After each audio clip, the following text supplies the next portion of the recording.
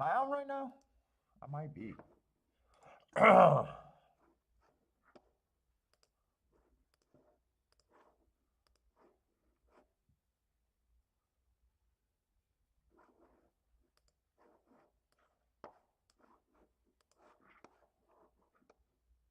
Let's see. Think I am on. What's up, everybody? Welcome to the best horse racing show ever. God, I forgot the name. What's up, Robert? Oh man, I am fucking tired. Already woke up early this morning. Fucking did the gutters in the winter. I found the greatest way to clean the gutters. Wait until the water freezes, and I was pulling out big old chunks like 6 feet long of gutter. What's up, Boderick? Let me pop out my chat.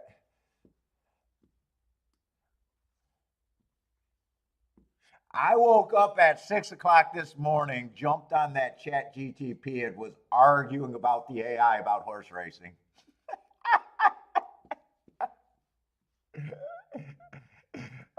I've been insane this morning.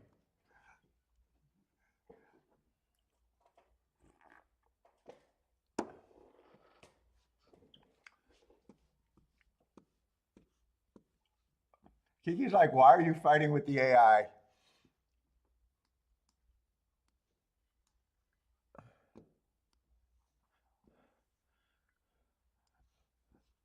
Let's see. I need my ADW though. What's up, Steamboat Willie? Oh boy. Oh boy.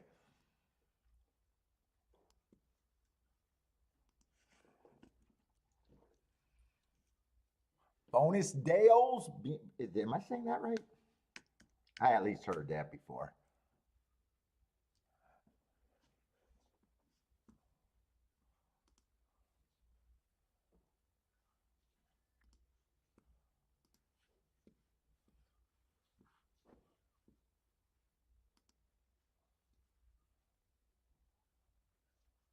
Let's see. I got GULFSTREAM in OAKLAWN today.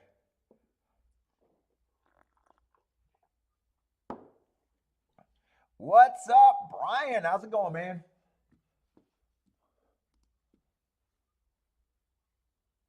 Let's get this betting board set up. Let's see, GULFSTREAM. Oh boy.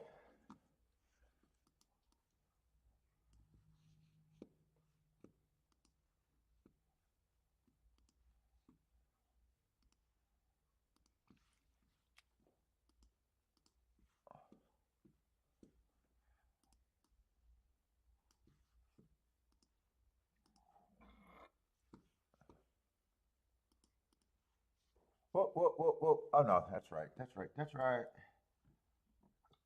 Yeah, only had one race yesterday, but it was the right race to hit. I'll say that.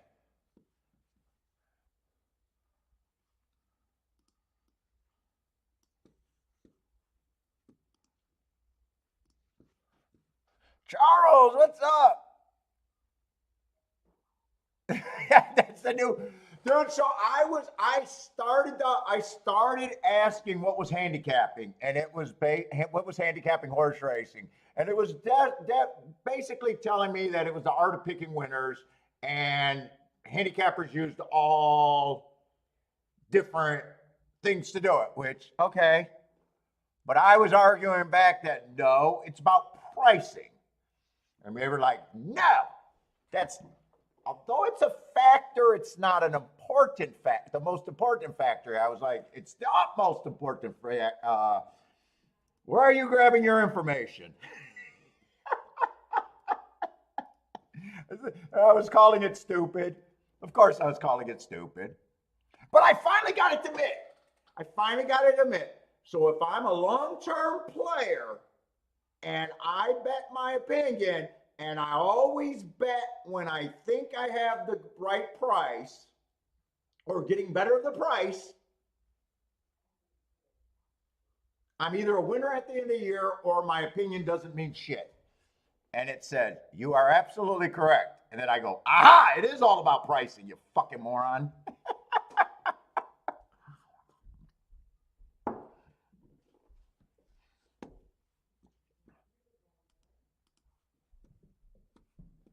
But it's grabbing. It's like, where do you get your information? It's like, oh, from my last subset of data. And I was like, yeah, you talk to morons.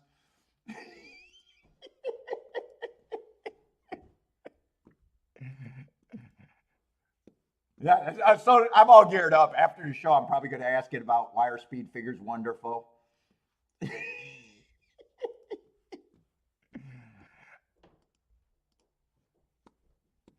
I wanted to ask it how par mutual gambling, where you should be to get an edge, but I didn't know how to spell par mutual. I couldn't even get close to par mutual wagering in my spelling. I'll figure that out later.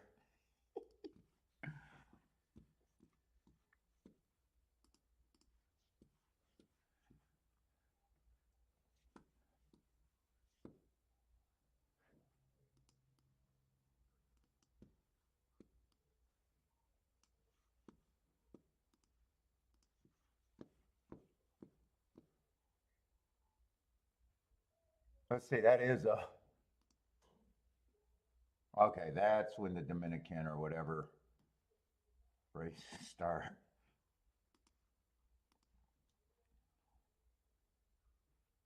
Uh, looks like 11 is going to be the biggest field. Back if I know. What's up? Yes, I do know, but that's why it's always going to give me stupid answers. But I want to see if I can. I wanted it so it's not searching the web actively from what I can see. Because I asked it to try to write me a paper summarizing betting using the shake up on YouTube's, and it says, well, I can't browse the internet like that or something. Or that's what I was hoping that it could do.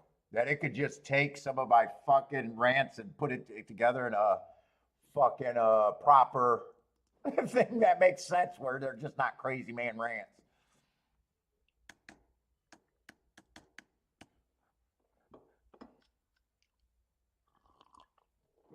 But I seen that you can add audio files and it can write off of audio files. So I was wondering if I could speak into a, tape deck, if I could get, because I can't write. I can't express myself on paper for nothing. So if I could find a shortcut,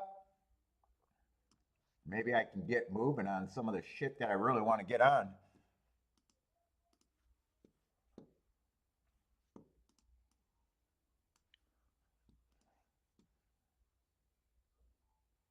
Oh, if I had the paid one?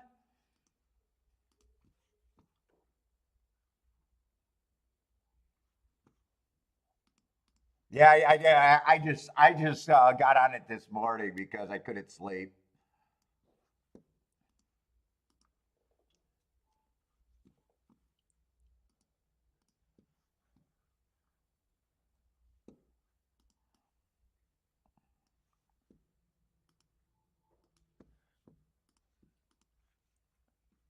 Charles says Chucky at GULFSTREAM today. I hope not, but it has. Well, it's been a mixed bag.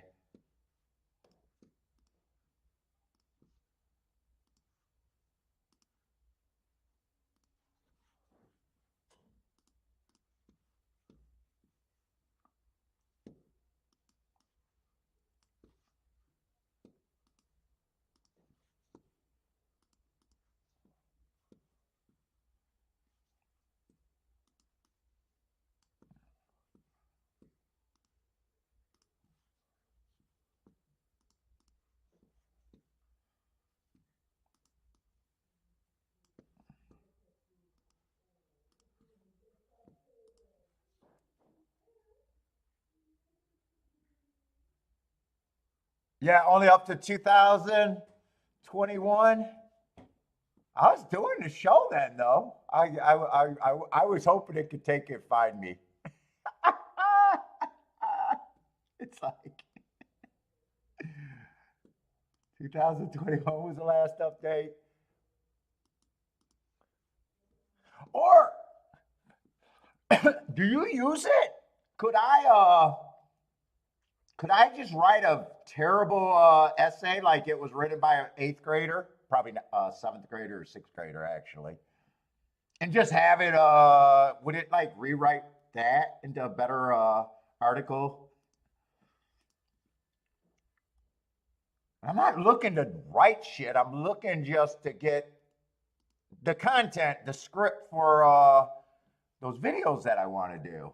That's what I need it for, or I think I need it for.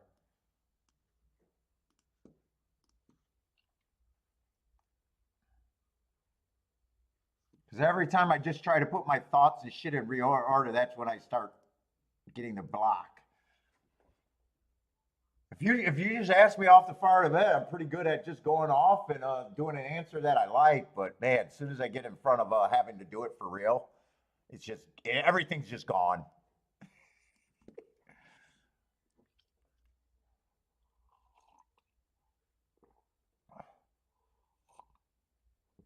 Yeah, the art of assigning probability, which probability correlates to pricing. Yeah, that's all handicapping is. It really is.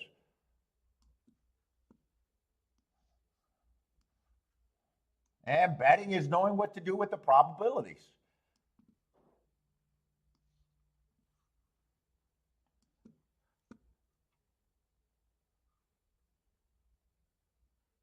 What's up, Attila? How's it going? They should handicap. Oh, they need to get at least 20 years of experience. Ah!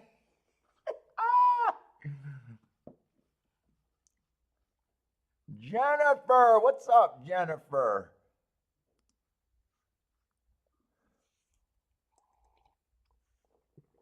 Oh man, tripping. I'm a mess. Let's see. I got OAKLAWN up. No GULFSTREAM. Where's GULFSTREAM? 12 minutes for GULFSTREAM.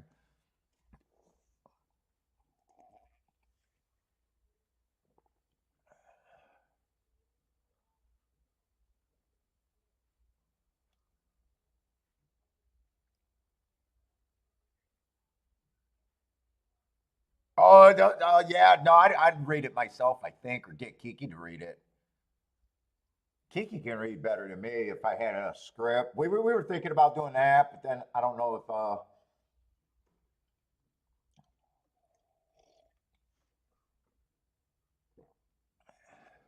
we'll see. I'm gonna play around with it, see what it can do.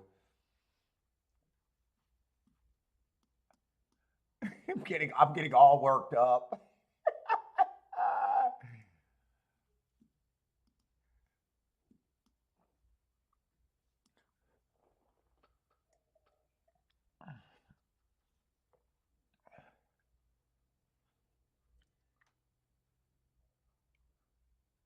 Let's see. We got a Tapita Sprint. All right, I needed that damn coffee. And then I'm out there cleaning out the gutters because we got low gutters. We got like a country ranch colonial. So we got like big trees. And I forgot to do the gutters. So we got a thaw out there today. So the bottom of the gutter was still ice. And the top had all the seeds and everything. They were pretty bad, but it was sweet. Once I got in there with a chisel, I was able to take like, it was the easiest gutter cleaning job I ever fucking did on my own. I was taking like 6 feet sections out at one time. I was like, fuck, I'm a genius just for being lazy. And it was coming out like big old long like 2x4s. It was like just slide it out. Just all I had to do was lift one lip up and just break it like 6 feet down and just slide it out. Yeah, I got a lot done this morning though.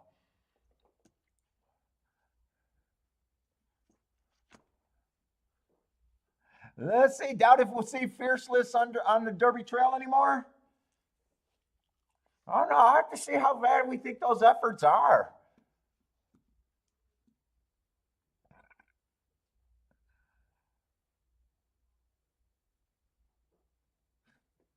Did he still manage to get third? What was that in the GULFSTREAM race, right? Fearless was in the GULFSTREAM race.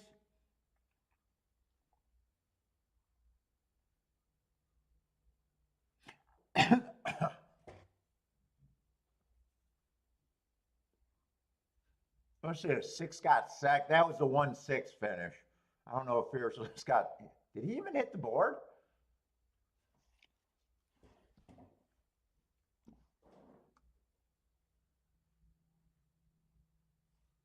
And there's something wrong with my video, or is GULFSTREAM not on the track yet?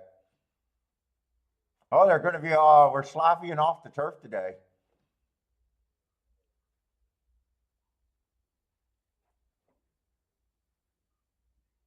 Sunday Fun Day kicks off here. Sunday Fun Day.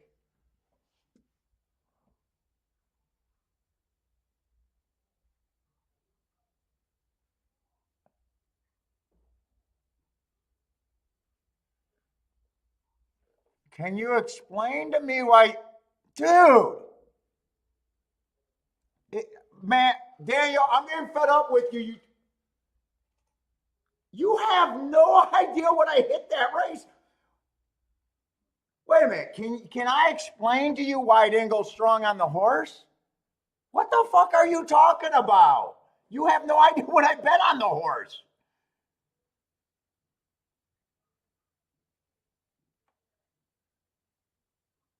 I took down thousands in that race, and I'm having you ask me why I didn't go hard. I mean, seriously, dude. Okay, what did I make in the race, Daniel? Please, just tell me, what did I make in the race?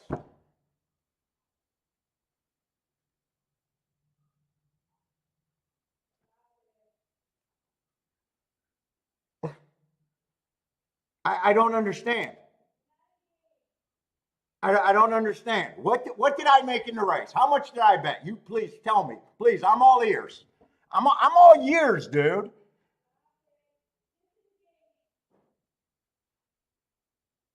I mean, it's absolutely craziness that you think you could help me and you think you know what I made in that race. It's absolutely craziness.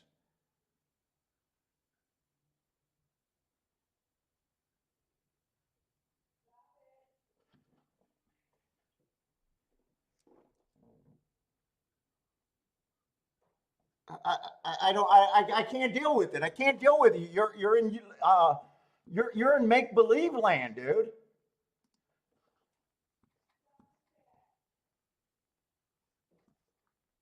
No, I'm trying to be nice, but you don't have the full picture.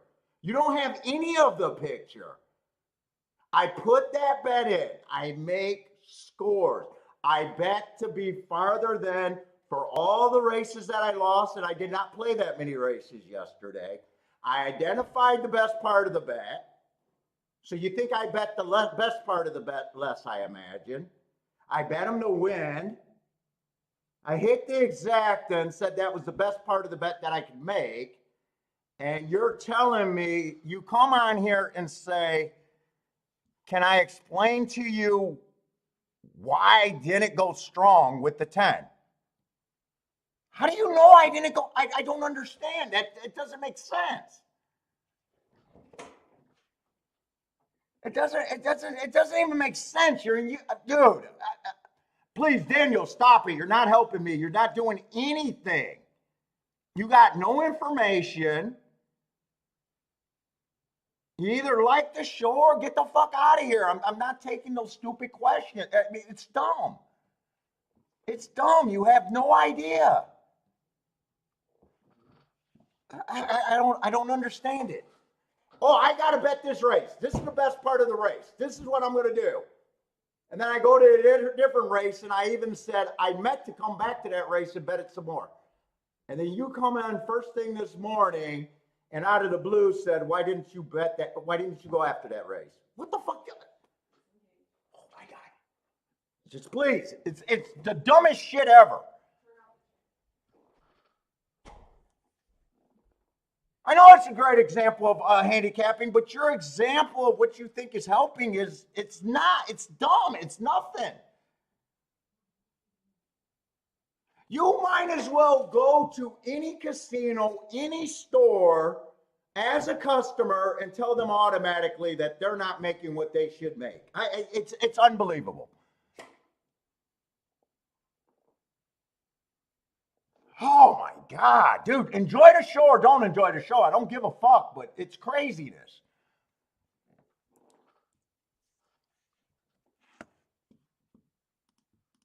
Everyone does not have your bad experience at horse racing.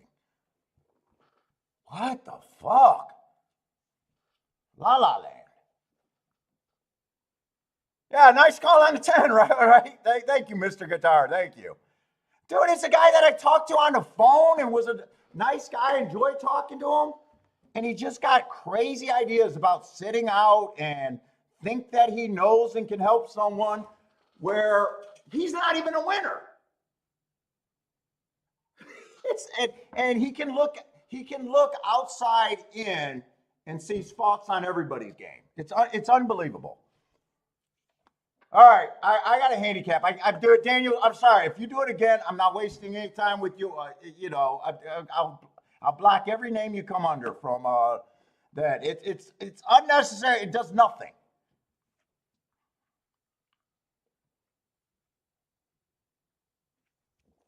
My goodness.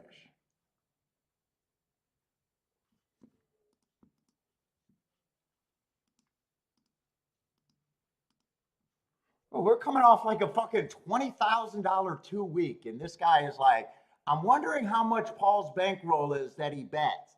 I think he bets $100 a race. Wrong. Oh, that must be 120,000 a year. I'm going to have to tell you how big of a bankroll that. How much do it has to be, dear sir? Well, if he's betting 10,000 a month, oh, and he loses every. Who loses? Wow, dude, please, sir, go on. How many handicappers loses every position they take in an entire month?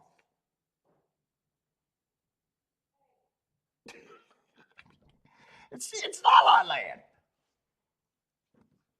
Oh my God.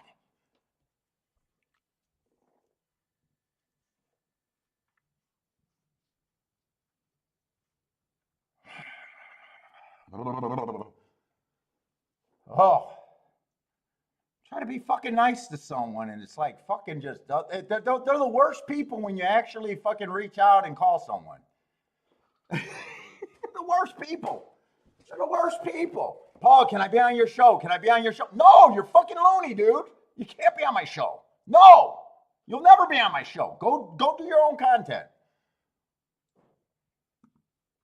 You're fucking loony.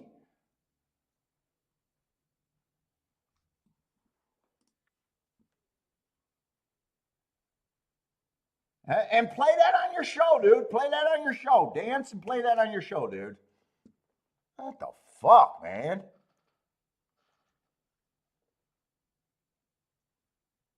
Fucking win thousands of dollars in a race. Oh, why didn't you go after it? Motherfucker, where were you? Were you in my wallet? I don't remember fucking you, so how do you know how much money I got?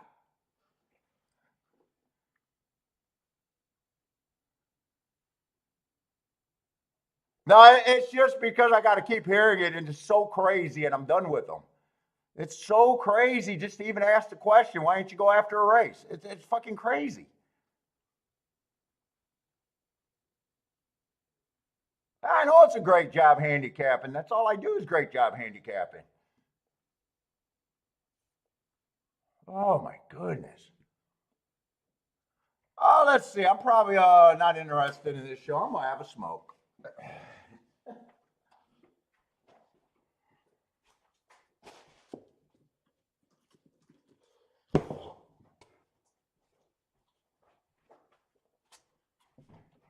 Oh God.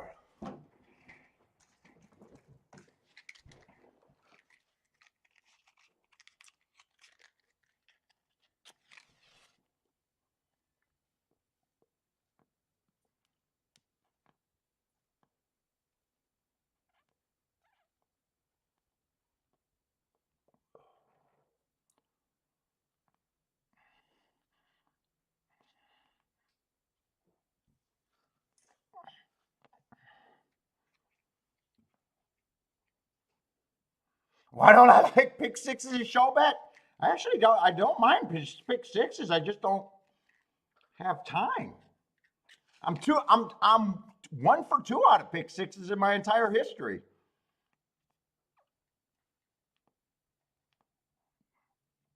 With an absolutely huge ROI. The only one I hit was 60 some thousand.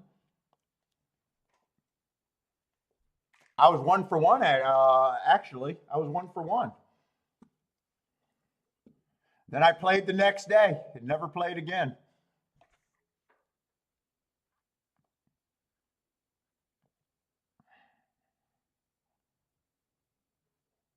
What's up, Kumar?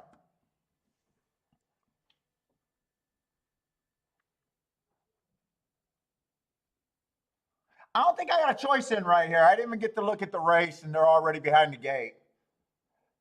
I'm not sure I would have liked anything here, though. 2 without a doubt is over bet. Two without a doubt is over bet.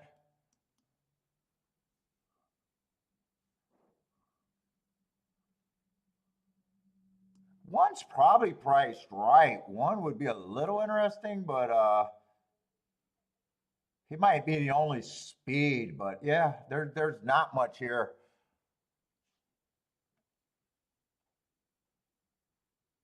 What's up, Double Dog? How's it going, man?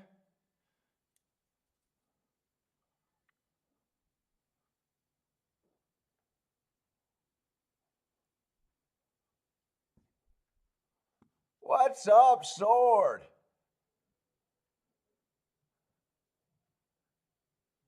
I have to be to listen and watch. No, you don't. Why would you? No, you don't got to be a handicapper to watch.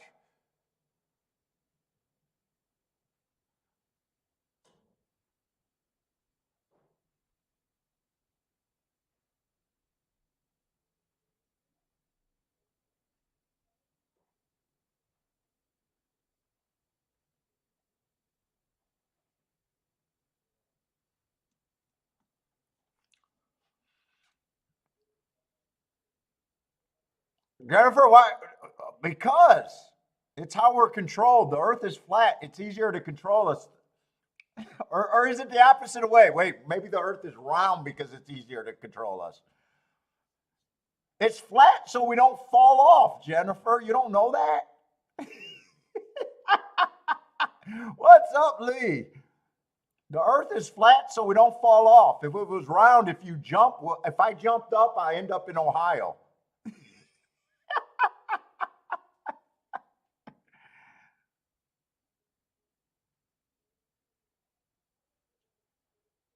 Well, okay, you were hoping it'd be a Rolex day.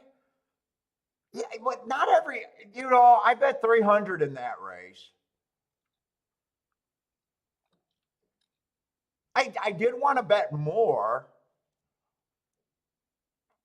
We had 2 races going off at the same time. It was a really nice hit, but that was the only race I hit too, man. I mean, you could come and say something like that, man, but don't say shit that's gonna set me off, man. I am trying to be nice. But now you can't in a way you can't force Rolex days either. But solid quarter to a half Rolex day in a single race, that's going after it. That's going after it. I only get 5 or 10 Rolex days a year. So, dude, if I could have more, I would.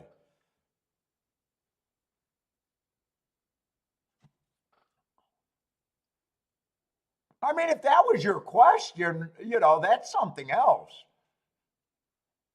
Yeah, it wasn't a Rolex day. It was a really nice hit, and the return was really nice for the money I got on it. In fact, I was disappointed when because I think when I bet he was like 28 to 1. I was disappointed that he was 11 to 1.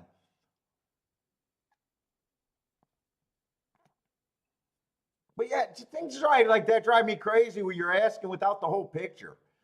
It just comes across wrong. It just comes across like I went after that race pretty decent for what I go for a race, and at the same time, I wanted to do it a little bit more.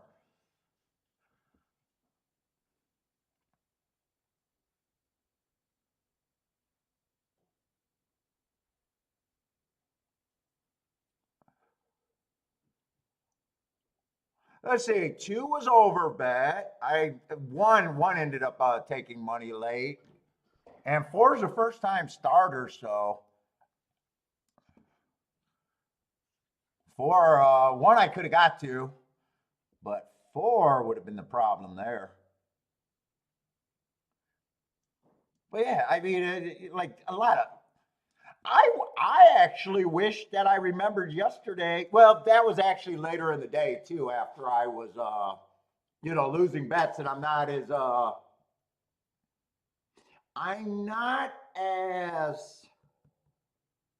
uh, not adventurous, but bold with the bets, because the day before that would have been a good race thinking try with the try that I thought the day before.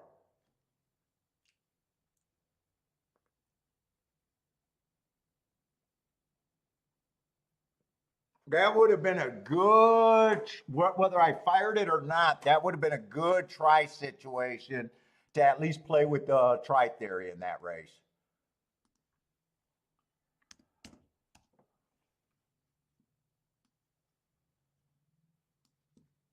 Because you could have easily, what was best for you? There was three star horses and then three favorites.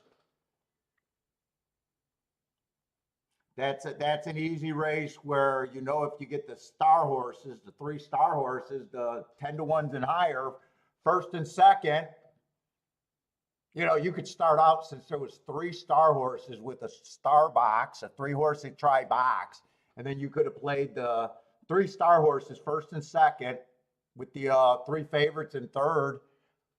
And I don't know what that try paid, but I guess I'm looking it up right now. I bet it was a few $100s for 50 cents. I mean, that would have been a nice spot to think about that there, but usually I got to feel like I'm not struggling.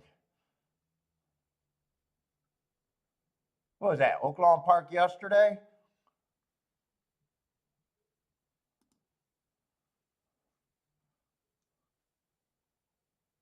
Yeah, that try paid what, 277, 277 for 50 cents. I was even thinking about that, like after the show, like, ooh, that would have been a good one to do that on.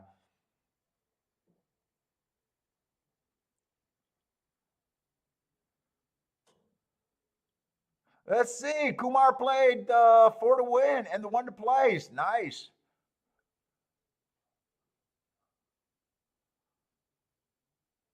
Mr. Guitar with the boom.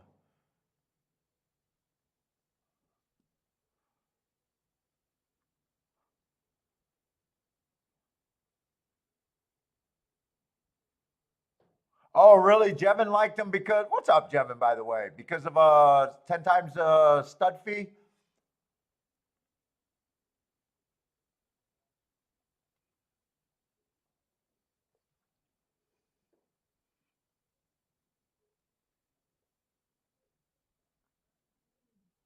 Blair's booming.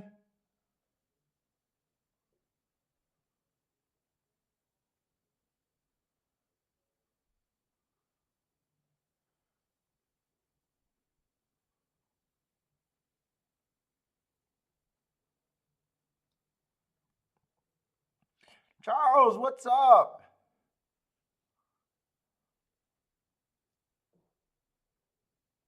We're gonna get off to a slow start here.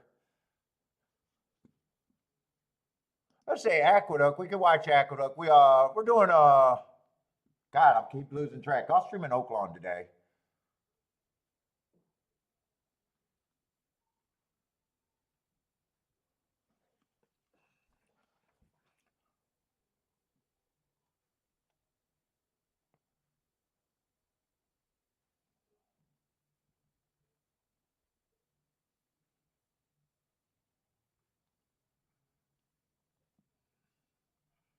Let's make Taylor Swift cry.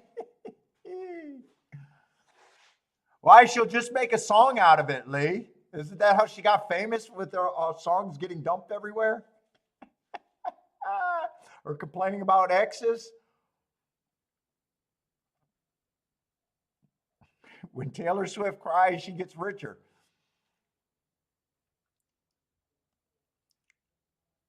I am smoking my fourth cigar this week, by the way. Let's see, Double Dog, what's up? 1, 2, 3, trifecta box over there at the Duck.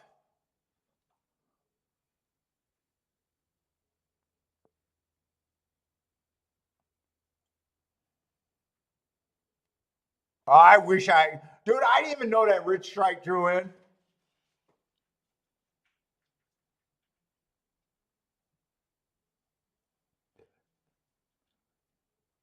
All I would have had to do was say that he had a 5-to-1 chance. I don't even think on that show I made a betting line with him, to be honest. I don't remember. I thought I had the 20 scratched, but I didn't bring in the 21. I think I didn't even look at him until after the race. But if he would have ended up with a 5% chance, I would have took him seriously. Because everyone will tell you I do nothing but 50-to-1s and higher in the Kentucky Derby. To hit a 10-to-1 in the Derby is like hitting a fucking 3-to-1 on a regular day, is my theory. That's why I suck at the Derby, by the way. I never do well at the Derby. Because to me, I'm thinking math, and I'm like in a 20-horse field, 10-to-1 to me is probably equivalent to hitting a 4-to-1 on a regular day. So I'm like, I'm trying to get to the 80-to-1s, 50-to-1s all the time. So, my hit rate in the Derby is absolutely tremendous. Or not tremendous. What's the word I'm looking for? Terrible, abysmal. In fact, the only horses I ever had was Grindstone and I went there to bet Animal Kingdom, and I looked at my phone and seen that there was a jockey's change, but I thought it was a scratch, and I actually scratched Animal Kingdom.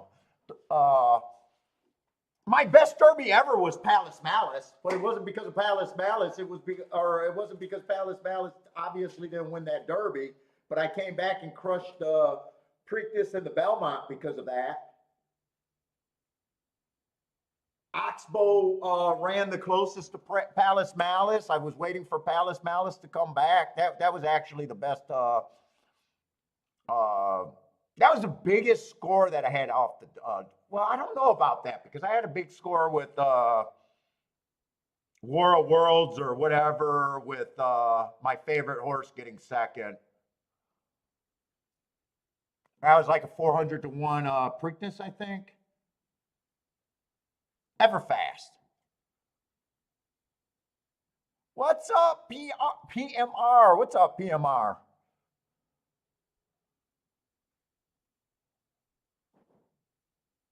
Dude, I'm sorry, man. It's we've been going at it, and I'm probably a little irritated that you're telling me something without the proper, the full story. I mean, you're just wrong on your assessment.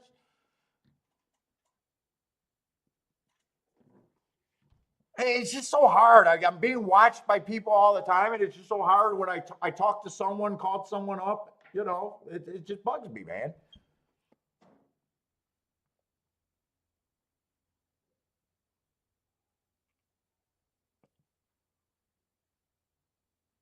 Well, and then then something obviously that no one knew how much I bet on that race, so it's like it was easy to get me irritated there.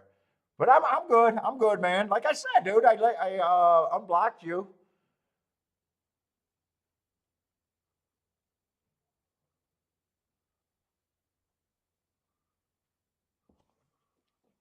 Let's see. We'll watch Tampa Bay. Oh, I'm just a fiery guy, dude. I'm just fiery.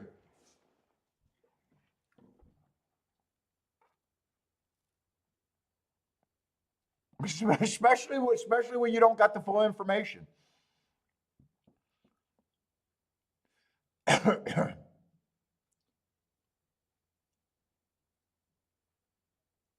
Oh, voter only. I know. I'm sneaking an extra one. I told her after I did the gutters, I was like, I think I deserve an extra one today.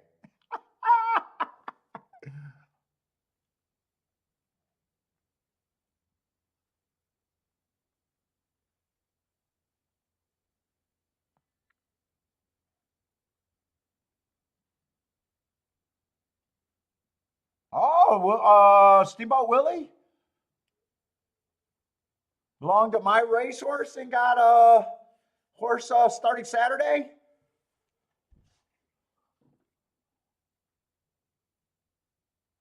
Oh, it's beats. That's it. If you guys got plays, help out some of the new people. If you guys are new to the channel, I'm only doing 2 tracks.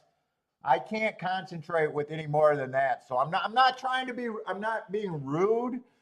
So when you guys are putting up, looking for picks, just know that I know that you guys are asking for the chat room. The races that I'm covering, we're going to go over them, but feel free, ask for it at other tracks. Just know that you're not asking me.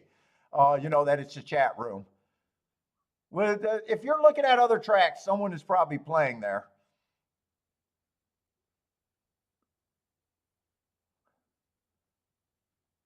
And by the way, if you're new to the show, welcome to the show.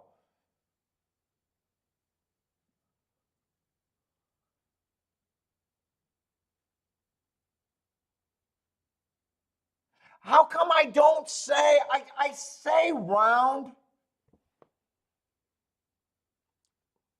I say if I'm going for it, I say if I'm a play bet, but a lot of stuff other than that, it's just nobody's business how much someone makes.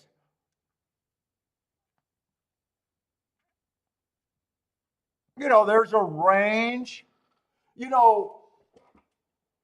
I can be as low as $20 if it's a, play bet and it's a win ticket. Most of my, play bets, depending, have a range low hundreds to, less all the way to 20. The regular bets could be anywhere from, 200 to 500 is very rare. Getting up to 500 is very rare. You people also know roughly the combinations. So, things got a little different. Like I have $5 minimums that used to be play bets, but now it's overall looking at how many combinations.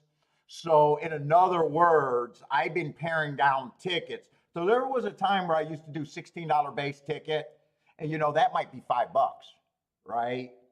But I'm putting him close to $100, where now if I'm paring it down, obviously to 4, it looks like I can hit it for $10 for the exact same amount. So that's why, pressing bets and getting down skinnier gets better.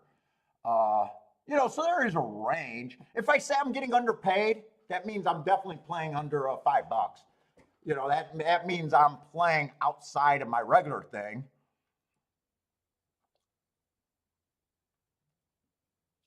I don't say the combinations when I'm weighing them because I'm weighing them different. I'm still,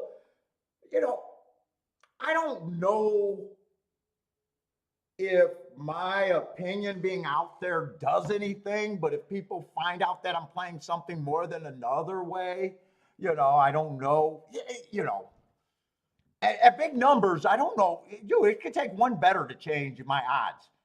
I respect that. So, but a lot of it is just, it's not people's business.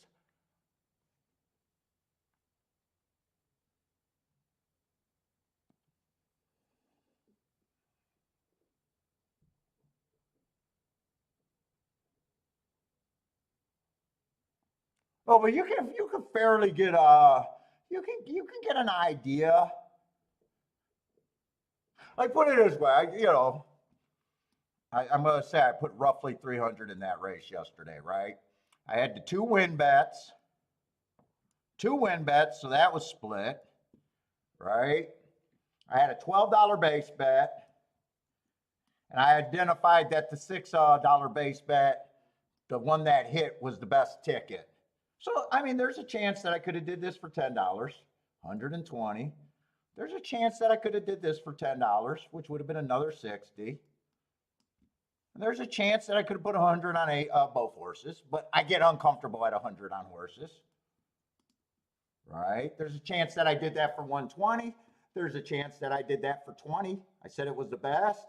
And there's a chance that I did this for $20 each. I can guarantee I didn't do this for 150. You know, I mean, there's an idea. A lot of times I just see what a race is worth. The smaller combinations, obviously, I'm trying to play more than the bigger base ticket. You know, and I wanted to come back, and I was going to either do the 11 or the 10 more in tickets, but I never made it back. You know, so I mean, other than that, you know, I'm not just, hey, this is my favorite way. Please load up and bet with me, because then I'm not respecting the mutual part of the game, even though I don't believe people are waiting for my tickets. And my bets scale as my day is going. When I hit big early, a lot of times my bets scale down. So even though it looks like I might be active, I'm protecting a lead. When I'm doing bad, when I'm losing, I don't unless it gets uncomfortable where I can't pull the trigger that much. My first win bet, for the most part, puts me up. You know, let's just say if I was down more, I probably would have bet more. If I was up or closer to even, maybe I wouldn't have bet it. Maybe I would have even bet the whole 300 there. A lot of that goes into play too. But you gotta remember, there's a lot of rules. I don't bet to get to nowhere.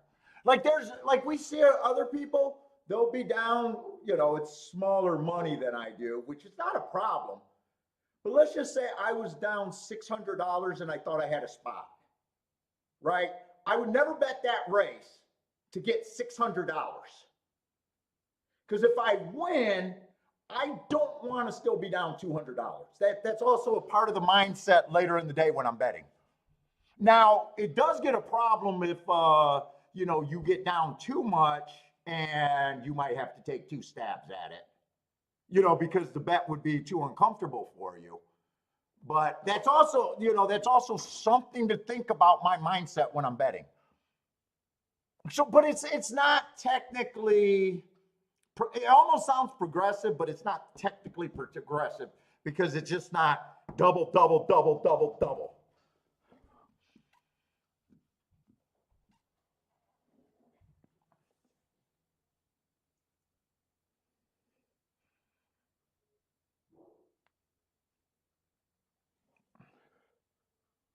So a lot of that you got to think of, you know. I'm always calculating, you know, roughly where I'm at down in the day, what I got to make up or what I got to, or if I get up, you know, there's a few days where, you know, what was it, last Wednesday or this Wednesday? This Wednesday I got I think it was 560 in the first race, and was mad that I gave all of that back in some of my money. Yeah, that's normally not how I want to operate either. So I hope that kind of answers your question. What's up, Donna? Belladonna? Oh, you lost your pony.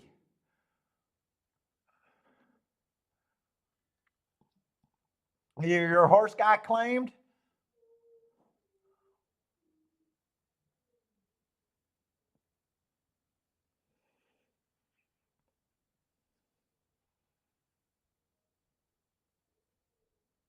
Oh, if I'm down 3K is definitely, that's 100% meltdown.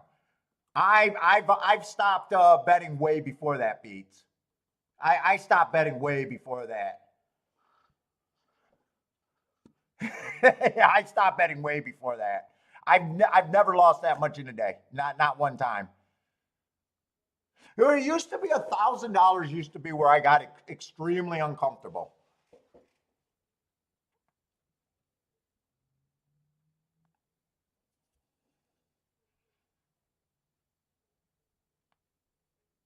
That moved up. My average losing day is $500 to $600, say.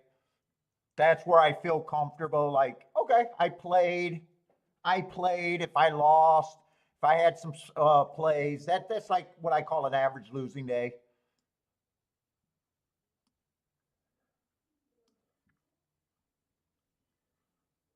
Those don't bother me. In fact, when I start my year, I expect 100, $500 losing days. So I expect that. It's gonna happen. Kind of is how I think. So I'm gonna be down 50 grand. Then I expect if I can keep the meltdown days less than 10. So I'm already telling you that's 60 right there. It's gonna happen.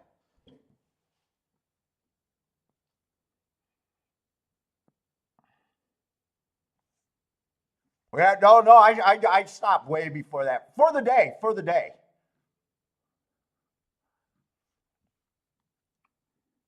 Now that's losing in a week is just a bad week. That's five. That's that that's basically 5 average losing days. So in a week that wouldn't bother me though. That amount in a week wouldn't bother me.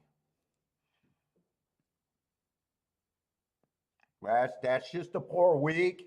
And if I ended up down that in a month, that's just the cost of that's nothing.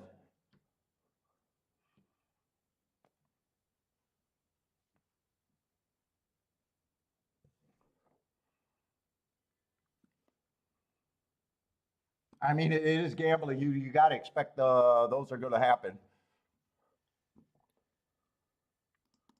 No one gets out unscathed.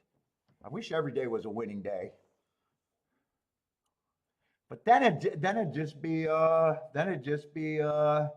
too easy. You take no joy in that, then you'll never get your pump heart going. I'd have to hire Kiki to kick me in the nuts at the end of the day. All right, we gotta get handicapping off on that one.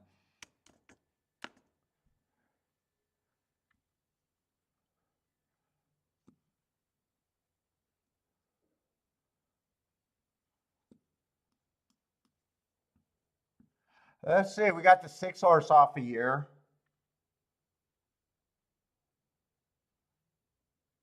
What is this? Is this a sprinter or route? All right, we're going to be on the Tapeta a lot today. So this is a Tapeta route race.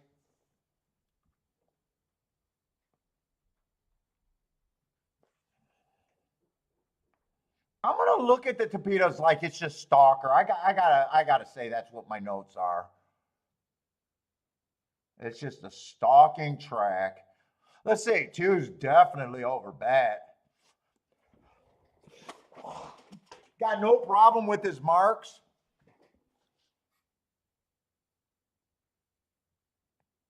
Depending on the pace, that might be good. He might be too fast, but one thing I do know is he's over bat.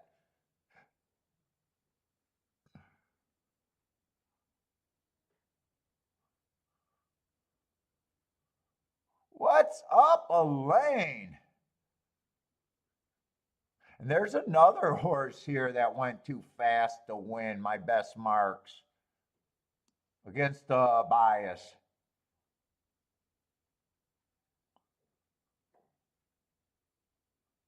Who's not over bet? Actually, there's 3 horses that are considered my best marked horses.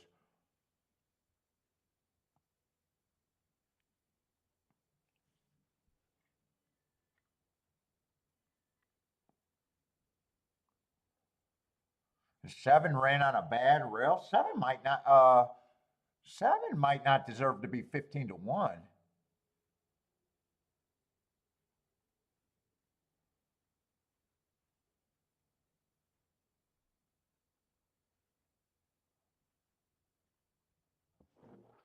Two definitely is over bad.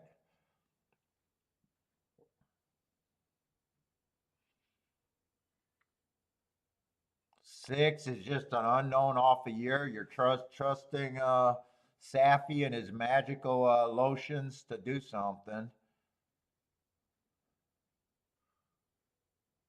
4 and 7 are a little bit tempting here.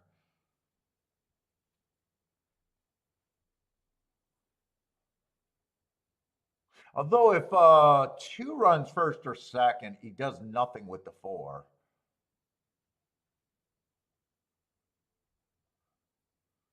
I think I'm going to sit out this race.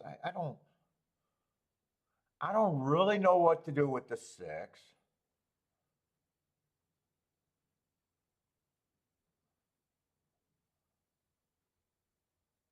Dude, in a way, I think this could be a try race.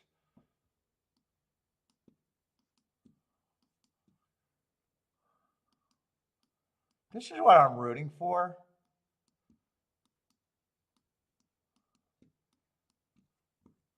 Tries. I'm gonna play with the tries a little bit today if I can remember, especially if I'm not that involved.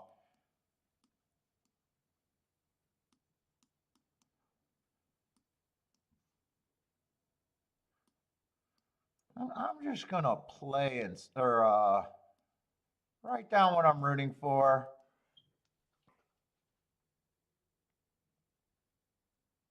What's up, on break?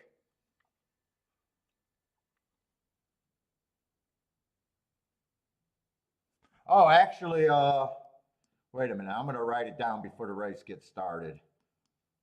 That in a box for a try too. That would be the best ticket.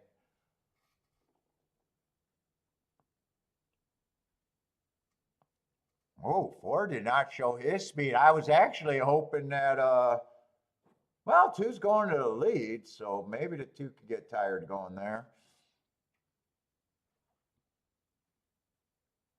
6 is running. 6 is actually got first run over a lot of horse. 6 probably got pretty good position if they did a good job with the year off.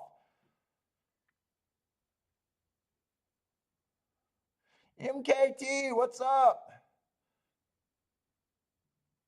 Who else is sliding in here? Has good self control. I don't know about that.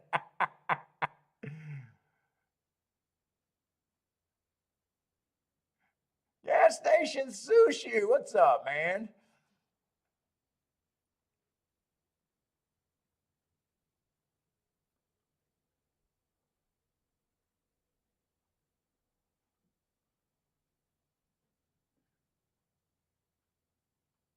Ah, six is gonna beat everything out of that try. Unless the one no, two's gonna get first anyways.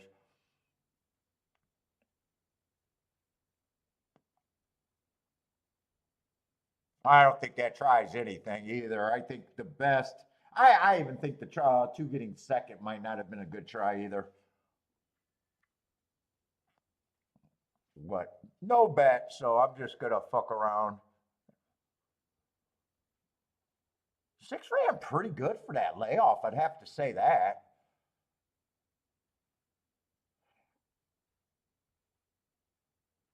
7 chased and was no match for the 2. Well, no one was a match for the 2. Let's be honest. He won fairly easy.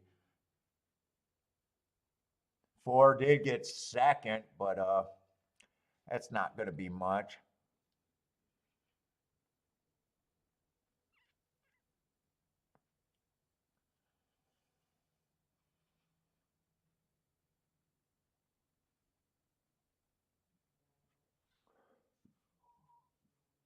Let's see. Aqueduct's getting ready to go off.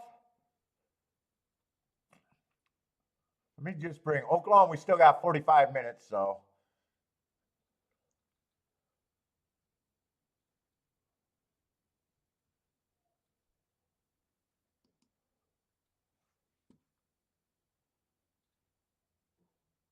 PMR, are you an older listener?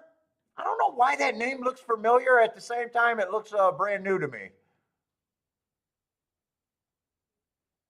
Are you a new listener or were you old school?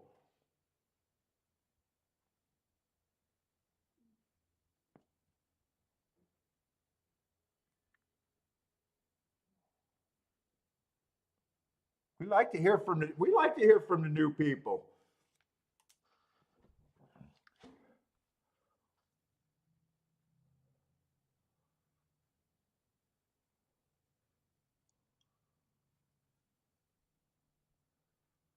Most of these people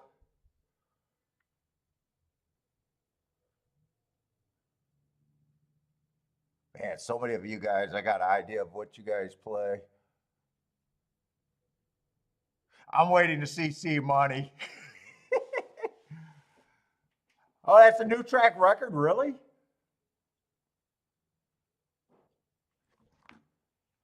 Let's see. Charles likes the 134.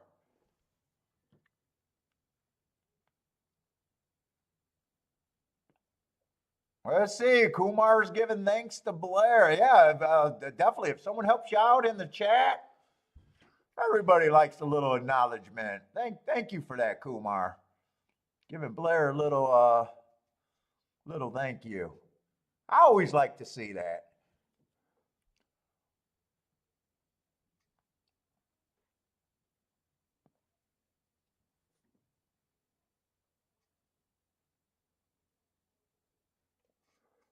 Blair likes the 234 here. Him and Charles are kind of close. With the 3-4. 3-4 gets both of you through. Oh, yeah, no, we love it, man.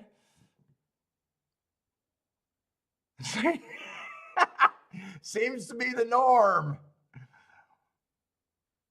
Drugs don't show up in the testing. First time starters. What's up? Speed holds a little more in the synthetic. Lloyd, what's up, Lloyd?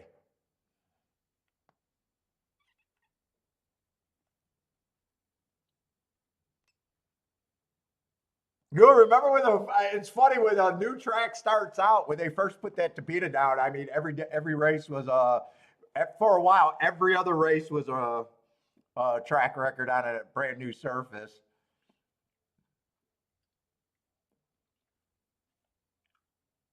It's still a new surface, that Tapeta. I just don't pay attention to how. I bet it's still broken up fairly regularly. Does anyone pay attention to that? I wouldn't even know half the time. I listen without the sound on, so I wouldn't be shocked if the Tapeta still puts up at GULFSTREAM with that being fairly new.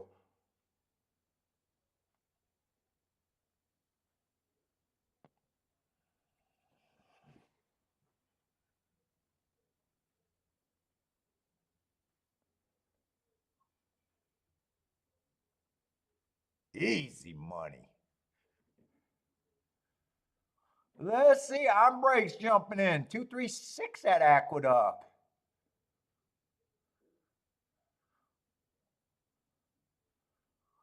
Beats 2-4 at Aqueduct with the lock. With the lock of the day.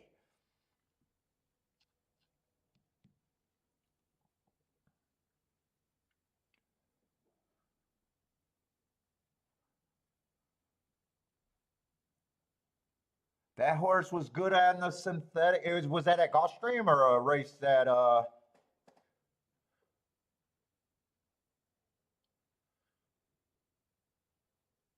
that horse was good on the synthetic against top class. That must be a different track.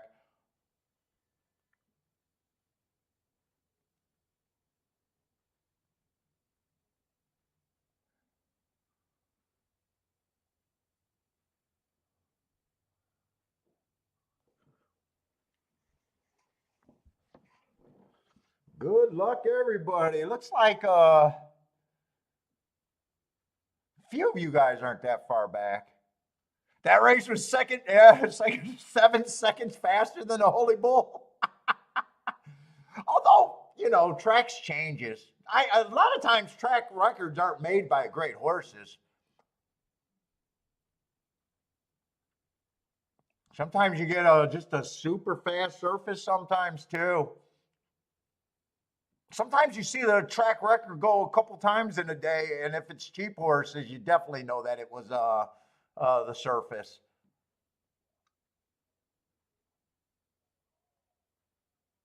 The Holy Bull was slow.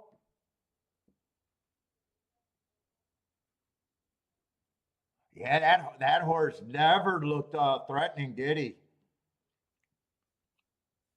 Got dueled with that one, just cruising through conditions. Although you don't know what the one is. That's why I didn't like him. You don't know what he is. All he did was win a maiden special weight and allowance 1X, I think. He dueled. I think he dueled with the 7, right?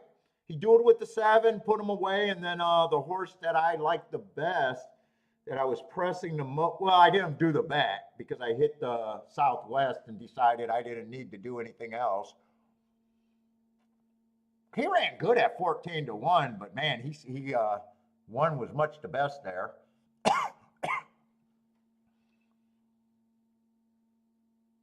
If I would have put that bet in, I would have been proud that I liked the 6 the most at 14-1, but disappointed that I would have got beat by a horse that, man, I couldn't have got to.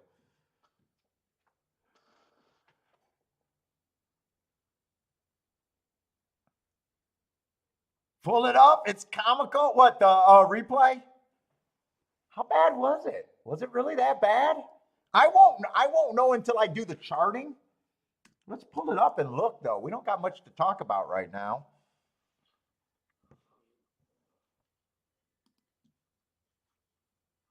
How bad was the Holy Pool? So if it was super slow compared to the other races yesterday, wait a minute, was that race on the dirt? Oh, but you're comparing dirt to Tapeta. The Holy Bull was run on dirt. Remember, this is a Tapeta race right here, Charles. Surfaces can play different. Right? The Holy Bull had to be on dirt. There's no way they ran that on Tapeta. Oh my God, they did go slow. 25 and 50, 50 and 2. That can't be the fastest pace of the day. That cannot be the fastest pace of the day. 25, 50 and 2, 114 and 1. Ooh. Ooh is right. Let me see if there was another dirt route yesterday.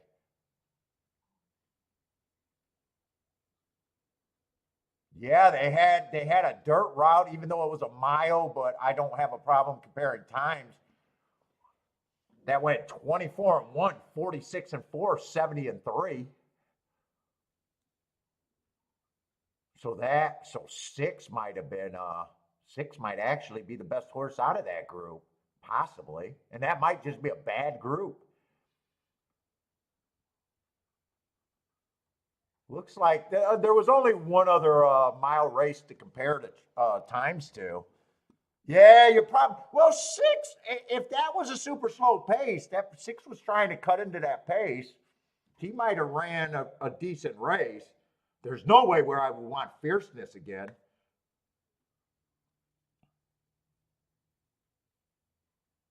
And the horse going wire to wire on that slow of a pace, even though he dueled, sounds like that's hard to get to.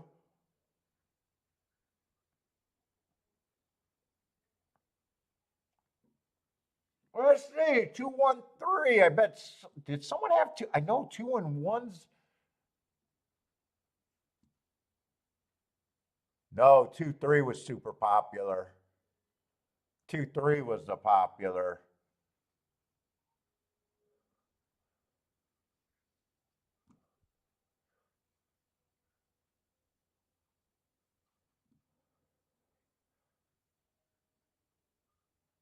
Yeah, I probably agree with you, Charles. That might be a tough race to take someone out of.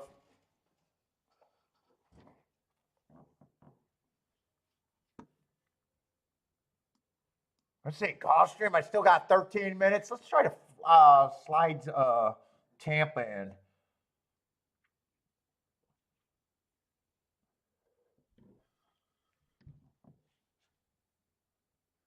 Let's see. I'm gonna go to the bathroom real quick too.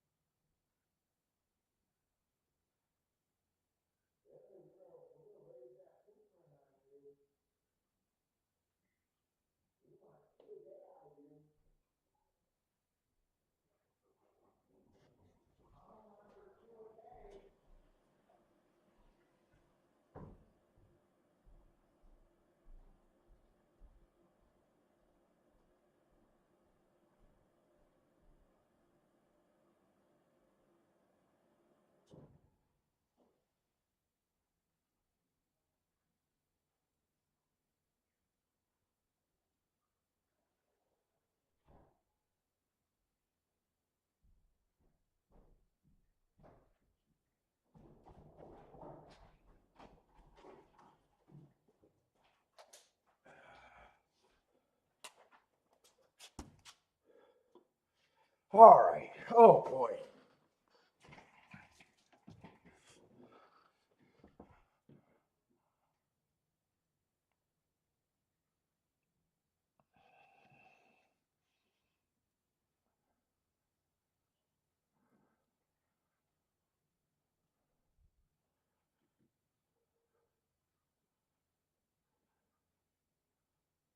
Man, I'm tired.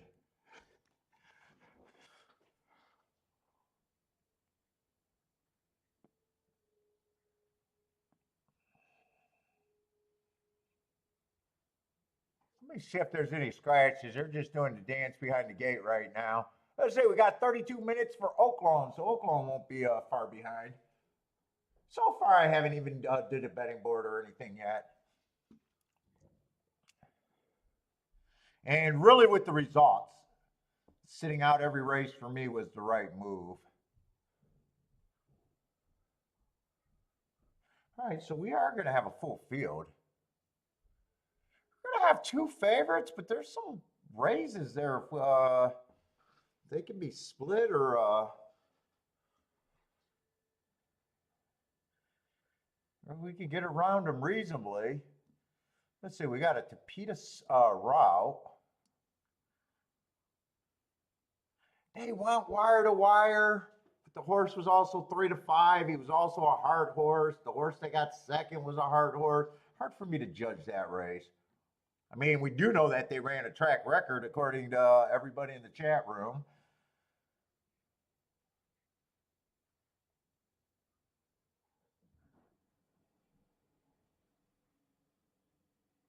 This can't be the right race, can it? Wow, that must says already what I think of 4 being the favorite. 4 is close to the favorite. Wow. Oh, the big class drop, or is it a? Yeah, there is a big class drop there, and Irad. All right. Other than that, I was wondering why with that running line would this horse be the favorite? Eh.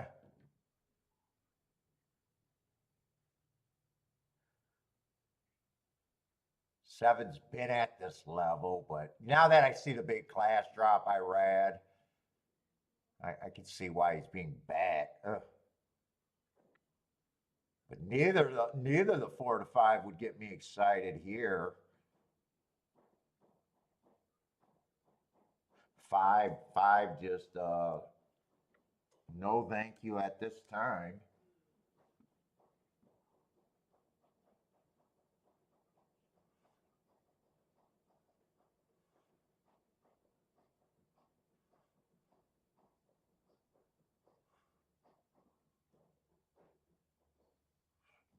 The one, I mean, only ran one race.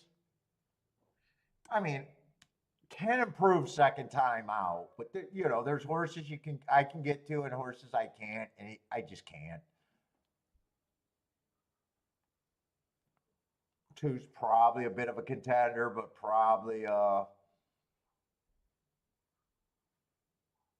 should be a price.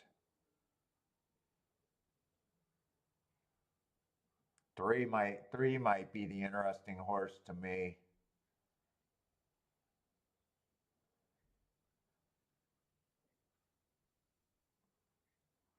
And seven, I don't got a problem with. Probably just a bit more price than the two favorites.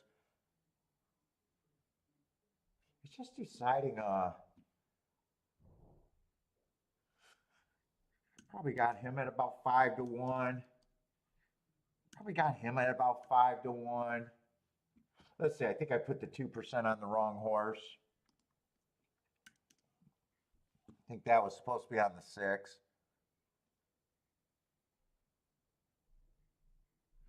I guess I'll respect the public and say, okay, he gets a lot of points. I got a lot of points. I'll probably just say it's these 3 horses, making 3 right now the only overlay. I may or may not be interested in doing anything there.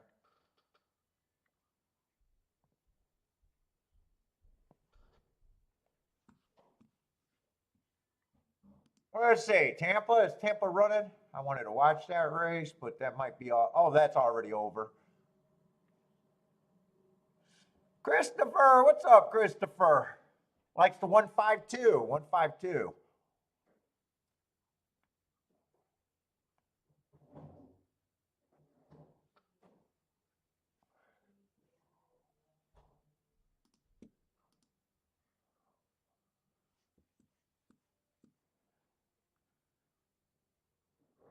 I mean, three definitely I can consider to win.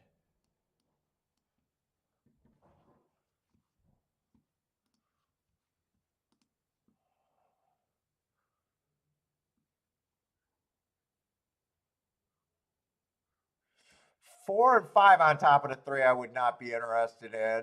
And I don't even think I'm interested in three on top of the four and the five.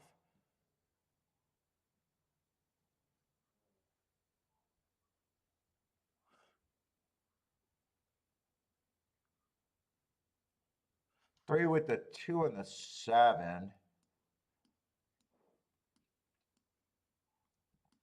If I wanted to do exactas, probably be what I'm looking at.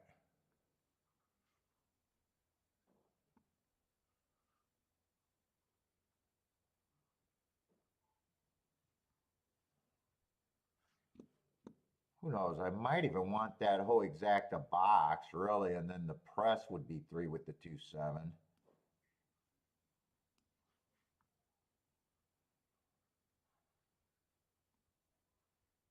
All right, you can make the win bet more important. I'm not sure.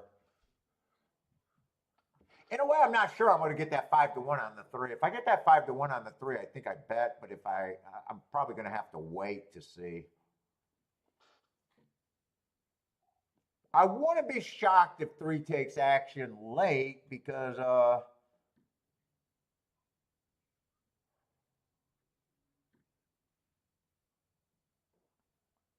the public might not think he looks as reasonable as I do, actually.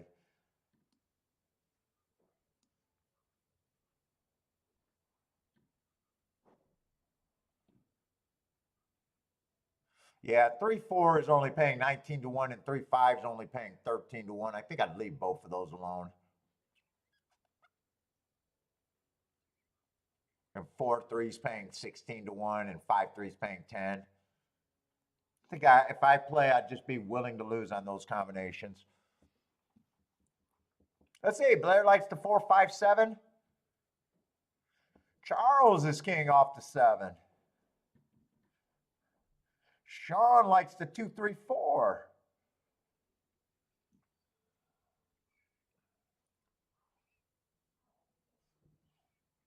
And I do think if I bet this race, it's on the low side. It's on the low side.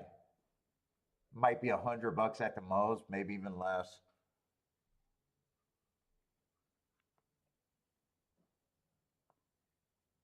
Oh, Hinder, what's up, man? I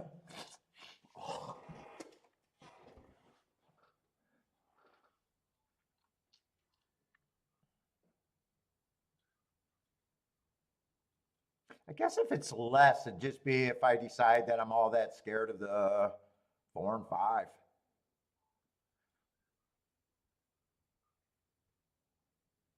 Let's see what I got. I got a $4 base bet and a $6 base bet. Could I do this and have it enough and still call it a hit?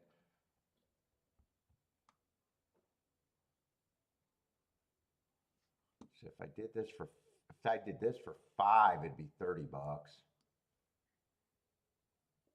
If I did this for 10, it'd be 40. If I did this for the rest of it, that'd be the 100. Is that really a hit? If 3 wins and I miss the exacta, that's $150. By the way, this is usually what's going on in my head when I'm deciding if I even want to bet this.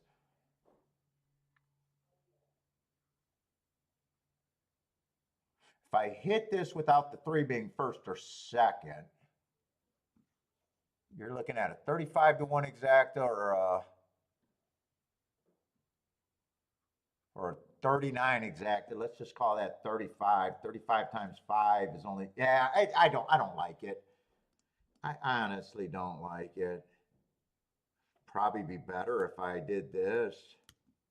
Got rid of that, said the 3 has to be first and second. Now I can easily play, now I can easily, for the same budget, play that for 10, 20. I could even play, I could even fit a 21 in that, a $20 exact, and that'd be 80 bucks right there. 80 and a $20 win bet. $20 win bet actually does nothing. Breaks even. That's if he even stay, and he's not even, I don't like it. He's not even going to stay at 3 to 1. I don't see a hit here for me. Not with my opinion. Unless I wanted to bet substantially more. And I'm pretty sure I would not want this to be over 100 bucks. That's what I'm rooting for. But I don't think there's a hit. I don't think it's all that much of a score.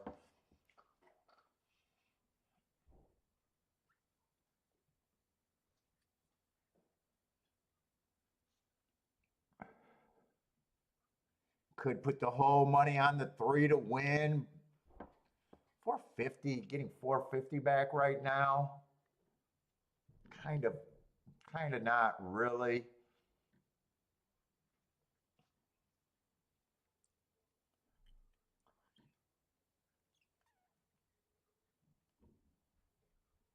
Oh, yeah, 1 and 6 for the triples. You won't have to worry about anything there.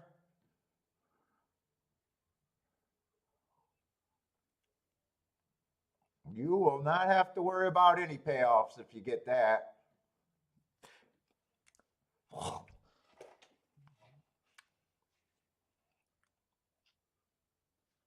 So they both have to hit the try. Yeah, if they both hit the try, you don't have to worry about anything.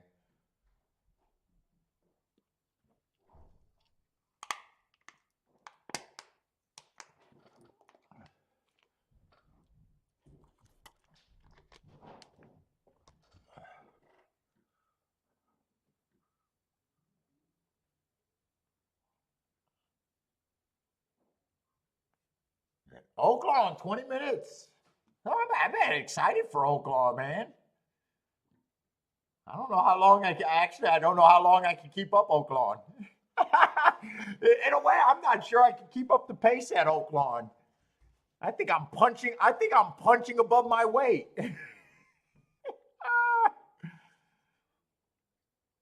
I'm off to an unbelievable start at OAKLAWN. Absolutely unbelievable. If I stopped now, I would have a very successful meet at OAKLAWN. If I stopped right now and didn't do a rest of the bet for the year, I'd be like, yeah, I crushed OAKLAWN.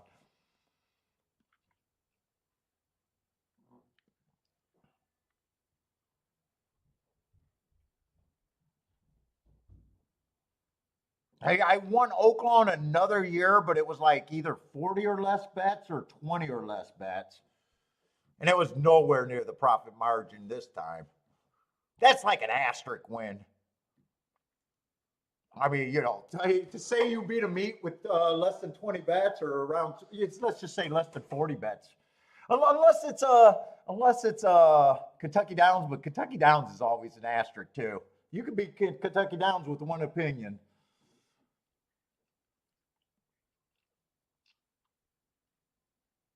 Please don't stop. Well, no, I'm just saying I don't think I can keep up the pace. I don't think I can keep up the pace. You're enjoying OAKLAWN, Steve? I'm actually enjoying it. It's tough, man, but I'm enjoying it. You can tell I'm enjoying it.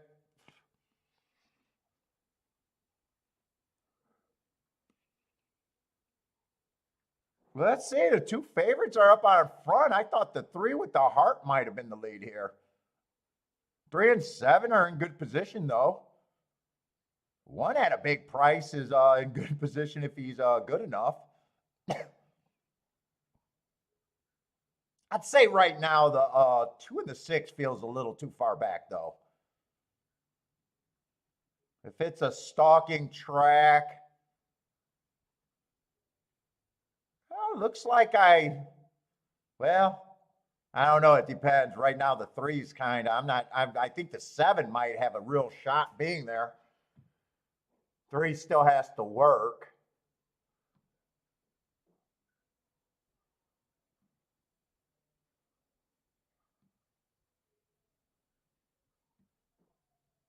Charles's seven looks good. The three looks like he's in trouble though.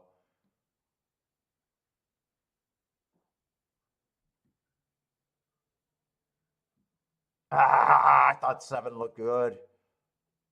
5-7-4, 5-7-4-3. I made the right call. I made the right call sitting out there. I made the right call, even thinking that it would be a play bet, and really wanted to go that high there, anyways. Even if I would have played and been wrong, I would have made the right decision. That it's classifying your races, how much you're going to put in is just as good when you're losing. It's better to sit out though. It's better not to lose. I thought your seven was good, Charles. Bodrick had the seven on top too. I thought you that was good.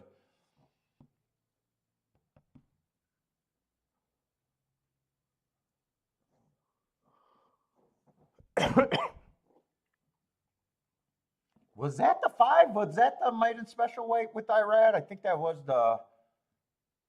No, it wasn't the Irad maiden special weight. It would have been the five that got back there.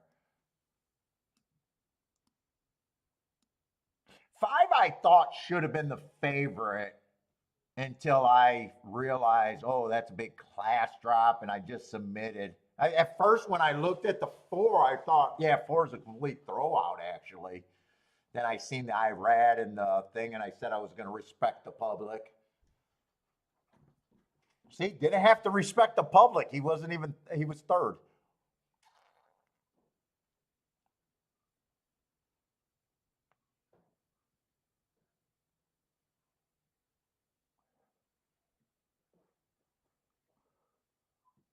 Oh, you had the win ticket, Boderick? Yeah, 6-1. AC. ACU. What's up, Carlos? How's it going, man? I've been seeing Carlos hanging out for a little bit. What's up?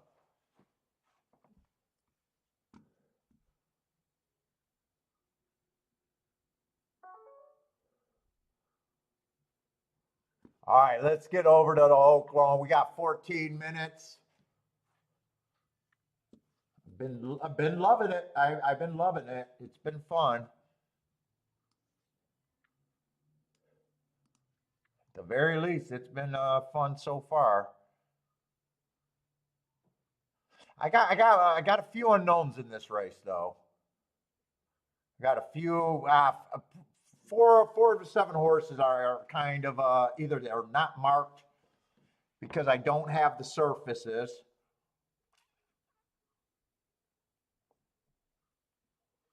or it's a first time starter. But we could still look at the race. Seven caught my eye right away, and I figured he would probably be one of the favorites. I definitely don't mind that race. And I think that race could even be better than that third place finish looked. I thought that there was a bad rail there. I don't know about 5-2, but I definitely think if I'm right about the bad rail, the horse has a good shot. But 5-2, that's even 3-1. It's like, it's hard for me to do much with that unless there's something else to go with them. And one's the horse that can't go with them.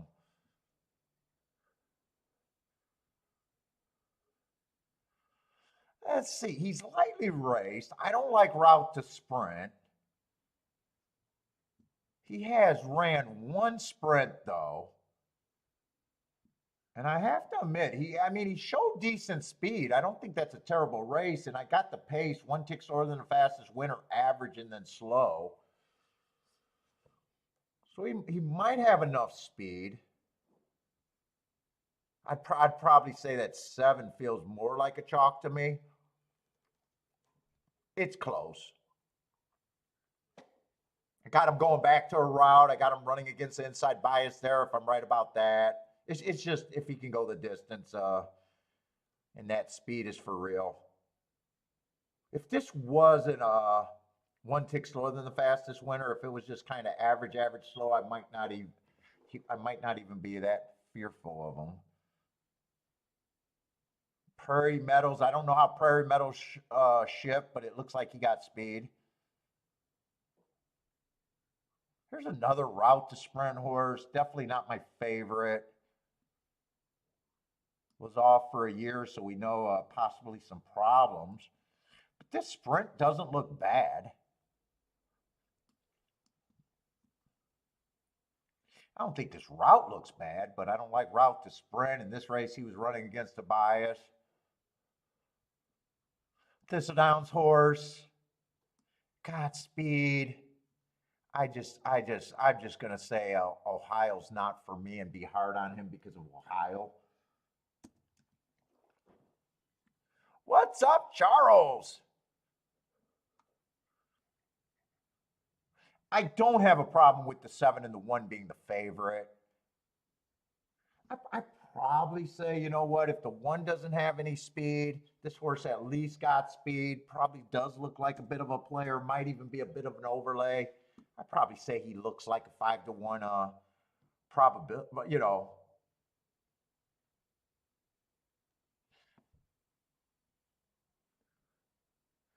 I'd probably say 4.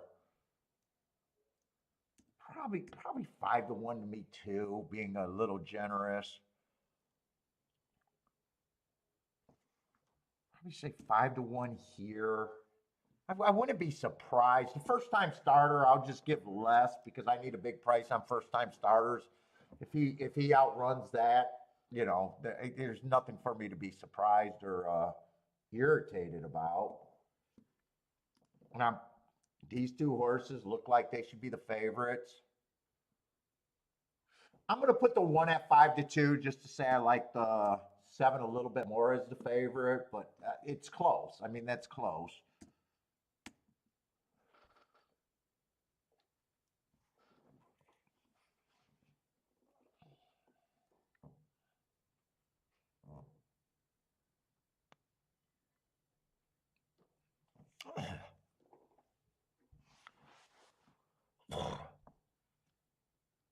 Now 7-1, I know I can't pair up. So if I was looking at exactas, it might be the 7-1, but I'd weigh the 7.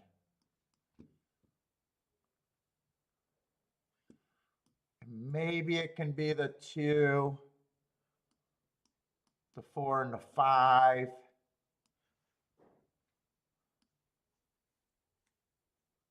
Might not even weigh that. These might not even be played. They definitely wouldn't be played equally. I'd probably even weigh the favorites on top. Maybe 3-1. For every $3 I play them on top, I'd turn it around, and then I'd double that on the 7. But I'm not even sure if I'd do that bet.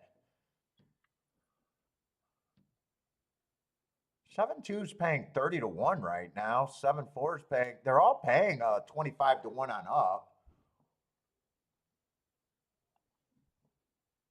And actually, 1's not that much. 1's in the teens, so I can make the bet instantly better by just getting rid of that. If I get rid of that, I might even be interested in this a little bit.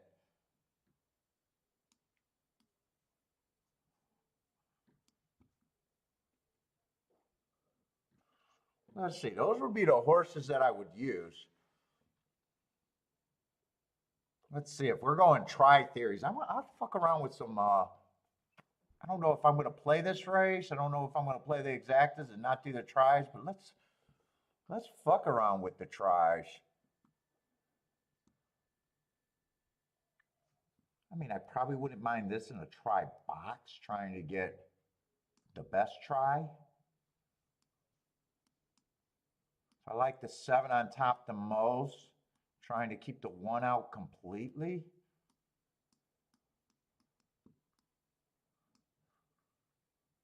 And maybe even just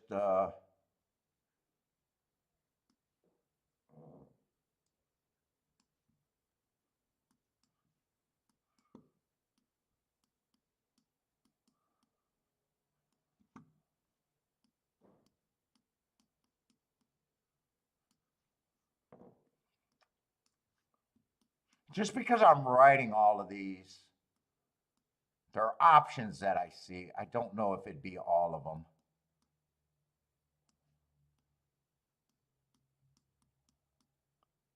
Obviously, this would be the best try with the 7 still being there. This would be the second best try with the 7 being there. And this would be, and this would be the worst try. Although,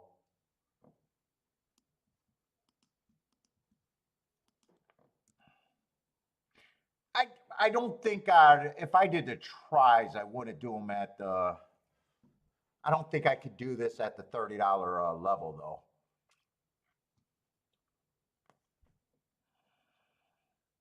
Because this is a $9 base bet. All of these are $9 base bets. I want to get enough punch. For every $9, I'd be getting it for $1. So that, if I did all 3 of these, that's pretty much my $30 budget for tries, because I'm not a try player.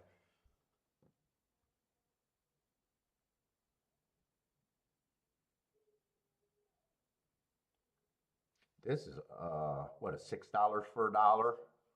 So this one you could still have for $5.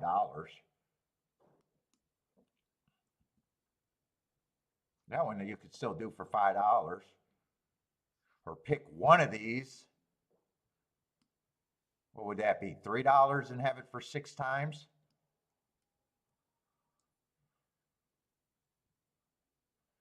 $9, $18, $27.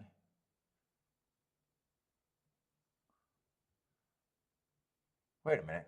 These are not $9 tries. These are $6 tries, actually. These are $6 base bets. $6 base bets.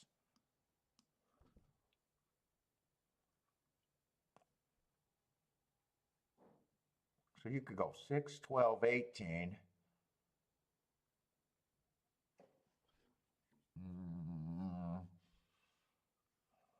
Yeah, I would have to raise the try budget if I wanted to play this.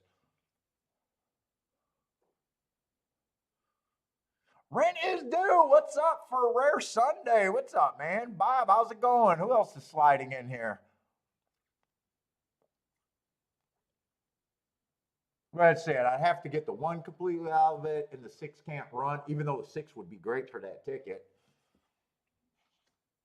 Oh, and 2 can't run. The first time starter can't run. Oh no, 2 can run. 3 can't run. 3 or 1 or 6 can't hit the board. I'm just fucking around with my try theory right now.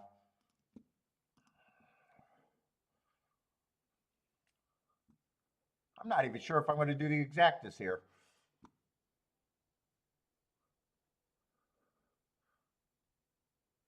Although the exactas are tempting, they're still $28 and $27 and up.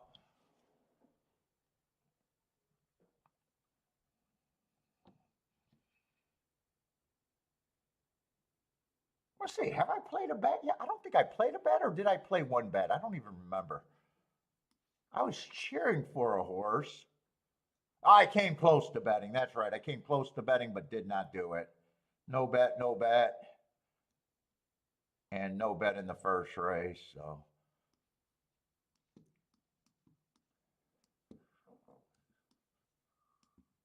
I could fuck around here if I wanted to, or I can wait. 30, a bunch of 25 to 1 exactas.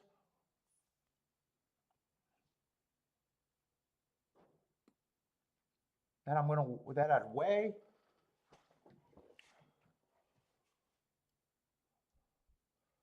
Jimmy, what's up, Jimmy? Hit a $226 payout. Nice.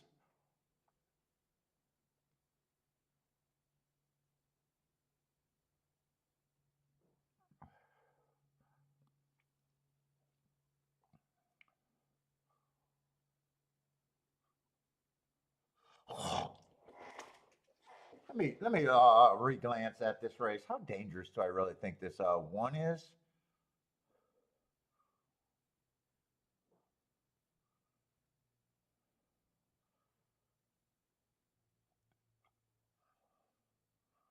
The one doesn't run.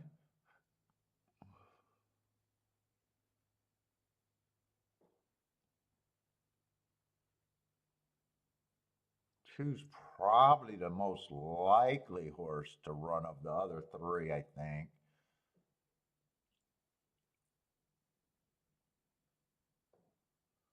In a way, seven doesn't have to run here either. I think I sit out this race. I think I sit out.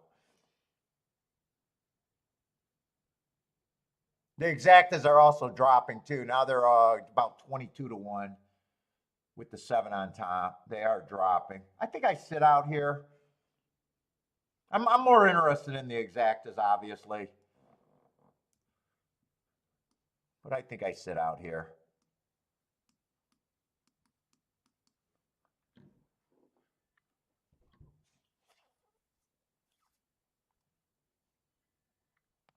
Sean, who do you like?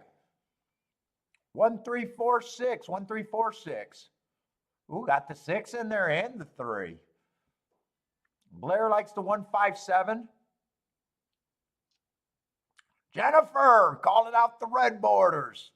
Stop that red boarding.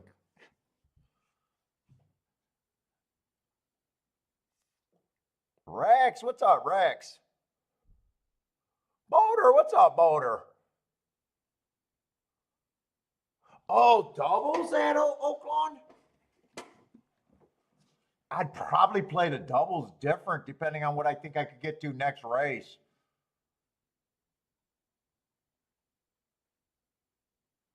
God, a doubles would be different. A doubles would probably be thinking about the 1 and the 7, or mostly the 7. I still think those are the two most likely winners. Let's see. I don't even have the scratches. Let's glance at this, because I do like writing down bets, directions I think I could go.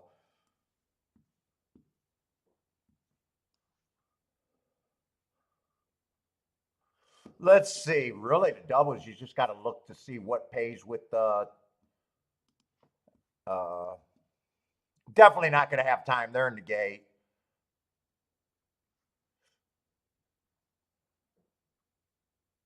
Yeah, there's a bunch of 19 to 1s.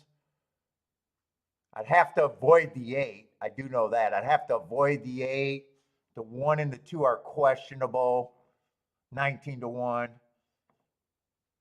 Yeah, I didn't have enough time, Boater.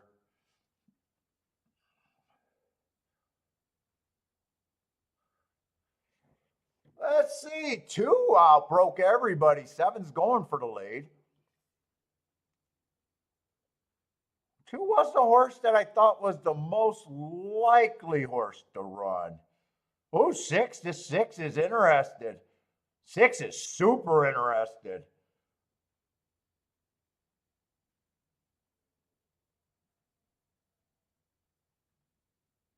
No one's really going away. 6 moved up, but kind of stalled.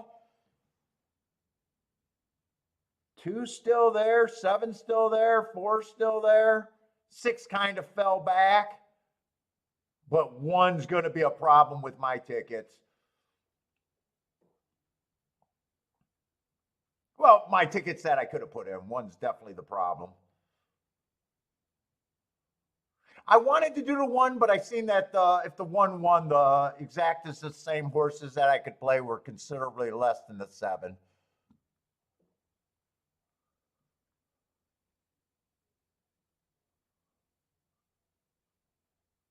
Wait a minute. Oh, I'm looking at doubles. Going, how is this paying 54 to 1? I'm looking at the doubles. Yeah, it's paying 14 to 1. 54 to 1. I'm like, what the fuck was I because I used the 4. Or I was gonna use the 4. Yeah, that was the doubles I was looking at. I was looking at the wrong pool.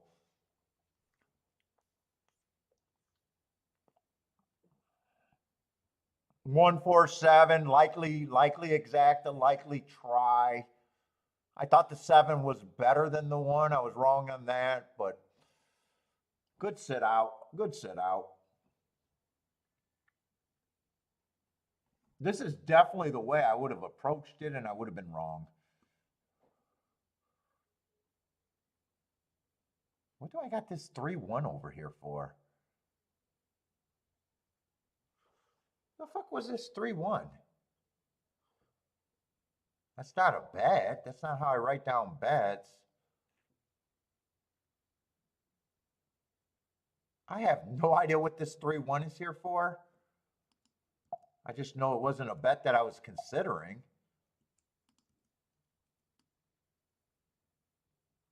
Three one. What was 3-1?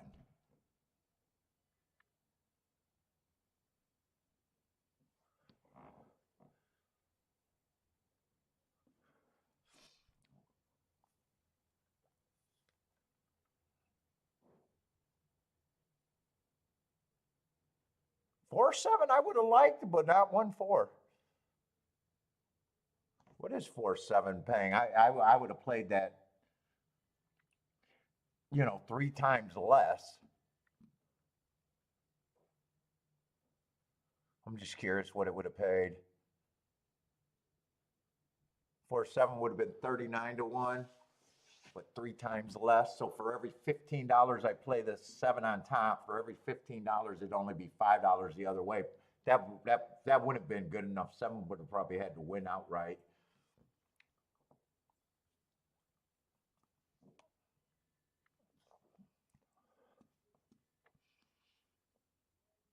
Let's see, we got GULFSTREAM. And hopefully they give us time. At least time if the race is good. If the races aren't bad, I don't need any time.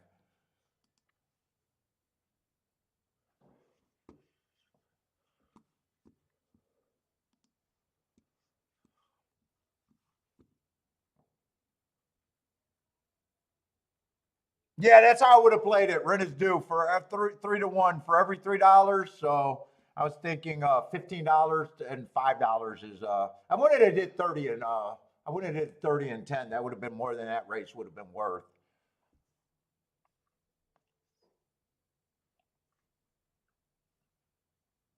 And that's why I said for every $15 I have it the one way, I got it 5 the other.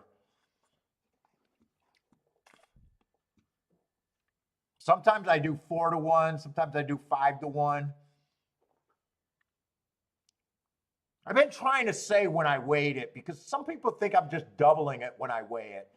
That's been kind of new. That no, I've been trying to say roughly how much I weigh it the other way.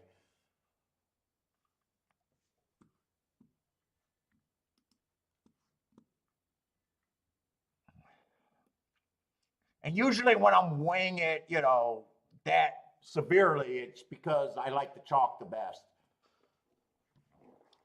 Especially a 5 to 1. If I do something 4, 5 to 1, 3 to 1, it's because I like the chalk the best. I think the chalk is the horse.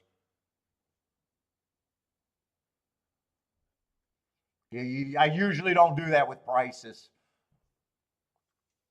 Prices, it might be double. Prices are like more like double. It might even be less than double sometimes. I might get a $10 one and then come back with a $5 one.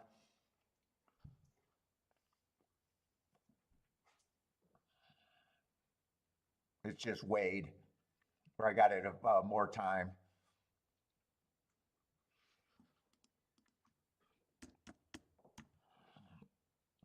Let's see, we're going to have a 6-horse field here. Betting board's not great, but there's 3 horses if you can get to. That helps.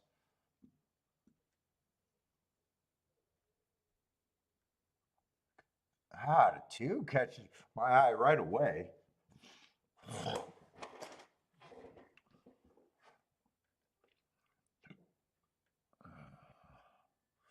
Let's see, this is a scratched horse, so I get rid of a horse that earned hearts recently.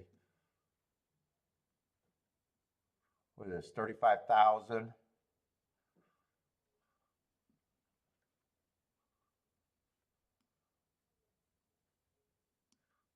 Man, I thought 4 was the favorite. Wait a minute. Who's the favorite here?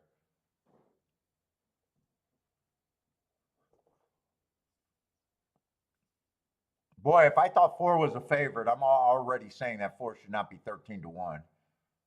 Why did I think 4 was the favorite? 4 should not be 13 to 1. He might not run a lick, but I don't think he should be 13 to 1.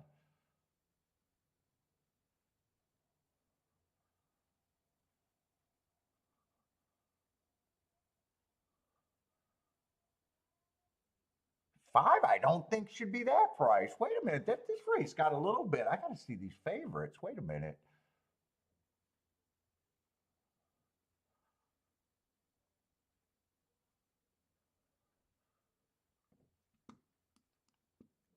I don't have a lot of time. I think I'm going to do a little poke here because I don't have a lot of time.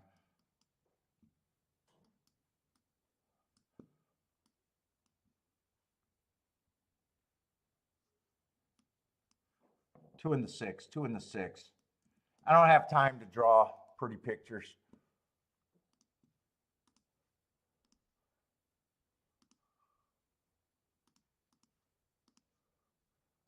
I want that 4-5. I want that exacta key box. 4 and 5 with the 6 and the 2.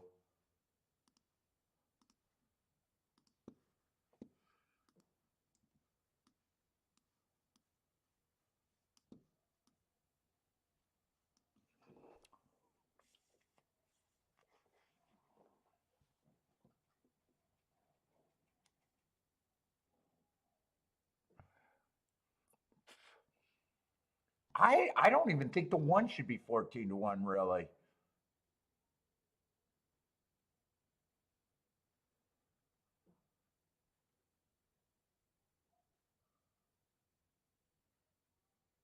Seven was the favorite that I liked the least. 4, I probably should have weighed when I thought that he was taking a lot of action, though. Even though he's between horses right now, getting steadied out of it.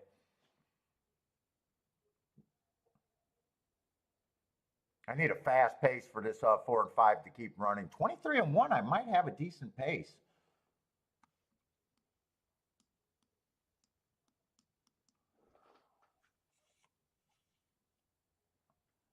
Just keep the 7 out of it. I want to be right about the 7.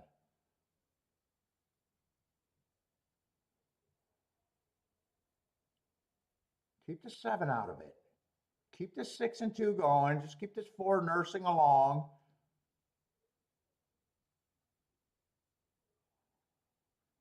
Yeah, they're quickening, and the 4 can't keep up, it looks. Come on, 5.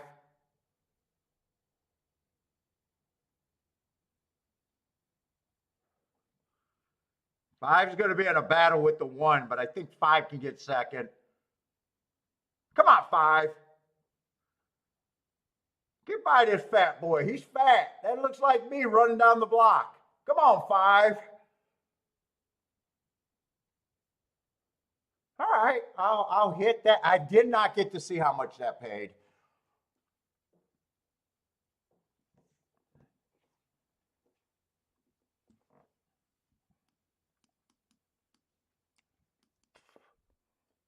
Was that 46 or was that 46 and change? Blair with the boom. Let's go, Blair. Exacta and try for Blair.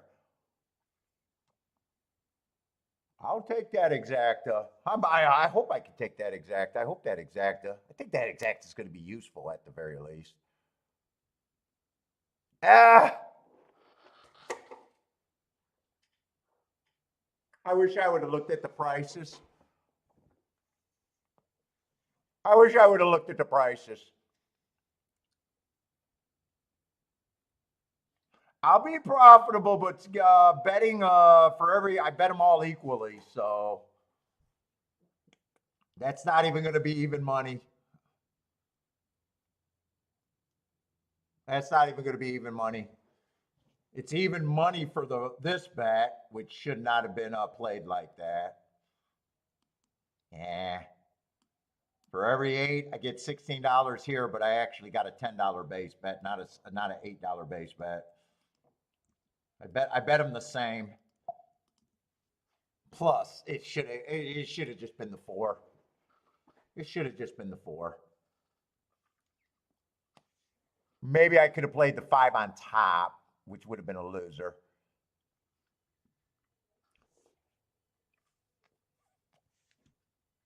I'll say if I made a bet that I don't think is a good hit and should not have been played.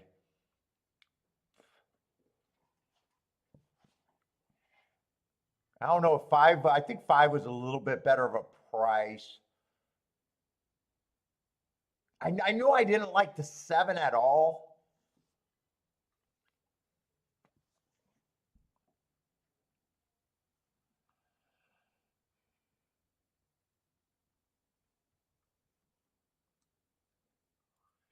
All right, I'll hit my first race, make a little bit, but not much.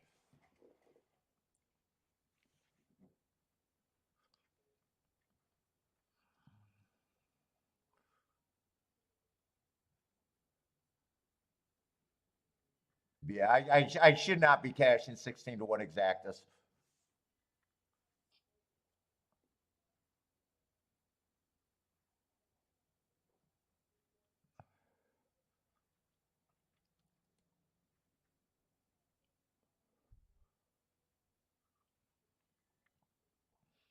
Six, I thought deserved to be the favorite, and I thought 2 had a shot.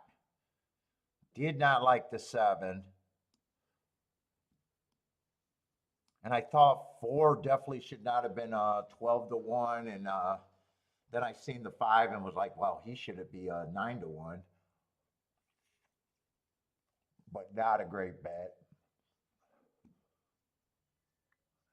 Let's see. Aqueduct should be going off, and we got a lot of time to watch Aqueduct.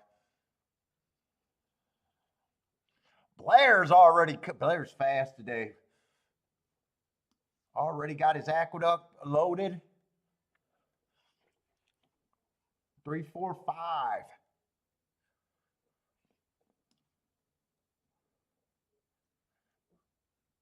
I glanced at this double and thought that this was going to be a tough race at OAKLAWN.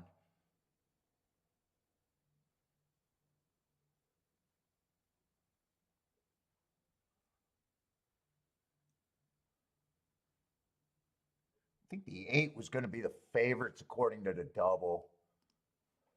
C Money, what's up, man?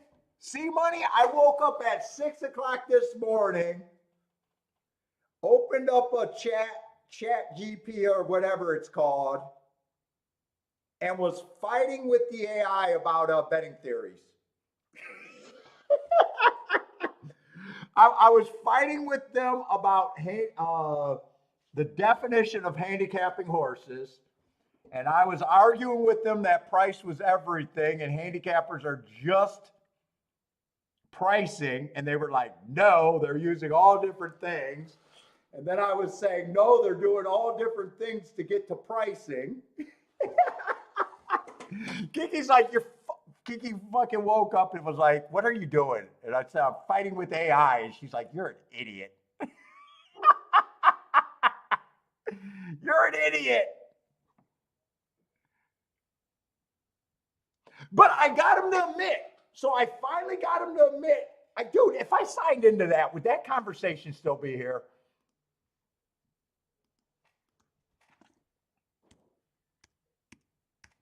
Would that conversation still be here? Or do they get rid of it?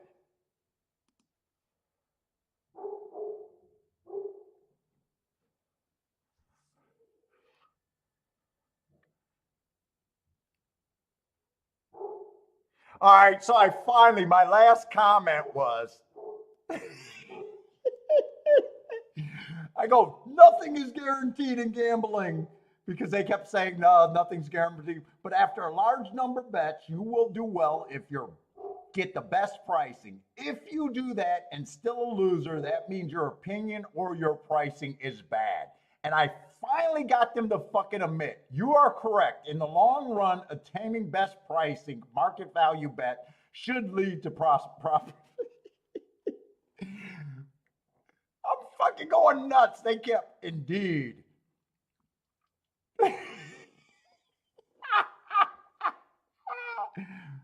I'm fighting with ChatGPT. You need to learn from pro bettors, not losers. Pricing is everything in a betting game for long-term success. See, money, I'm losing my mind. I'm waking up at 6 in the morning and I don't even wake up, man. I'm waking up at 6 morning at the computer pounding out fucking an argument with AI.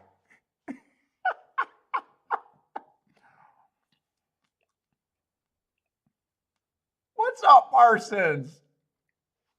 She's like, you're a fucking idiot, man. Go back to bed. And then she woke me up to clean out the gutters.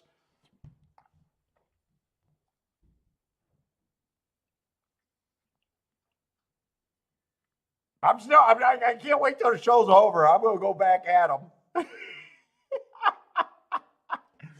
I tried. The first question I asked them was, can you, what was it? It was something like, can you look at the shakeup on YouTube and give me a breakdown on horse racing betting? But it said I cannot look at the YouTube shakeup. They do not exist. What's up, Parsons? Feck if I know. What's up, man? Inflation, what's up? More screaming?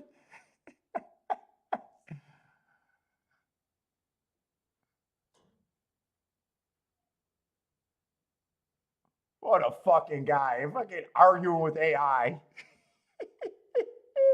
I looked at your articles and I was like, yep, that's what I kind of expected. You said you sent me a link of all his blogs about AI and horse racing, putting out a daily blog or something? I'm like, you're just scraping the wet, learning from losers.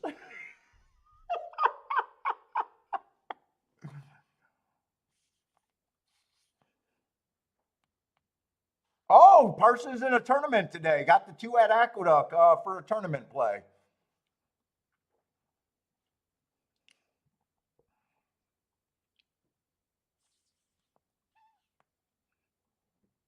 Well, at least she didn't catch me beating my pud. That's even more embarrassing.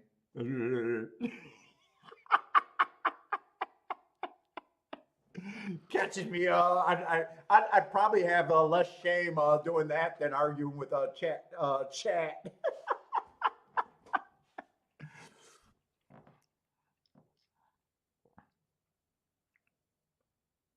Oh, 7-1.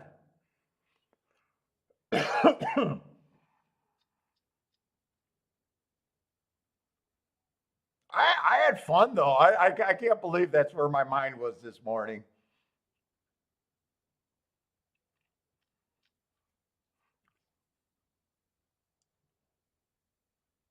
I heard. I want to know that if I can write a half-ass written essay about something or a rant, if it could write it and help me with content. Or if I've seen someone that said that it can do audio files, but you might have to pay for that.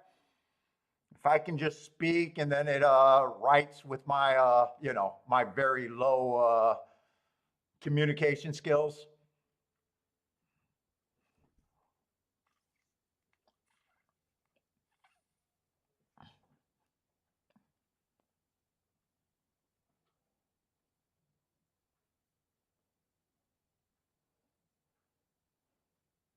Looks like 5'6" maybe at Aqueduct.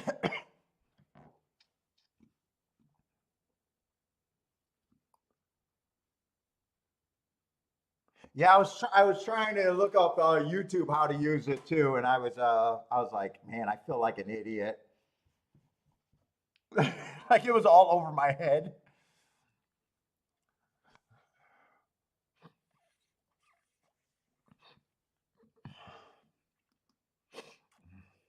I'm gonna play around with it, see if I can find it useful.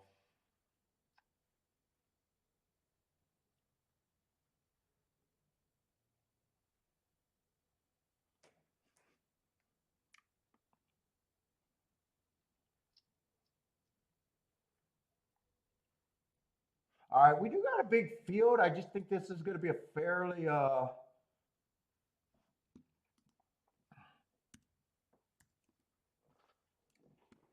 tough handicapping race in a way.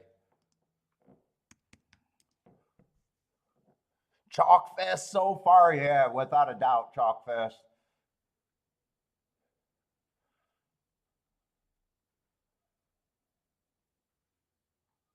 Let's see. I thought the eight was going to be, yeah, eight is the favorite. One and two, I knew were taking money. Kiki will have to worry about me having an affair with AI. I don't need any more 6 in the morning, 5 in the morning, whatever it was. I was like, I'm getting up. I'm going to have a word with Chat GP or whatever. I don't even know what to call it. Chat whatever.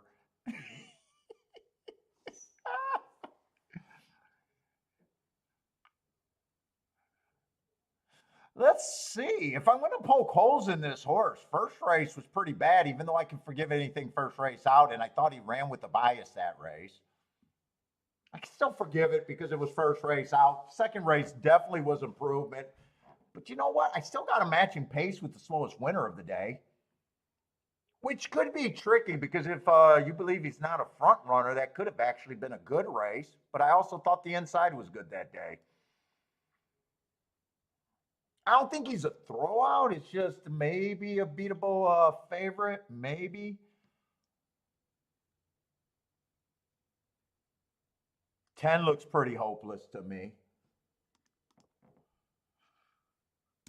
At least at this time.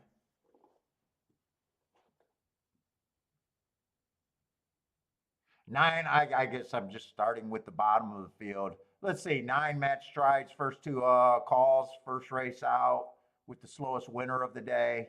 And I don't know what to make of that. Weak field, probably could improve enough. 7's just a West Coast horse. I don't know, got third before, taking a little bit of action. And you can squint and reach for some horses here, and at the same time, nothing feels like the horses I can squint for are just mid-level contenders, like price-wise, where none of them are all that appealing. 6, I got running against inside bias 4 races ago. Then he gets a second being average, average, slow. Then he runs on a bad rail day, but that didn't hurt him. And then he runs against early pressing day. Yeah, I'm not there. 4 so lightly raced. It wouldn't have to be much to improve, but not really quite there either.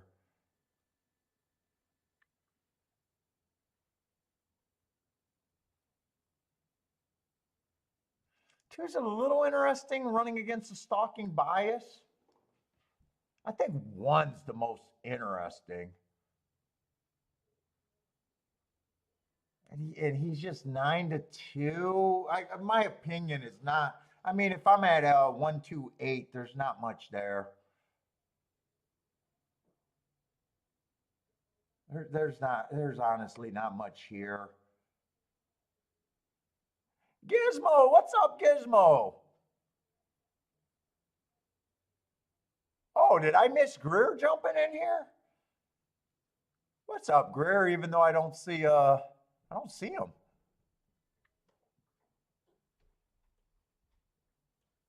Greer, if you're here, what's up?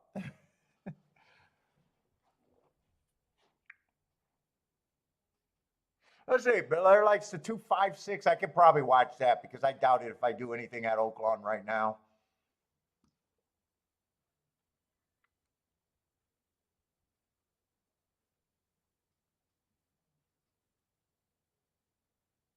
Let's see. Lee says Paul's going to have a nice hit somewhere tonight, but it won't be the races he bet on because he rules. Yeah, there's a big chance I don't like a lot of the races that you're on. What's up, Gizmo?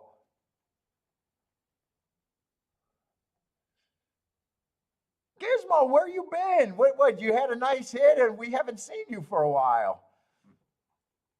What's up, Gizmo? How did that shopping spree go? I know you were talking about going shopping after that. That was a nice hit you had, too.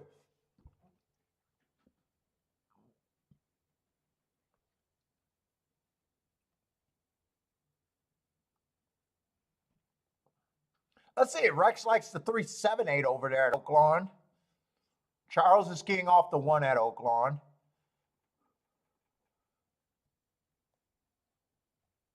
Let's see. Ren is due 267 over there at Tampa Bay.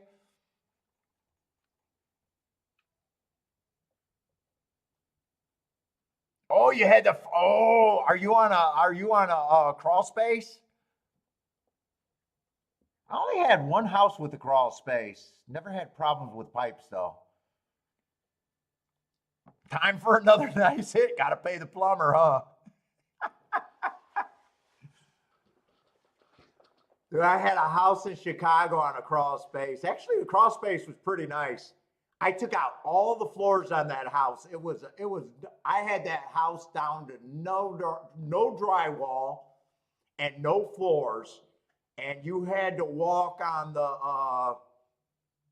God, I got a builder's license and I can't even think of the joists.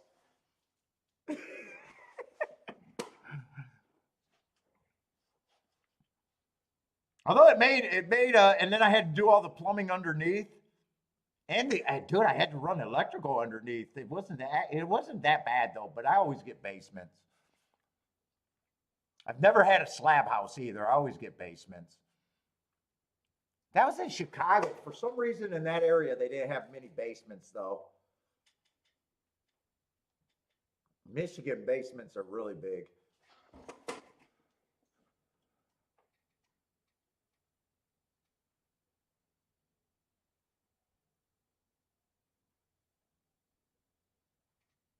Dude, I think I plumbed that whole house too. I plumbed that whole house. I think I did a lot of electrical in that house.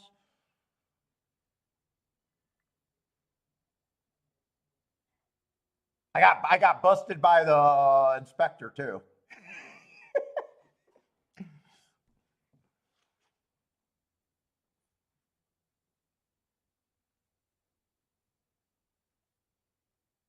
Oh, you're playing Derby Wars. Oh, a head-to-head tournament? Where were we at? We were in Elk Grove Village. We were in the condos in Elk Grove Village, and then we bought a house at Elk Grove Village. I was only there 2 or 3 years. I don't remember. 2 years maybe. And I did the condos and I did the house.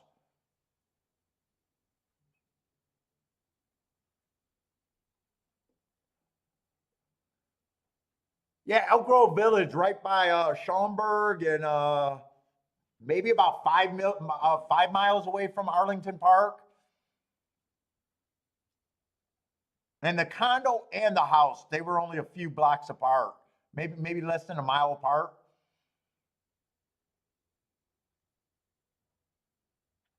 Let's see, Tampa, I think, was 671. Yeah, I'm sitting out of OAKLAWN Park's race, but I'm not trying to sit out. I played one race today. I hit it. It was just a bad bet. It was a bad bet. Self-admitted bad bet for me. Didn't even get even money on the bet. I'm going to say it. A win's a win, but I'm saying how bad it was. When you say a win's a win, you're just saying that it was a bad bet. It's better than losing. Bad bet. Yuppieville? Oh, is that considered Yuppieville? And then I had Kiki had a cousin that bought a house in the city of Chicago, and he had one of those small basements that he was trying to convert into a livable space to rent out. And this idiot didn't pull it. Well, I don't pull permits if I can help it. But this idiot lowered his basement floor. So if you lower your basement floor, he cracked all this concrete, took out the fucking retaining wall on a 100-year-old house. Got caught by the city. The city was like almost condemning it because they're like, you dug too close to all the footers and everything. And he wanted me to do the job with him, and I'm like, fuck no, dude. I am not involved in this bullshit house.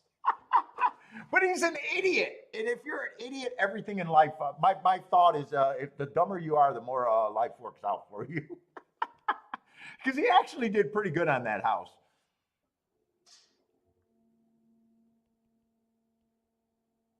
Dude, so he had to dig that basement floor like 4 or 3 feet down. So all your drainage going out to the sewer, now he got to lower all of that. Oh, it was a mess.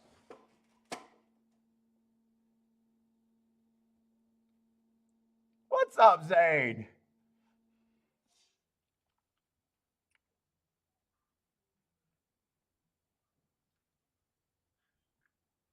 Yeah, I couldn't get past the 8, the 1 and the 2, I think it was here. And I wouldn't be shocked if anyone wins this race. It's just, man, they got to improve a lot, I thought. 4 is getting the lead. 6 I looked at for a long time, but I wasn't buying it.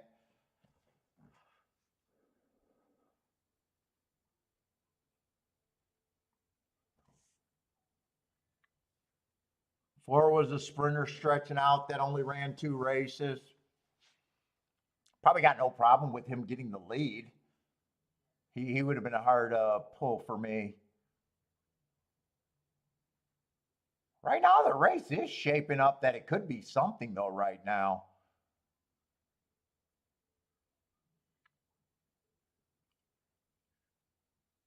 I mean, we got 2 prices up top. 8 got some work to do. 3 got a big price, and he's running step and step with the 8. 4's not going away so far. 3's moving more aggressive than the 8. 8's done. I think 8's done. 1 is coming. 1's the horse that I thought was the most likely winner that I could reasonably get to.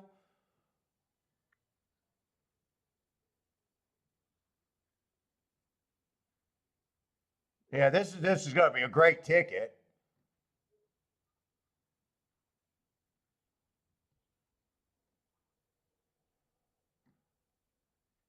This is going to be a great ticket if you got it.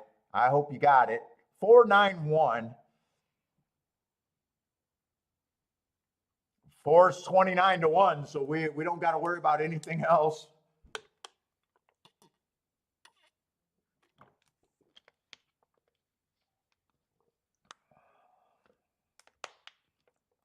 Man, you like that gin? Oh, I'm not a big fan of gin. All right, great ticket there. Does anyone have this ticket? I would love if someone would have this whole ticket.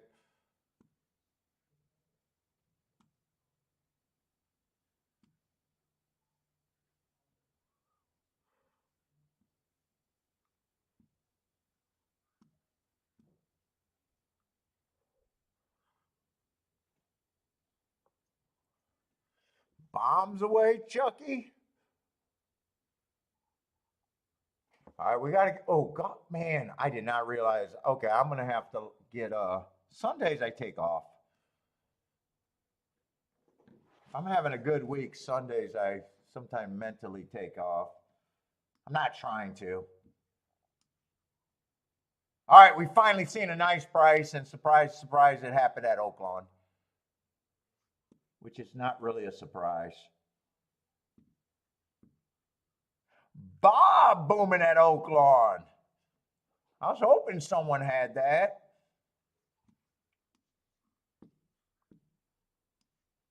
Christopher's booming. All right, there's the booms.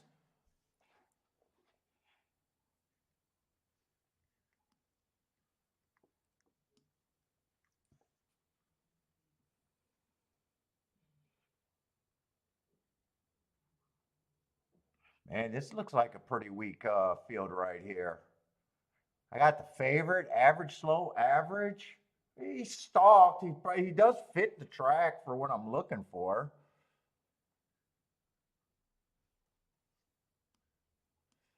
11's coming out of that same race and was at the same place up until the top of the stretch. Horses beat horses all the time. He's 7-2, 7-2. That was December 30th.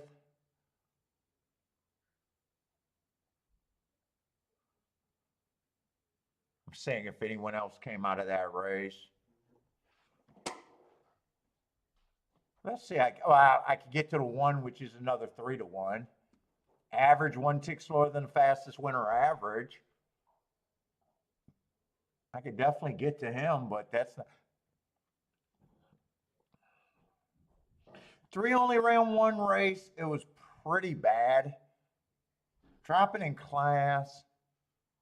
It has to be a price.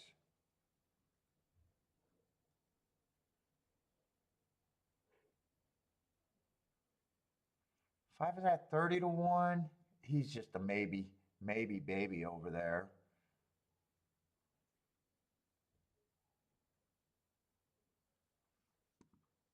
6 is definitely a little interesting. That's not a bad race right there. Oh, shit. How did I miss the 7? Wait a minute.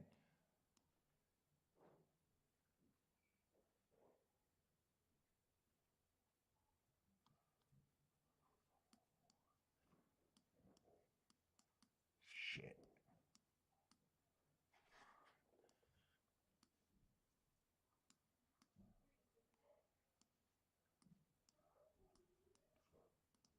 I got to put this in. I'm going to have to bet this smaller.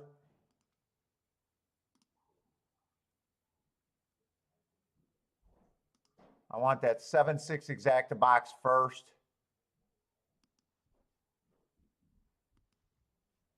Ah, shit. I don't think I'm going to get the key box in. 1 and 5, 1 and 5. Fuck. I did not get that in, so all I got is a 7-6 exacta. Maybe that's all I need. That's basically doesn't do much. I didn't get much money. Almost not even a bet, really.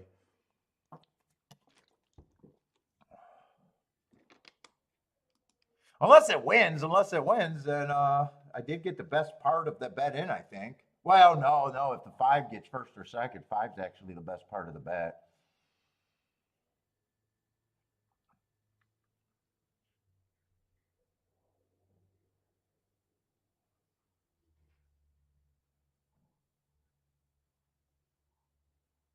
I probably would have even liked the win bet on those 2.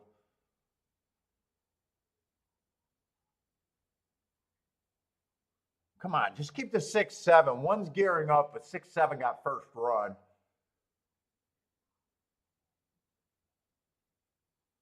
Come on, I got a shot at this, I think. Maybe not. No one's coming fast enough, it feels like. 11 feels like you got a lot of horse. Come on, 6-7. Yeah, I think I got shut out of a winning bet here. No, I might have got shut out of a loser if the 1 doesn't get second. Nope, 1's not going to get second. I did say I probably wanted a win bet on the 7 and the 6, though.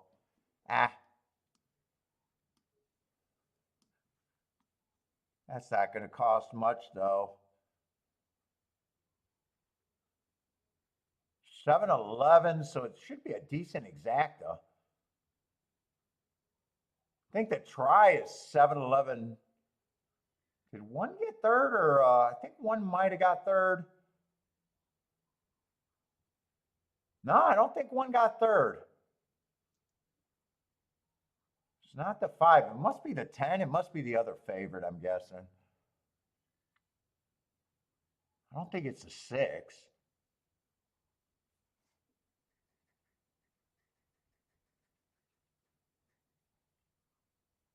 The best I could have done there is if I got this bet in and followed up with a win bet. Blair hits the pick 5.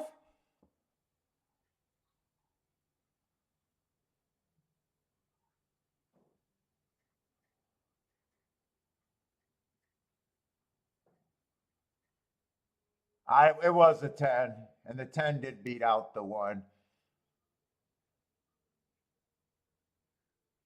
Probably a decent exacta though. 11, I probably could have still hit that exacta if I didn't have to rush too. Because I said that 11 was the horse that I would take over the 1. They both ran the same race, or not the 1, over the 10. Yeah, that was a hittable exacta actually.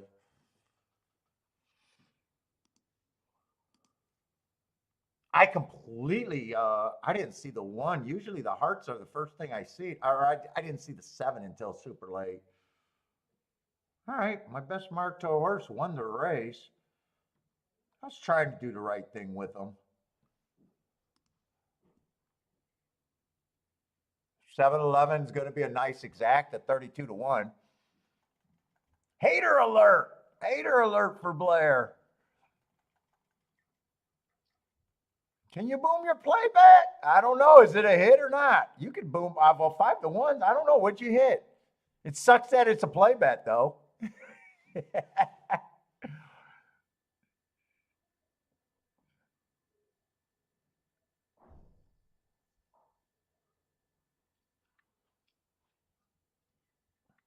That was a $560 pick 5. Nice.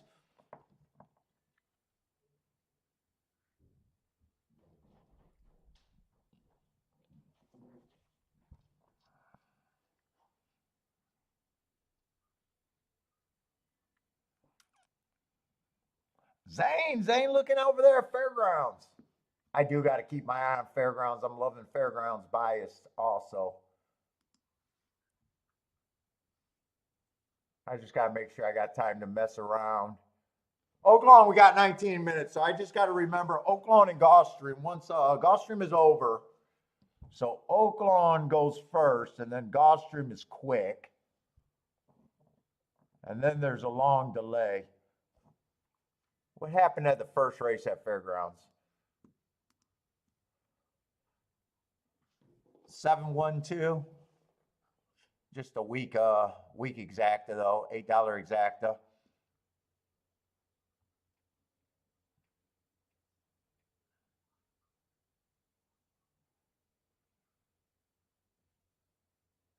Charles says you always know how much you're winning by what's in the fridge.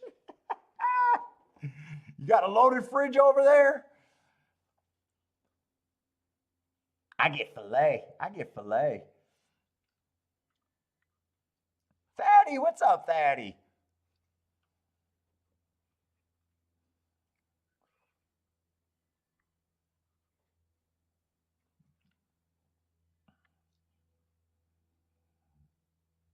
So if my cupboards are loaded with Roman noodles, I know it's time to get to work.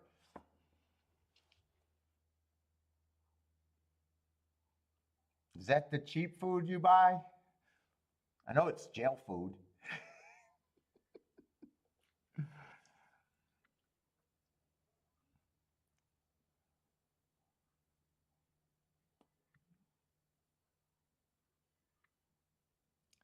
Zane likes the 8 over there at OAKLAWN Park.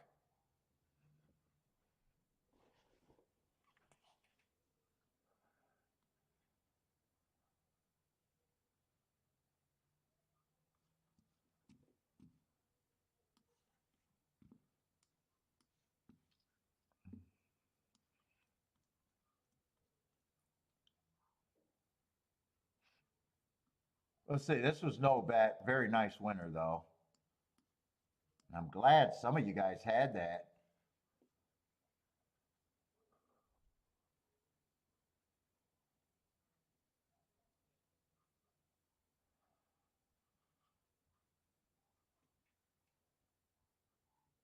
Are loaded with Roman because you got to pay the plumber. What did you do? Have a pipe burst? You must have had a supply line burst. That's usually what happens on those crawl spaces. You got the, I know some people got to heat them.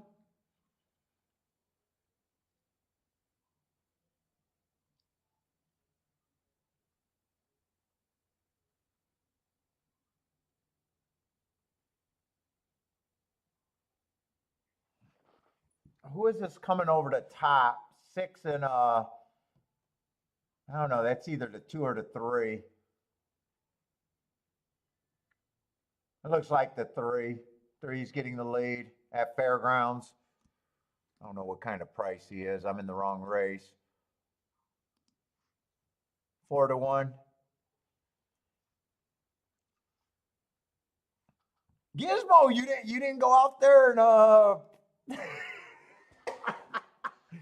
I'm a do it yourself. Do it yourself. Get you some shark bites. I solder. I can solder.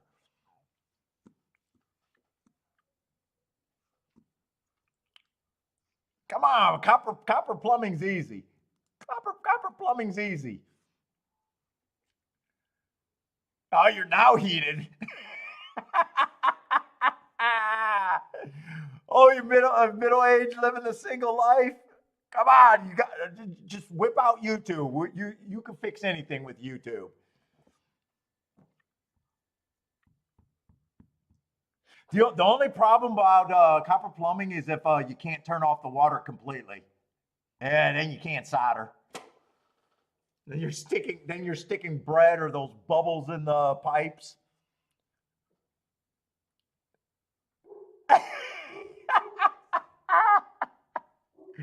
I can just see you under in the crawl space. Crawl spaces aren't fun. Dude, I had Kiki in the crawl space when I was running those lines. And then after I did that plumbing, we didn't know because it was it was a house that was not occupied for a while. So I did all the plumbing, and on the PVC drain, I didn't know that we had a blockage from the clean out outside to the street. So we had about a week of showers. I don't even know if it was a week. It might have been a few days of showers and shit. And, it looked like it was draining, but it had a blockage out by the street. So I had to call a rooter guy to root that line out. But that did it, Now I got to cut out those pipes in section, and they're just compacted with shit. Oh, that was nasty. It was not fun. I was not laughing when I did that. That was gross.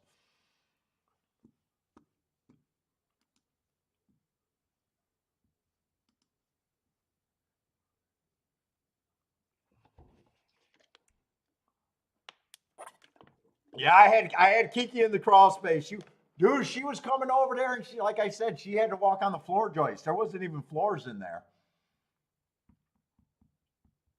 Like it would fall right in. It's like how you got to walk on an attic. It was just the floor joist beams going across.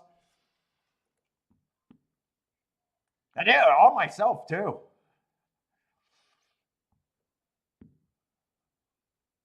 And then I got caught by the city, and the inspector comes over, and I thought I was going to be in big trouble, and he was trying to offer me a job.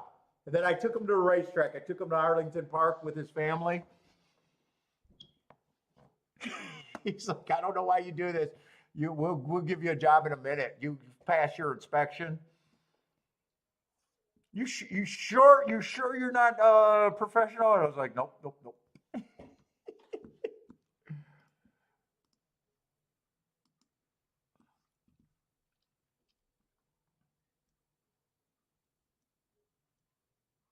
He's like, I can't believe you did this all by yourself.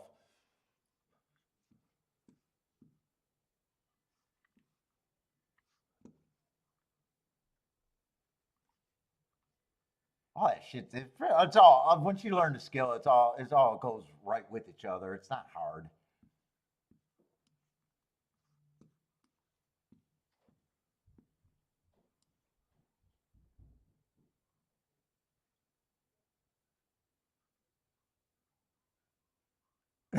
You're not about the plumbing. That's a man's job.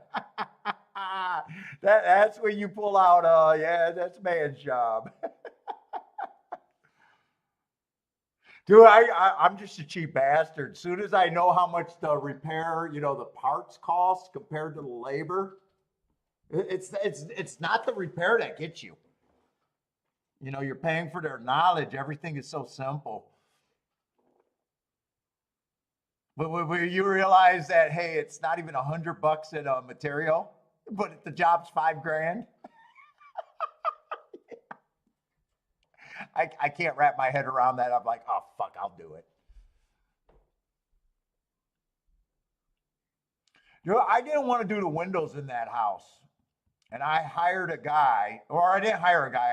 I had two guys come in, and I kept telling, look, it's a flip house. I want it done right, but I don't, but I'm not paying for the top thing. And the windows were basically $1,000 a window. And I know the windows are $200 and less, getting decent windows. And I was like, dude, you're not listening to me. And I fucking basically just said, get the fuck out of the house. I don't even think it was $1,000 a window. I think it was like more like 12, 1,500 a window. I was like, you're not listening to me, dude. So I did it myself. Yeah, windows are like baby work. It's like, you know how to read a level and you know how to work a screw gun, it's baby work.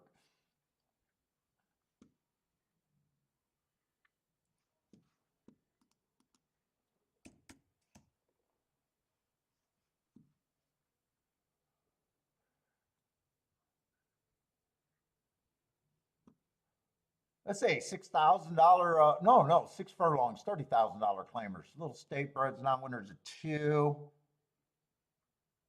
I think I'm just going to have the same problem all day today. I only got a couple, one or two races to look at right now.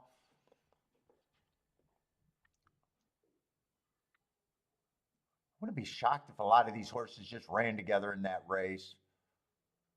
Let's see, the favorite right now is the 4-horse. And that's a long layoff. Okay. I'm going to have to watch some of these layoffs. I was able to go back far. I got him running against a speed favoring track. Not only was it a speed favoring track, it was the slowest pace of the day. I could see that just from him being slow, and being only 1 length to 3 lengths off the lead. Oh, that was a little stakes race that he tried. And I can't go back to February. I purged my notes, so I can't go back that far. And that's a year anyway, so it doesn't even matter. Let's see, the 3 ran more recently. But I had that the rail was bad. He gets an asterisk for an early pressing day, but he didn't do anything. Got beat by a few horses in this race. Let's see, he's been off since June. I think we're going to have a lot of horses off time. This horse ran in December. I don't think that's a bad race right there. If I'm right about the bad rail, oh, he's 8-1. He's not a bad price at the very least. If I'm right about the bad rail, that could have been a very good race. He ran in the same race with the 3. Let's see, he ran in the same day. Well, I'm not even sure if that's the same day, but still a bad rail. It was the same day. Same day, different race, same excuse. So I can get to the 1 and the 5 here. This horse ran on the same bad rail.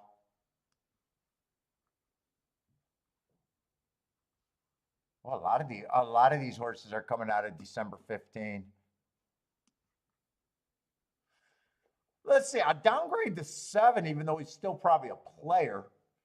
Because if I believe the rail's bad, and I trust my nose, I live and die with him. But he would have had the 11 hole. He ran pretty good. But he would have had the better part of the track. 9 was on the bad race. I might want to poke in this race, even though I don't know how good the opinion's going to be. Wow, everyone ran on that race. He had the 6 hole on that day, but might have been on the inside. It says he do it on the inside. Let's see, he's long enough. Who's going to make my short list? The 11's still going to make the list.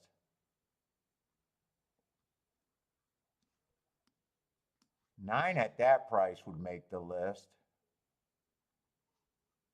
Him in the 12 hole won't make the list, and he didn't do any running. It's just tough looking at one race. All the handicapping is just basically on one race. Seven at that price, if I probably would still use. 8 I'll forget about.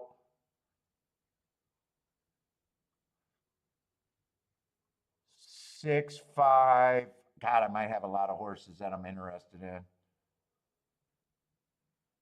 6, 5, and 1.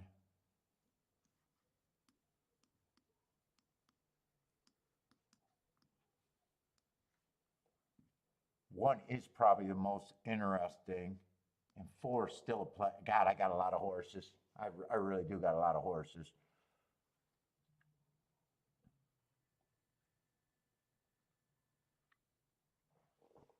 I got time to do a betting line. I'm on short time.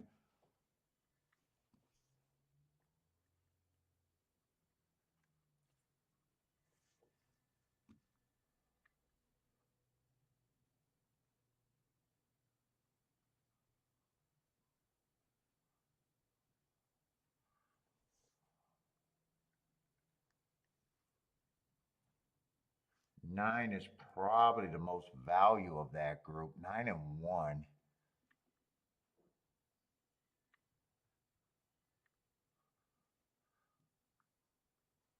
Who would I key off of? I'm thinking 9 and 1 I'd key off of.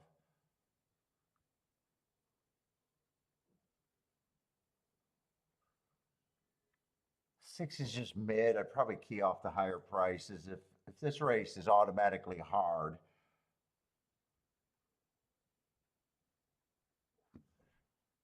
You know, since those are 2 different races, I want to look up something. I want to see if one of the races look better than the other.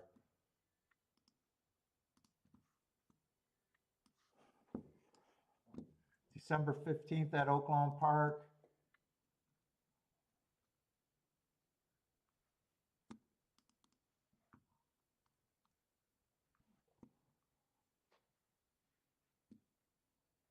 That'd be 2023.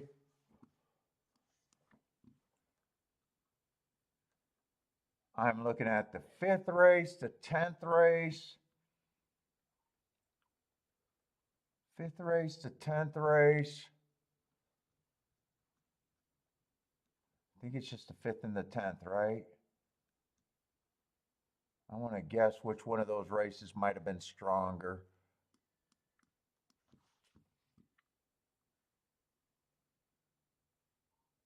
Oh, the 10th race looks significantly, the 10th race is probably significantly stronger than the 5th. So 11 was in the 5th race. Who are the horses in the 10th? What about the 9? Shit, 9 was in the, who's coming out of the 5th race? Oh, 9 was coming out of the 5th race.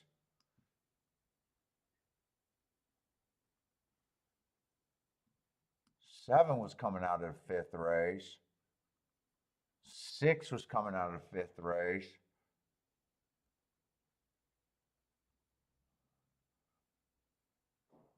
And one's coming out of fifth race.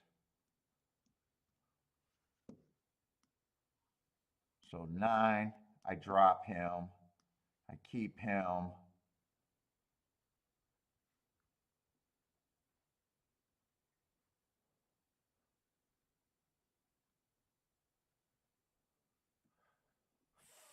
Five, I drop 5.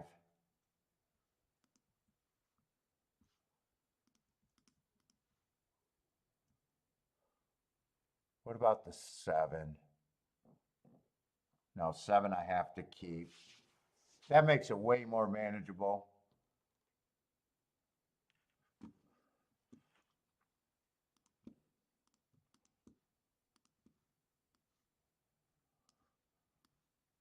I'm keying off the 1 and the 9. 1 and the 9.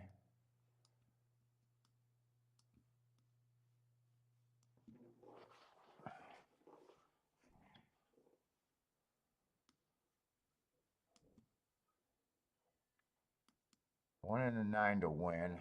All right, how do I want to budget this? 1 and the 9 are definitely the win tickets.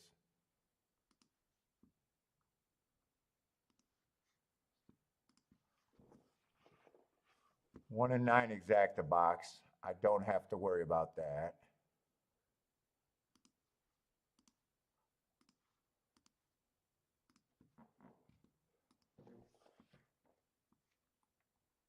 I don't think I got to worry about any of this.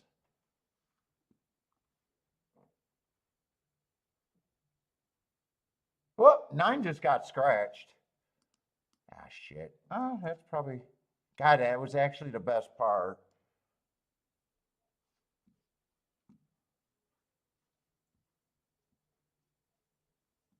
Let's see, do I got to cancel that? No, I don't have to.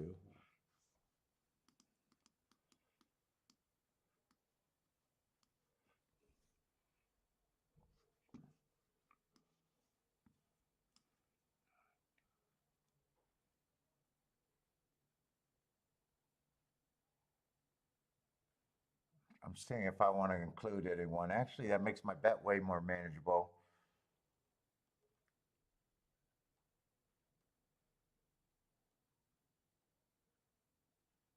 I still want the 7 in there. Still want the 6 in there.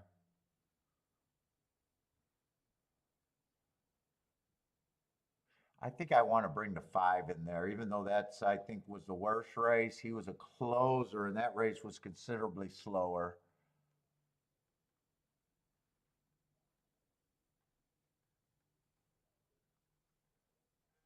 I still don't think I want to add the 3, even though he's coming out of a better race.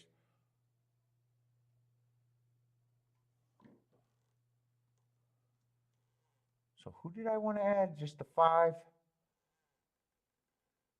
Just the 5.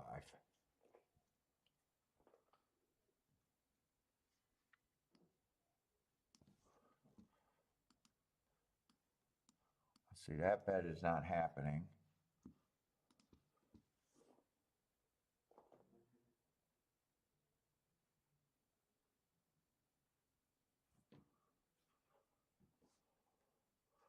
Let's see, exacta key box. I don't think I'm going all that crazy here unless I got press bets. Oh, so it's 4, 5, 6, 7. One with the 4, 5, 6, 7.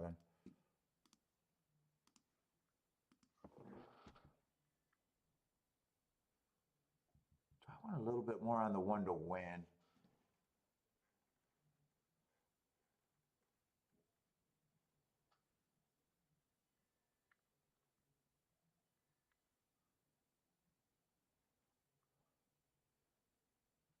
$11's a nice price, but I just think that race was way worse.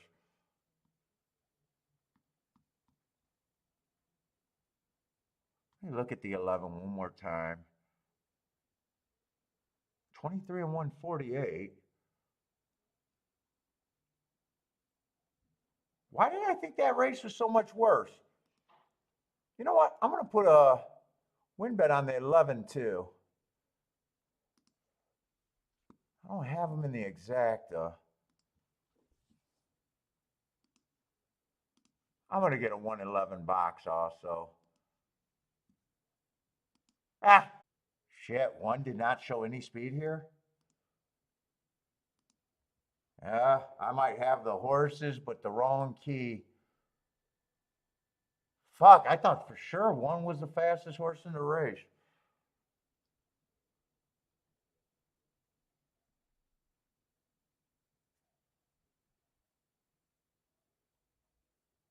Ah, shit, I need this one to run. I don't mind if the 6 wins. I think I got all the horses, but the wrong key right now. I don't see the 1 anywhere.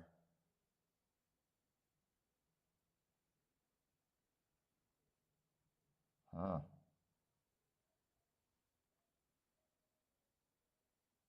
God, 7's going to run at a nice number. I keyed the wrong horse, didn't I? I keyed the wrong horse.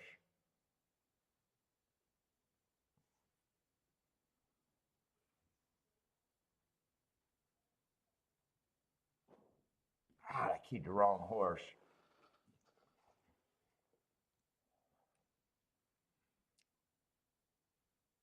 God, I thought I was trusting that the rail was bad. God.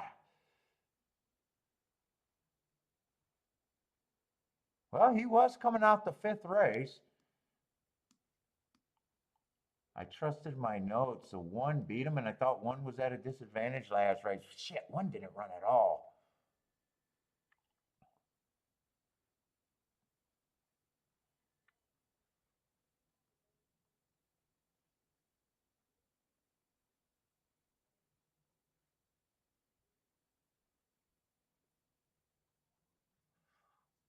All right. Jennifer's booming.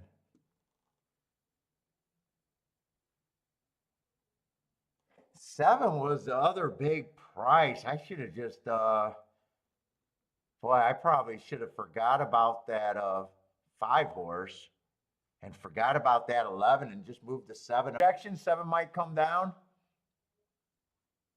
Well, if 7 comes down, I don't feel I made the wrong move because if he comes down to 2nd, it'll go from 45 to 1 to 19 to 1. 19 to 1, I wouldn't have wanted.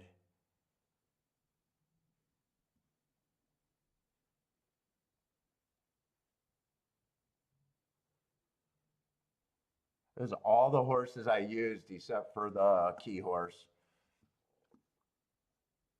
All right. Ah, shit. And Gulfstream's right on top.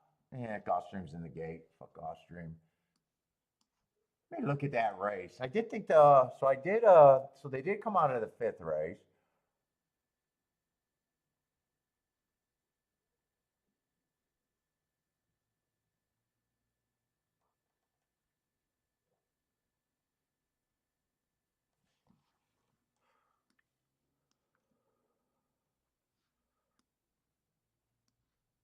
No, it was the 7 that one, not the. Did I circle him?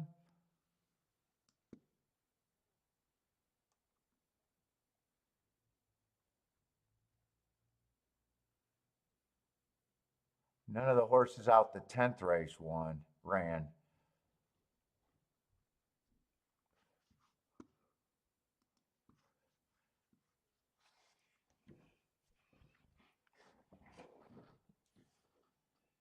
Underlay, oh no, that's Udalay or whatever. The 1 horse. I just seen the name. These Adios horses, they're doing good at Gulfstream, aren't they? I've been noticing a lot of Adios horses. I don't know if he's going to win, but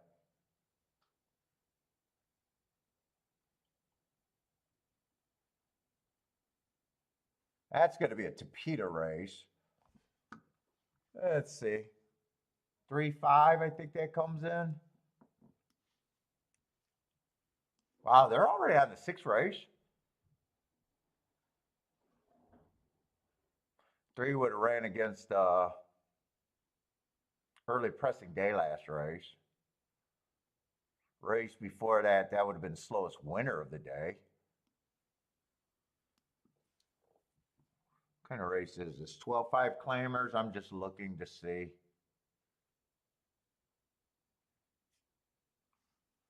Looks like there's no scratches.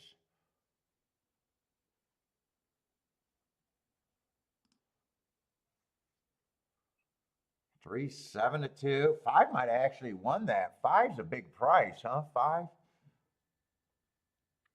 I'm looking at this race right now, and it just looks like a lot of the same kind of horse here. 1, 2, and 3 all look kind of the same.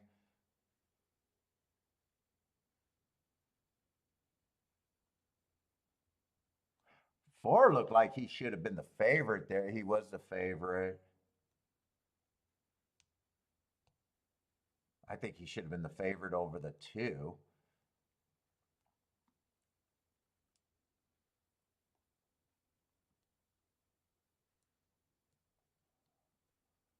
Five only had 1 mark.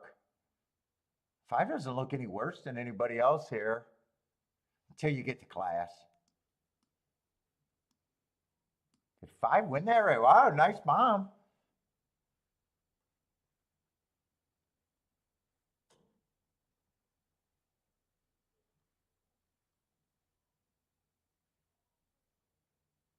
Seven looks like I would not have been interested in 8 looks like, or 6 looks like you would have been interested. 5, I think, or not 5, 4 would have been the chalk there. I would have, 4 I would have thought had the most advantages there.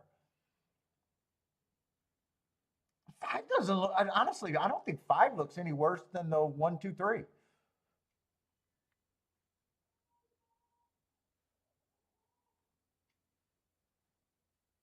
I don't think 2 should have been the co-favorite. I think 4 should have been the favorite by himself.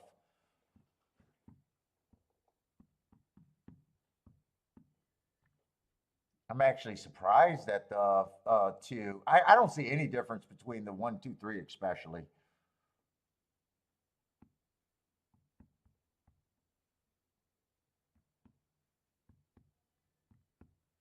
Five might have been. I would have liked to. I actually would have liked to see that race. Get to handicap that race. I'm not sure. There was only 1 race. That's not a bad mark.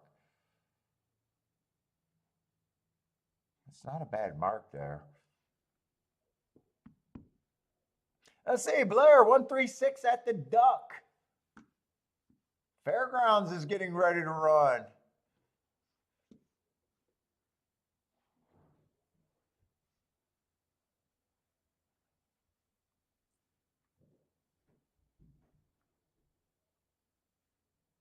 Did anyone have that 5X Gulfstream?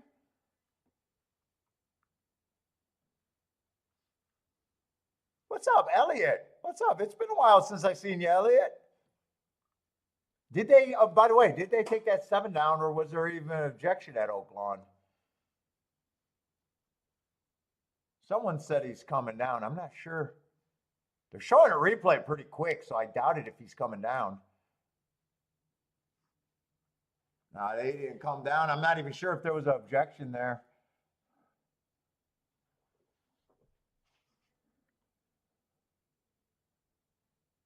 Oh, you stopped playing for a while? Took the break?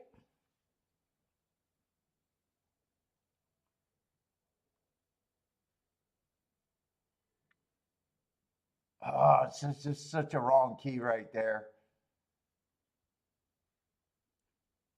1 didn't run a lick. Oof.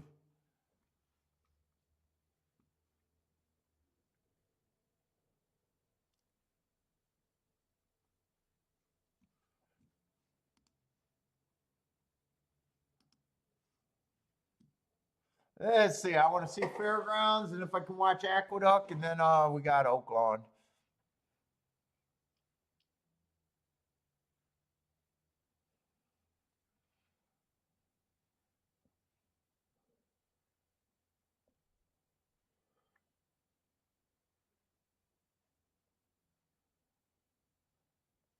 There's the buy. Yeah, that's a buy. I don't think he was that hard to get to, but looking at a race after a race, you don't even know if you're being all that honest. I would have loved to look at that race. I do know that I would have thought 4 should have been the favorite, though. And I would have known that 2 was no way Should have been 5-2. I know I wouldn't like the two outside horses. I know that one of them was off a year and one of them looked bad.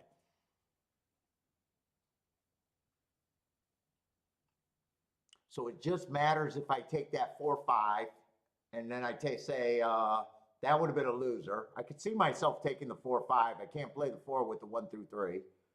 And then the continuation bet probably would have been 5 with the other horses. Or I sat out. I think those were the only. I think that's the only logical bets. There's no order of 1, 2, 3 I would want. There's no order of 4 with the 1, 2, 3. So I think realistically I could have got to that area, and then it's just pulling the trigger or not. But you know, like I said, there's always that. You know, I know the result, so. Not saying it's guaranteed I would have hit that. But it does kind of make sense. Especially if you decided to do a 4-5. Especially if you decided to do a 4-5. Then you're thinking, well, if 5 runs, if 5 can run with the 4, you know, he can run with the others, or he can win by himself, It's not, you know, if you think a horse can run second, every time you think a long shot can run second, you're saying one horse can beat him. If only one horse can beat him, well, you can obviously get first. That's why place betting is funny in a way. Especially when the people take a long shot and only do the place bet and never the win bet. That's even funnier.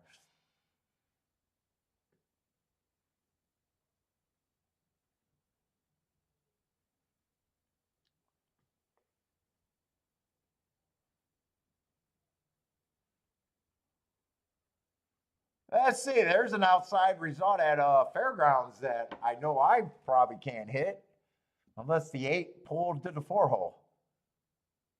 Oh, actually, there was a lot of scratches and 8 pulled to the 5 hole. But 11 was still on the far outside.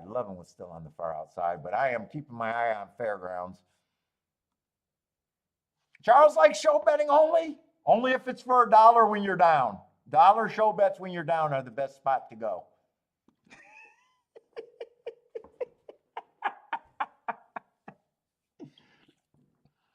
You're down and you're looking to get back in the game. I'm fully behind dollar show bets.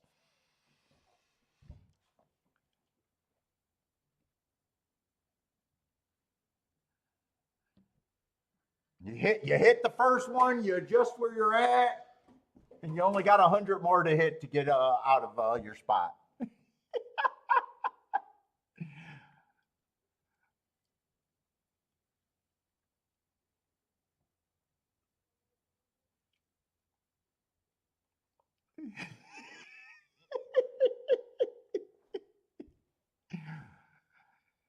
It just goes against every principle of game theory.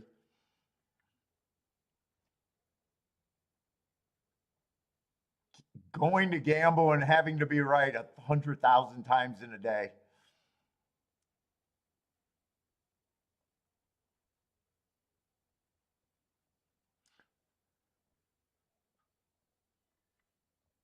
I hope ChatGPT isn't listening to me right now and added that to their criteria for betting. Charles, you should retain that knowledge and have no idea what a show parlay is. You're on the right track right there, Charles.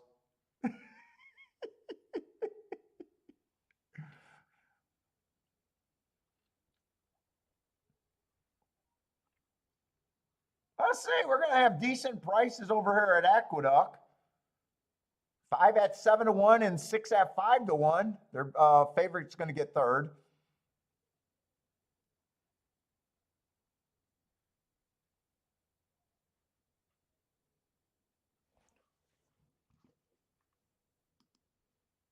All right, OAKLAWN and GULFSTREAM. Actually, I probably shouldn't be wasting that much time because they're on top of each other. I haven't even got to look at the last 2 races at GULFSTREAM.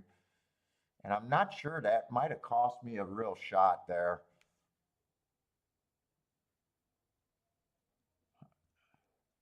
I'd like to think that it did. Ugh, I keyed the wrong damn horse. Come on. Come on, Paulie.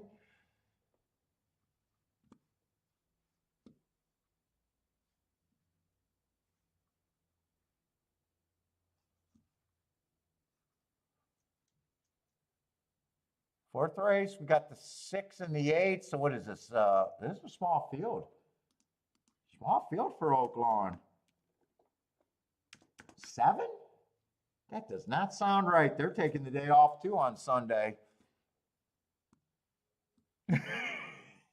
Stop.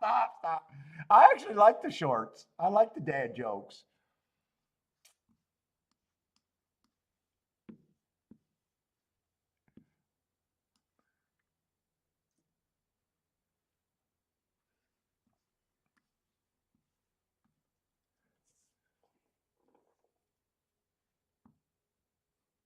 Let's see. 6 and 8 is out. We got a 7-horse field. We got a favorite on the outside. I don't know why I'm saying favorite on the outside. It doesn't matter right now at OAKLAWN. Outside's running well.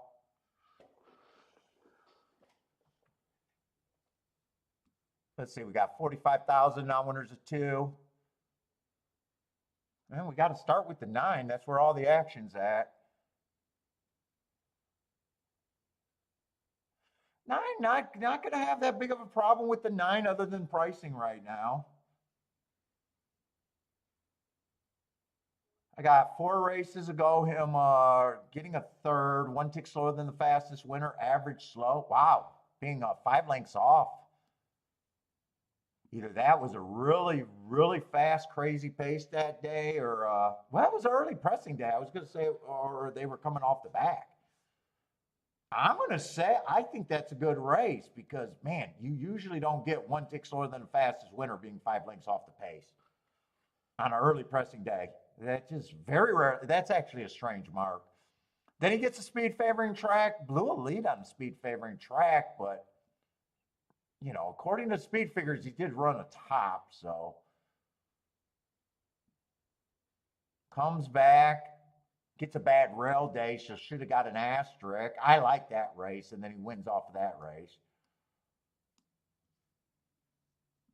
But, you know, he's facing winners for the first time. Been known to blow leads. So if there's other pace here and chasing winners for the first time, might be his losing condition. And we've seen horses come off the pace. We've seen a horse go wire to wire at a giant price. We've seen him do a little bit of everything, I think.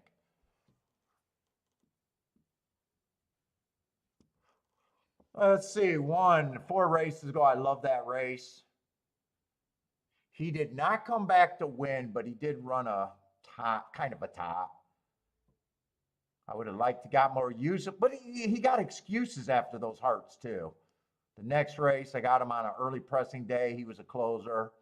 Next race, I got the inside of the track being good. He's going too fast to win, running against the bias there. And last race, stalking closing day. Ran a couple of routes, but got a lot of routes in the foundation. Got some sprints where he ran good. I'm just blind him. I'm blind the 1.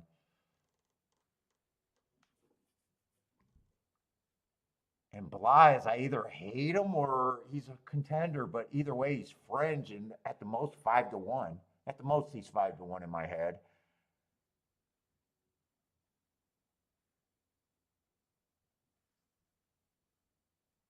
Two got some excuses.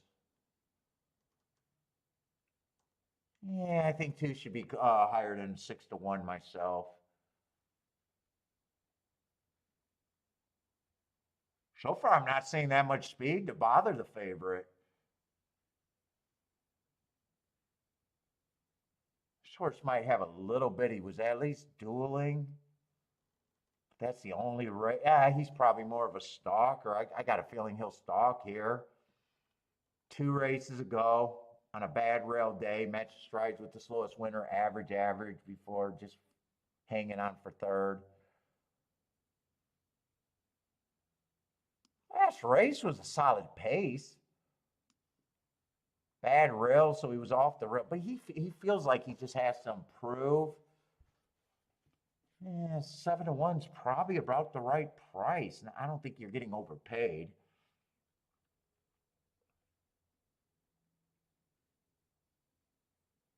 Four has a little bit of speed, but he's a short price option.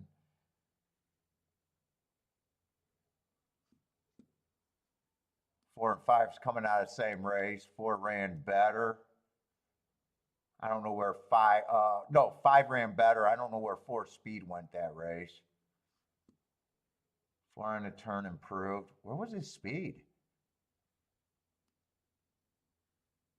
Coming off a little bit of a layoff. Maybe he just didn't get a good break. I don't know. God, August. Been off since August, but man, I like the heart there. But he's mostly a router. Yeah. I probably agree. Fuck, nine probably doesn't deserve to be the favorite here.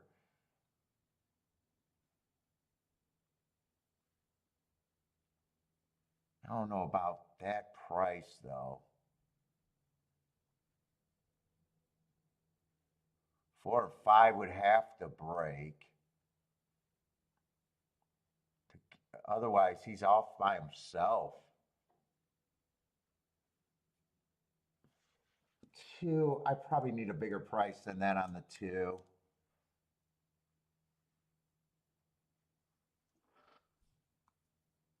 One, I'm gonna stick with I need 5-1.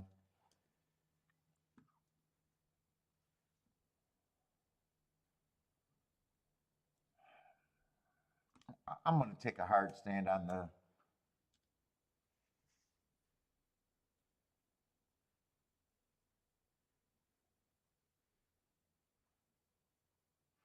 Four gets points, five gets points. Oh, five's going to be an overlay at the very least. Five at 8-1 is interesting. Seven, I'm probably okay at 15%. 9 and 4, I'm probably agreeing that they should be the two favorites.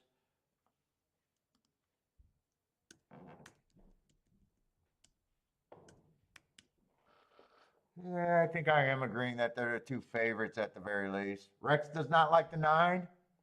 Race gets better for you if you can get past the nine.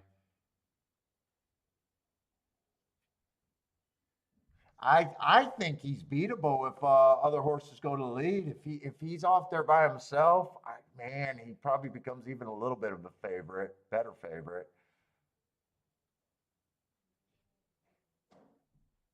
I only got two horses that are really any value for me.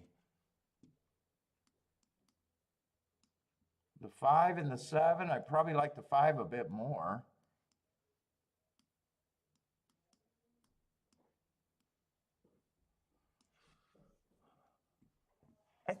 They might not be high enough to turn around anything. Let's see. If nine wins, well, five still 24-1 and seven still 23-1. They're not terrible. I mean, this is kind of.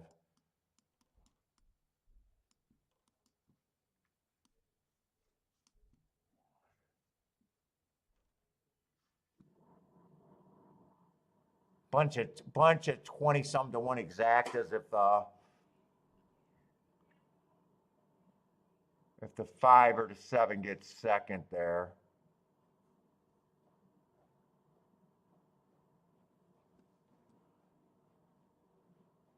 Let's see, 20-some to 1 exactas. Let's see, if this is a $12 base bet, that's not good enough. For $12, that's actually not good enough. I'd be so far behind the math, I would have to hit that way over 20% of the time.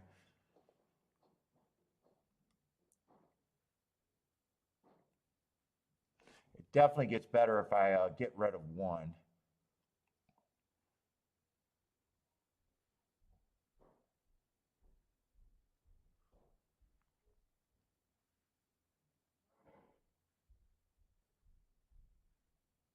Does get better if I settle on one.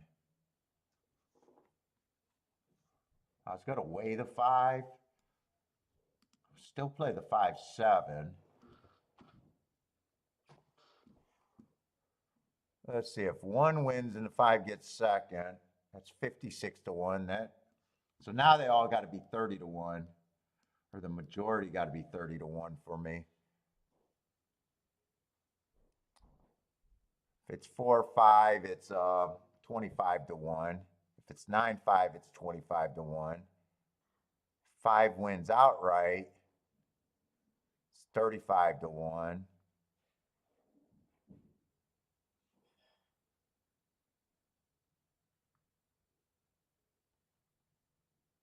$34. So most of the combinations are there, and the 2 that are not are a little low, but not crazy.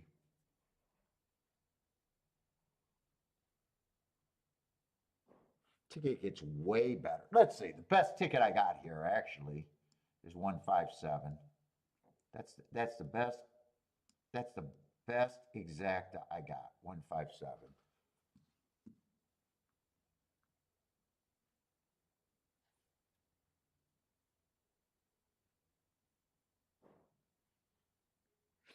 Second best ticket I got. So if I did that, I don't need this unless I want to press.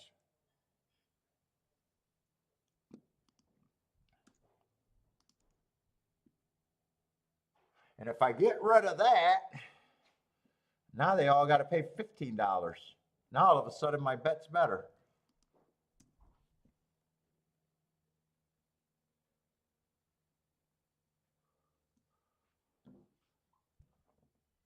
I think that's how I play it. I might have got myself off of a winning ticket if the 5 runs second. I still want the 1-5, so I have a 1-5 pressed.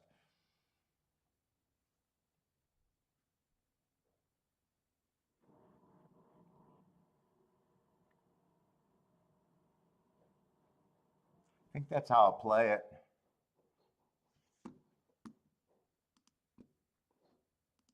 No win bets. I'm going to live dangerous. No win bets.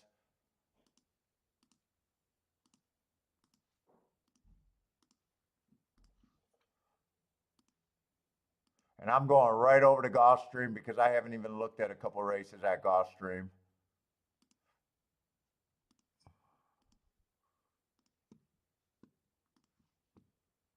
Oh, GULFSTREAM still, wow, they're at the same time.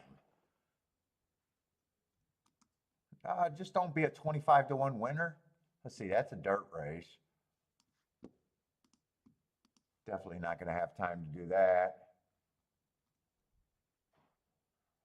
Ends up being a 6-horse field, but it is on the dirt.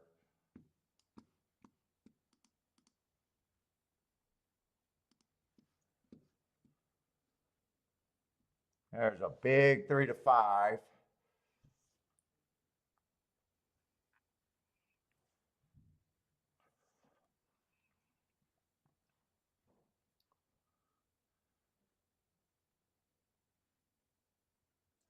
Two, I don't think should be that price. I don't think the 2 should be that price.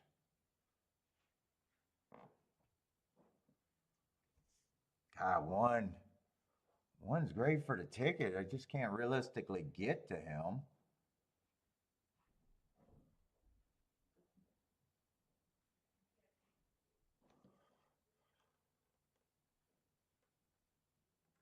I don't even know if this is playable how I'm thinking. No, I'm in a spot where I got to beat the 4. I'm in a spot where I thought I could play 4 on top of the 2.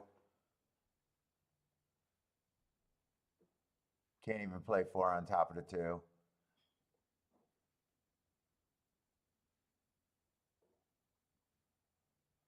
And if I can't play 4 on top of the 2, I definitely can't play 4 on top of the 3.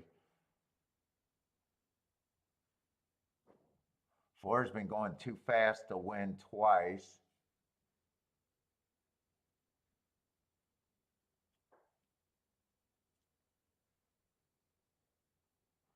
I definitely think too,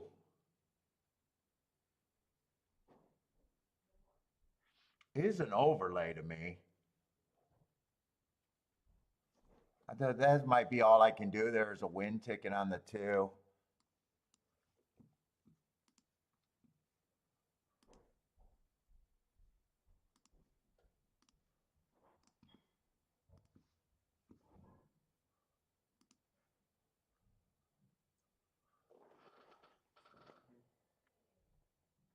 Yeah, is that the 5? Oh, that's the 4-9. No hits yet. Oh no, I did have a hit. I had a hit on a terrible bet today, Beats.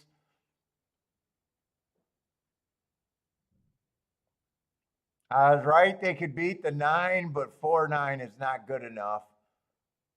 I needed a 5. 5 did not run at all. Oh, there he is. If you just had the photo right there, it looks like I got a 5-7. But 4-9 and another horse was way. Actually, yeah, that was the dead last photo.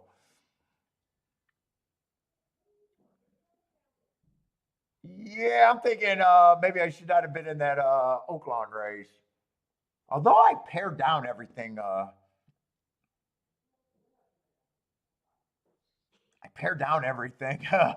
minimum. I did pare down.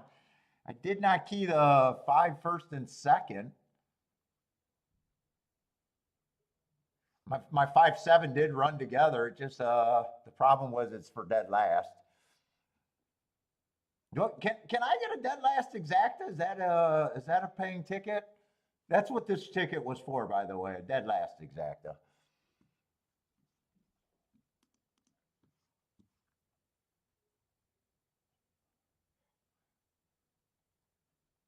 Let's see. Zane likes the 4 or the number 9 in race 4. Or wait a minute, I'm not sure. Race 4 has been done. Best bet Gulfstream race 4.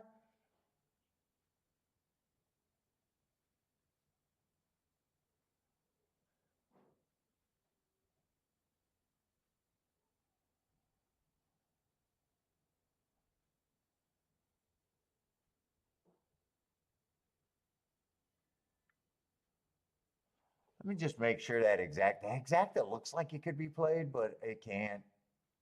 Yeah, 4-2 went up to $10. No, all I got is a 2 to win.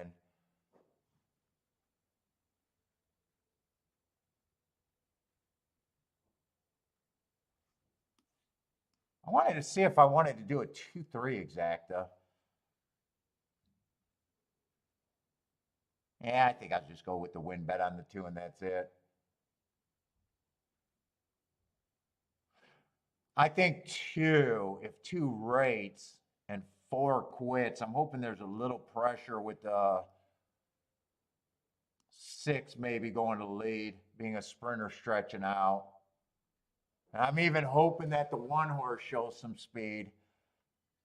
Maybe the 2 can get the pace he needs to. But I want the 2 to be on the inside, not looking for the middle of the track.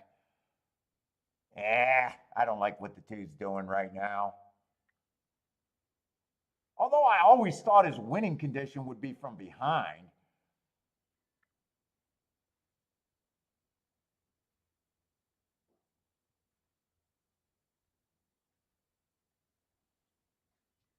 Ooh, 4 sitting off the rail. I got there might be a real shot that this is going to be a 1-3, 3-1. We'll see. I don't even see the chiclet on the 2. I'm such dead money there.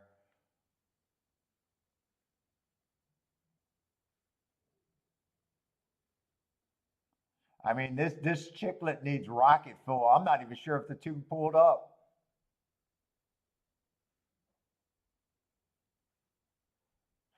He might have pulled up.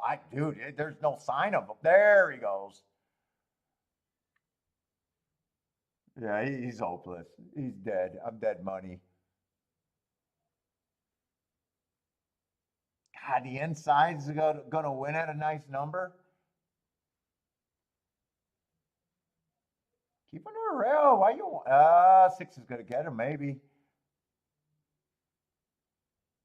Got just enough to hold on.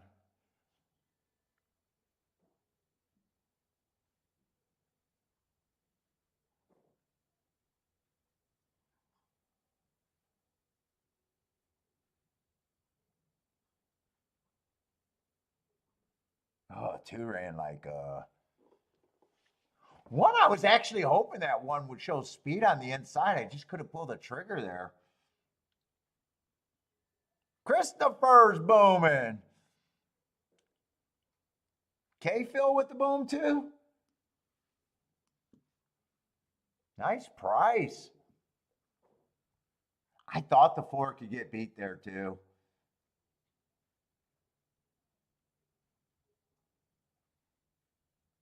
Rex had it.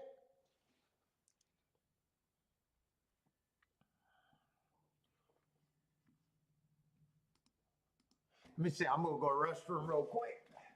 Oh.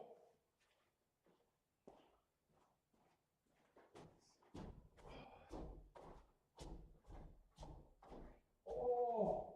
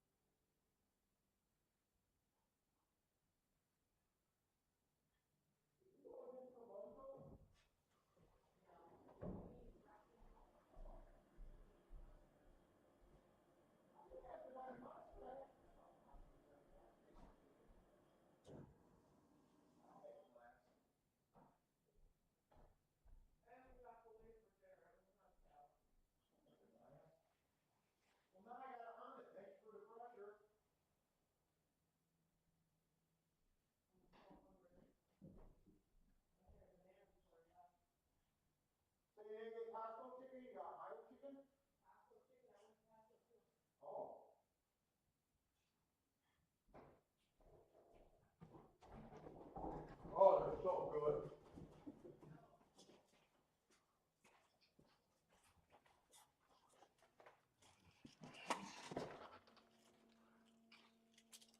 Oh, yeah.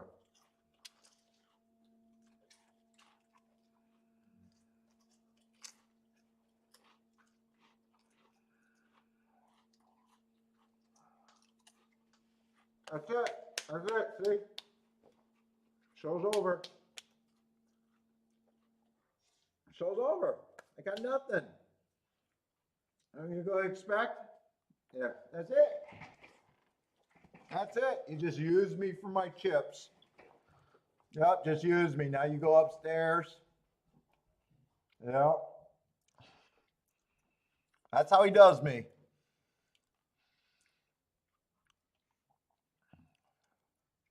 Man, Gulfstream had a sequence of nice prices.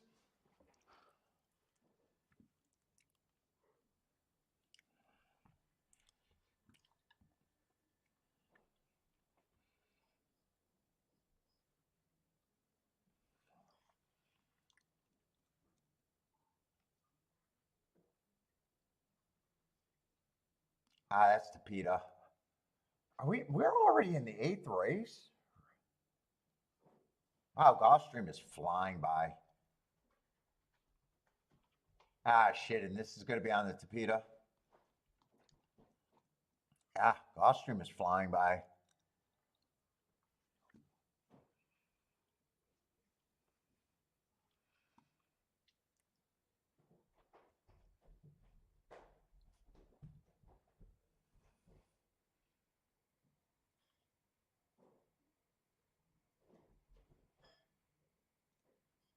Let's see, just a win bet there.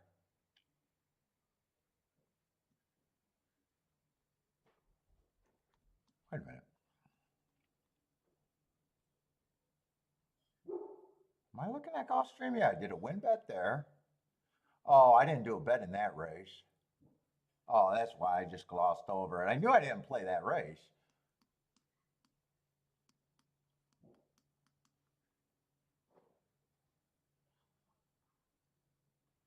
That was a race I wish I would have got to look at.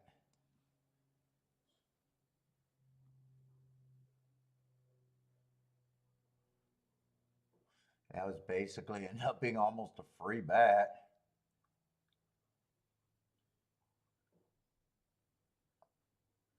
That was a race I hit. No bet. No bet. All right. So I got shut out of part of a bet. That's almost a free bet.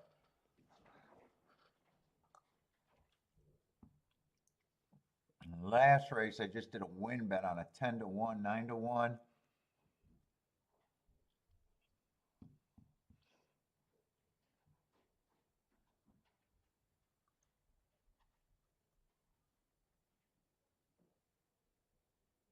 Let's see, 4 got the lead at Fairgrounds at a big number. 6 is there, 3's right behind them. The 2 favorites are right there. Anytime something's running on that rail at a big number, I want to watch.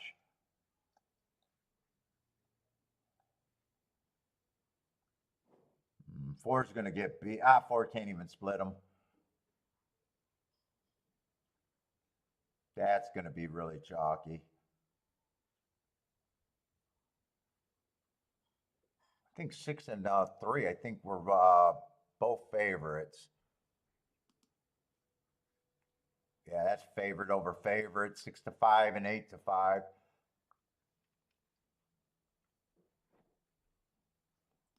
Watch Aqueduct. Give me my little cigar.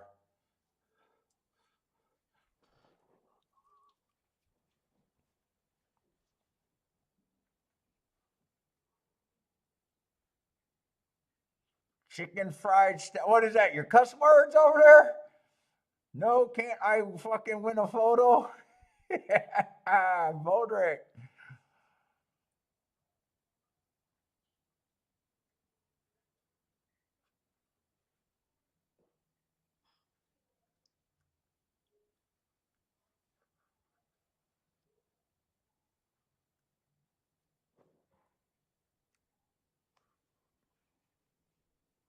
How are we doing today with views? I think someone said that we had like a decent number in here. I thought I seen 86. I'm hoping that was right.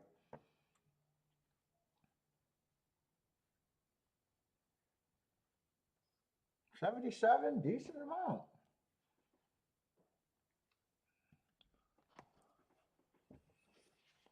Let's see, we got Aqueduct plays. Blair with the 134.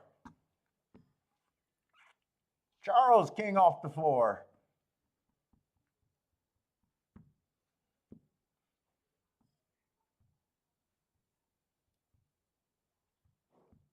Oh, even though you both got the 4, you guys don't have the same exactus.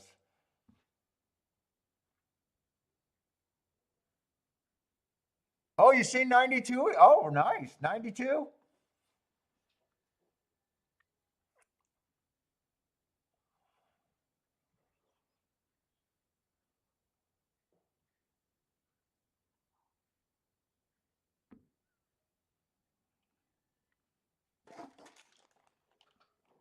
Such a long time. I wish OAKLAWN and GULFSTREAM would separate. Charles does not like the one at Aqueduct. That he can't get to. The rice burner? Someone just broke through the gate. It might have been the one. I think it is the one that just broke through the gate there. 5 stocks. What's up, man? Who else is sliding in here? K-Phil with a nice call. That was on the 1. Yeah, I did see that. Nice call, K-Phil. I think a few other people had that. K-Phil is booming with the Saffy juice.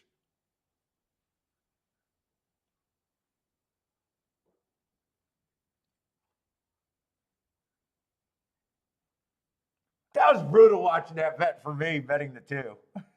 That was brutal.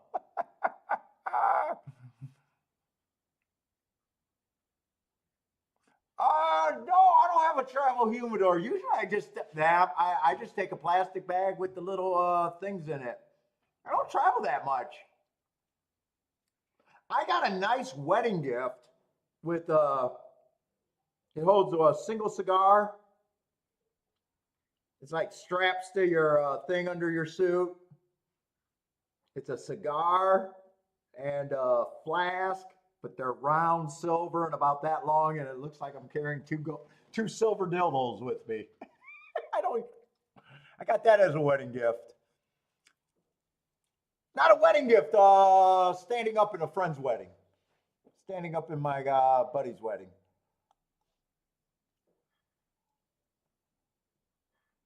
I don't dress up enough to use it.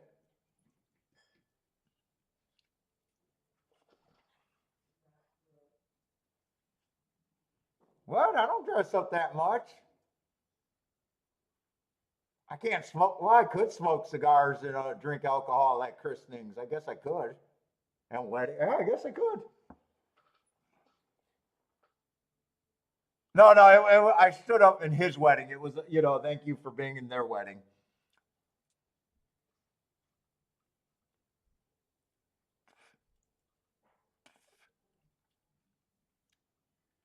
Okay, Phil, that's one of your angle. Bet Safi's at a 5-1 plus.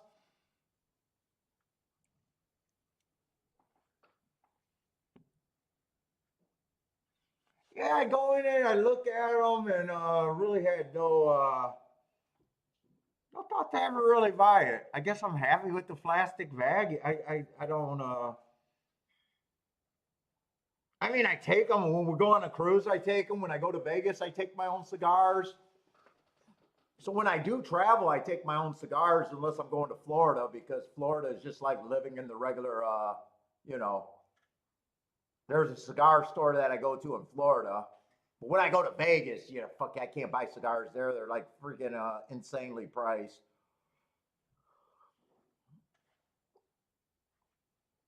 The last time I went to Dominican, I thought, oh, that's where I buy my cigars from. I'm just going to go to the Dominican cigar factory and probably get great deals. No. They seen the gringo come in and raise the prices. Actually, it was uncomfortable. They gave me the hardest sell ever. Nothing was said, but it felt like they gave you one of those free taxis at a cigar place. And I was like, dude, these are not deals. How can I buy the exact same cigar for cheaper in America than I can where you guys are buying them with no middleman? And I said that to the guy or the gal. Me and Kiki are like, I'm not paying for that shit. But they did a hard sell. And then I was like, fuck it. I got no other option, so I had to buy a few. But ever since then, every time we go to resorts, I take my own shit.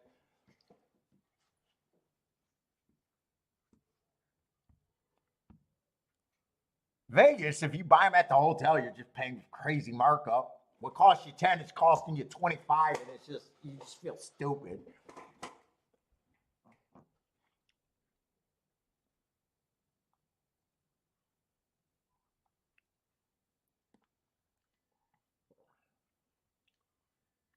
Let's see, they're taking all day to get this aqueduct race down the road.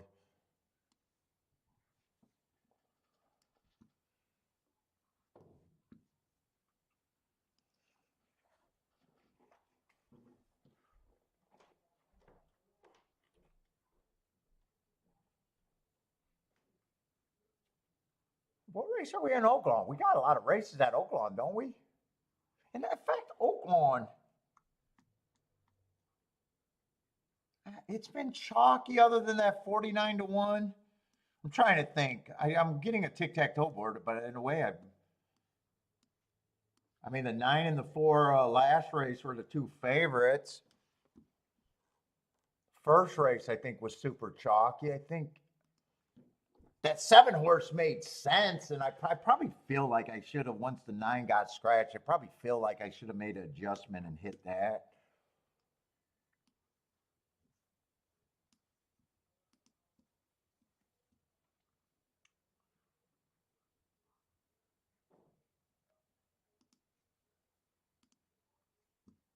Just see. I don't think I think that the track is playing any certain way. Let's see. The one is even money favorite, stalking. 4 horse went wire to wire in a weak field at 29-1. That was the best race at. Oh no, the 7 horse was a decent price. That's right. There was 2 races that were decent results. 7 horse stalked on the outside at a nice price too.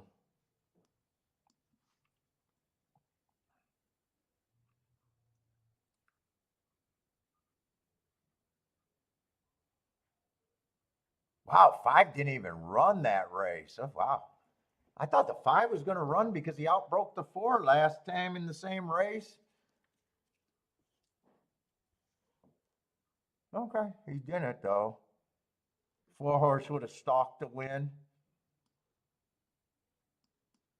as a second or almost co-favorite. There was 10 cents difference between them two.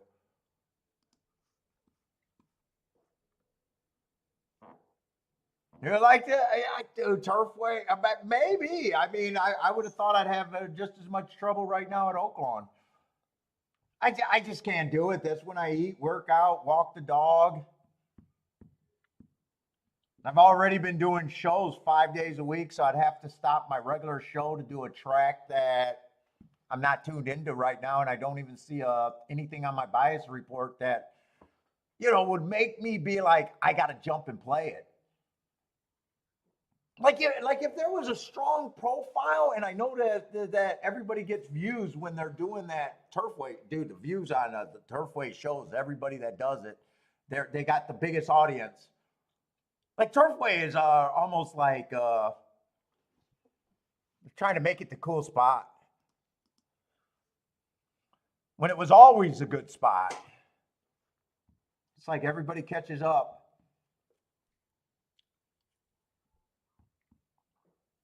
I'm not against it. I was actually hoping that they ran that one weekend day every race like they did at our Saturdays or Sundays. I think they were running in the afternoons, but they stopped that this year. Or maybe they stopped it last year. I knew they did it a couple years ago. They'd run the 2 night days, and then the Saturday, I think, was afternoon.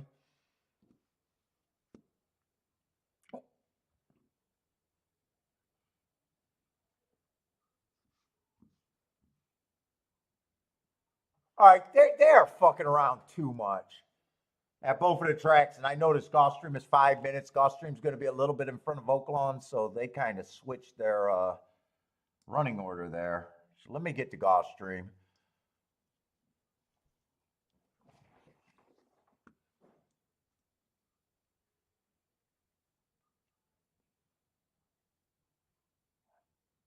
And Charles says he's banging his head against the wall. And I don't even know where I'd be there right now.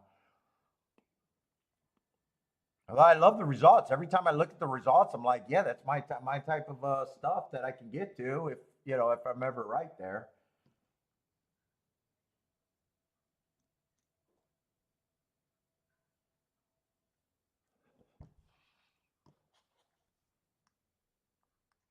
Had a great history there, but that bias is no longer there. So I'd be worried about wrecking my own mental reputation at that track. It's been so good for so long.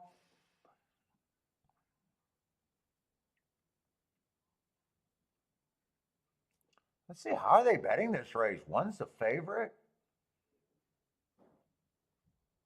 I'm not crazy about that last race. Although that would have been the slowest pace of the day. He's slow, average, slow, and only 1 length behind. So that tells me that was the slowest pace of the day. I wouldn't be shocked if a lot of these horses are out of that January 14th race. I can already see the 1 and the 2 are out of it. And if that's the slowest pace of the day, that means 2 was probably at even a bigger disadvantage than the 1 horse. Although he fell apart farther.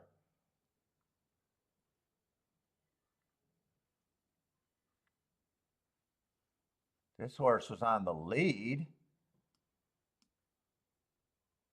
on the slowest pace of the day and gave it up. That doesn't sound promising. Although he's a nice price. I hate eliminating horses off of something like that at a nice price, but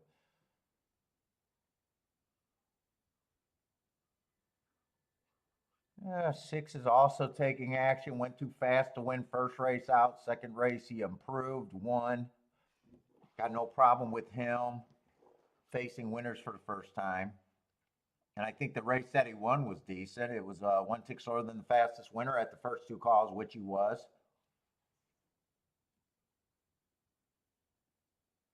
But he's not exciting me. He's not exciting me at 5-2.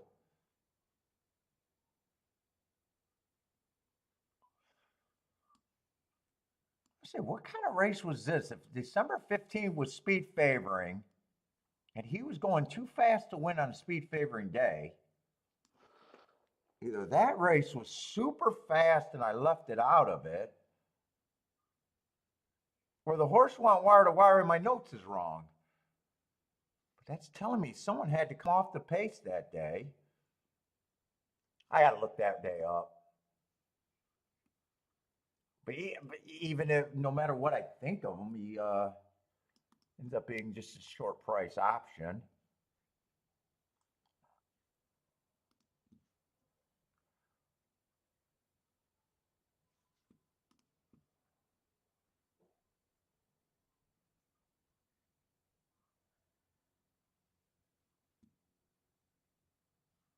Got it right where my screen is 12:15, right?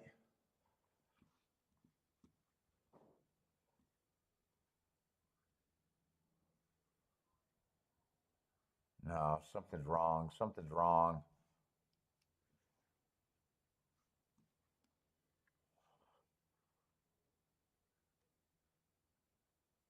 It was definitely a speed favoring day.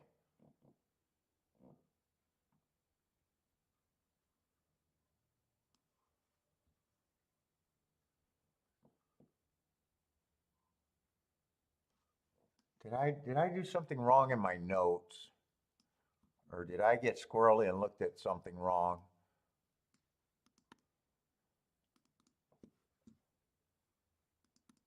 I gotta fix this.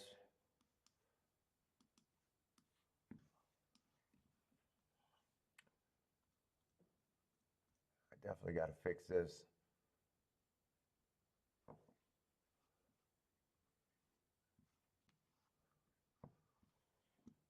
Twenty-two. 22 is right. 44 is right. So my notes aren't wrong. So that means I bet I looked at the dirt races. Yep, I looked at the dirt races.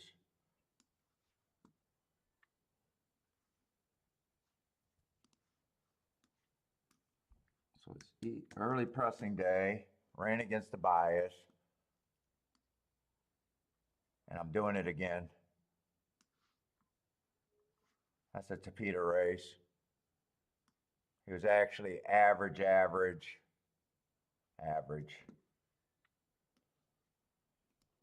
But no, this is still speed. What's going on? Why? So he still ran against the bias. It's just he still gets the heart.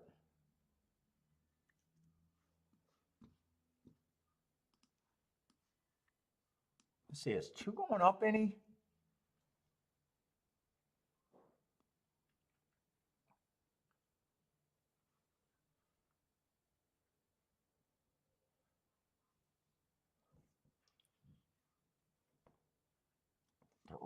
Three should not be that price. Holy cow.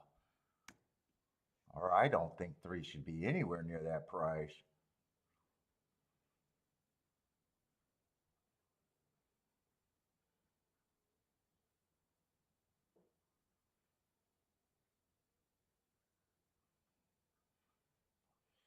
Two would be the only horse, and I'm probably reaching. Two would be the only horse that I reason that I didn't turn this off already.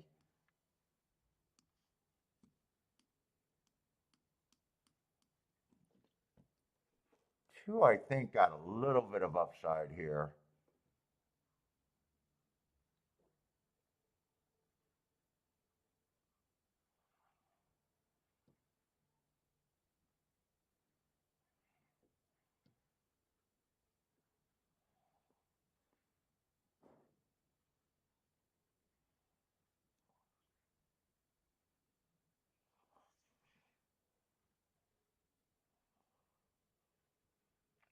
Two, I'm a little interested in here.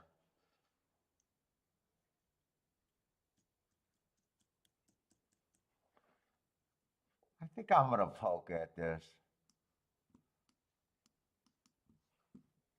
I'll do the win ticket first.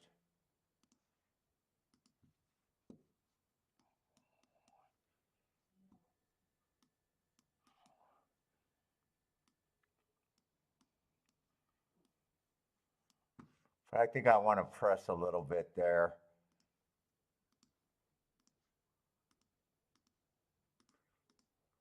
One, four, five, and six, but I want to press that four more. Two with the four.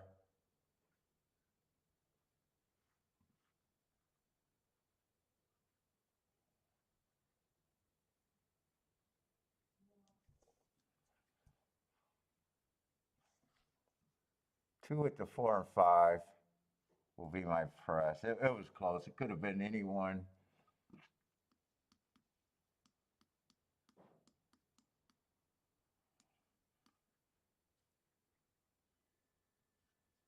Maybe I should have thought. Maybe I should have thought doing something with the four also, but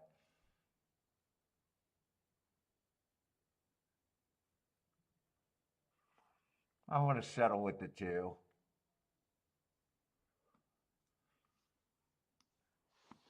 Let's see. I got to get right to fucking OAKLAWN. This is just a pain.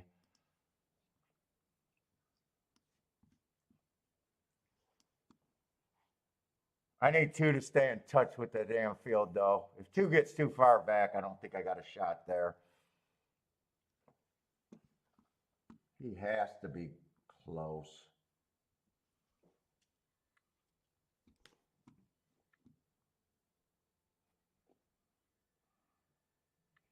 Three's a favorite off a year. Big class drop, but has not ran since last February.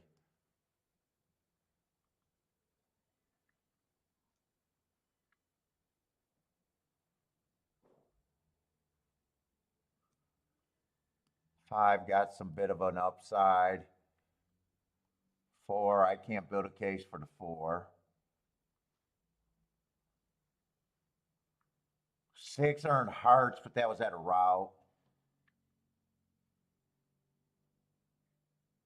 Seven, maybe, man, seven's maybe at a nice price.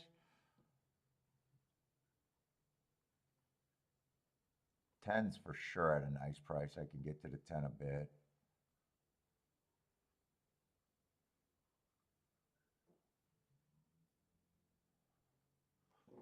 12's just shipping in.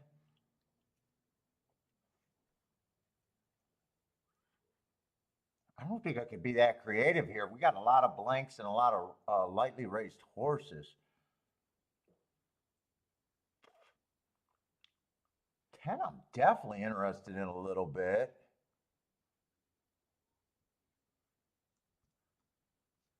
This might actually be something here. Let's see.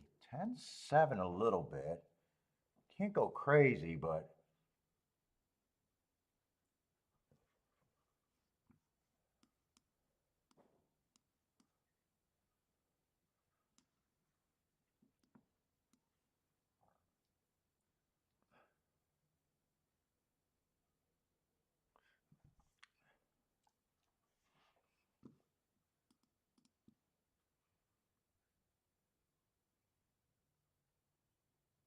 154. I seen the break and I knew two wasn't that close.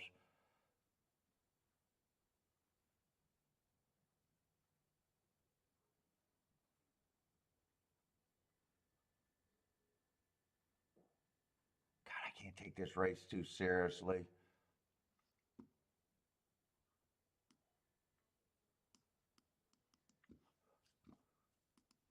Ten and the 7, I want a bit of a win ticket. Come on.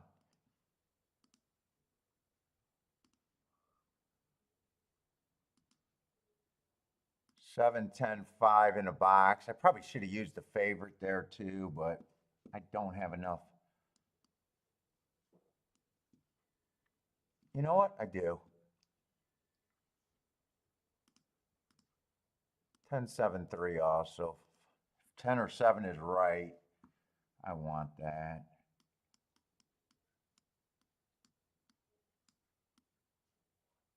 It's not the 4, it's the 5 horse. I wrote the wrong number.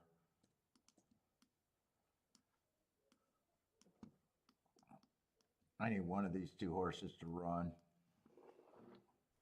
Other than that, it's probably going to be a first-time starter or the 1 improving or the 3 just being much the best.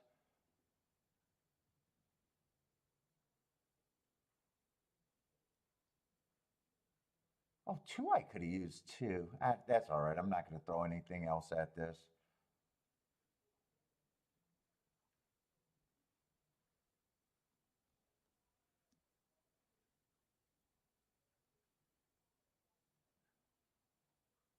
Different day, same bad rail. I think they're both a reach, but this is a weak field.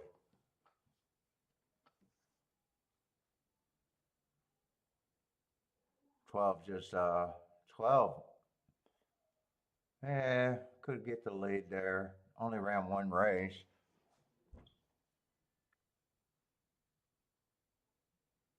Oh, 6 is running. Yeah, I don't think I got a shot with the 7. I got to root for this 10, and 10's hustling to stay in 5th.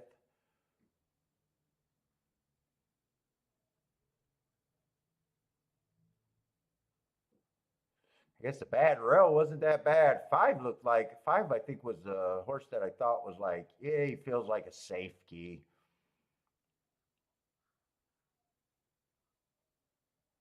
10's trying to get out. Does he have horse or not? Nah, he doesn't have horse.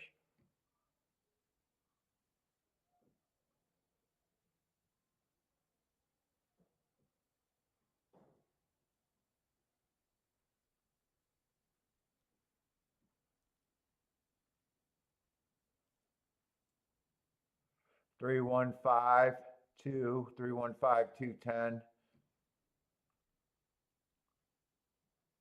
7 didn't run a lick.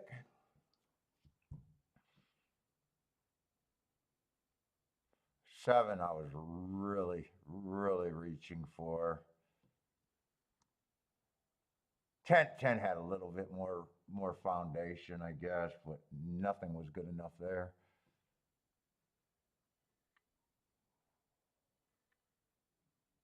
Everyone came a little bit off the pace.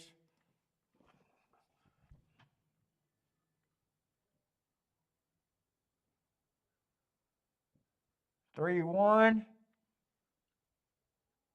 3, 1, 5, 2 that came. 3, 1, 5, 2.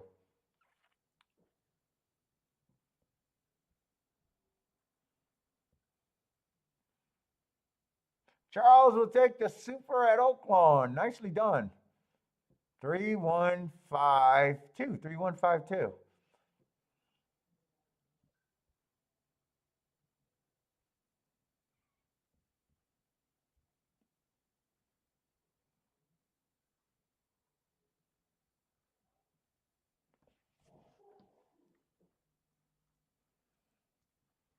All right.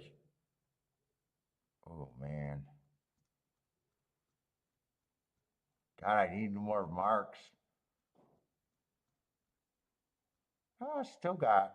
Where am I? Oh, I handicapped the whole card. I don't know if I'll be on the whole. Oh, I handicapped everything.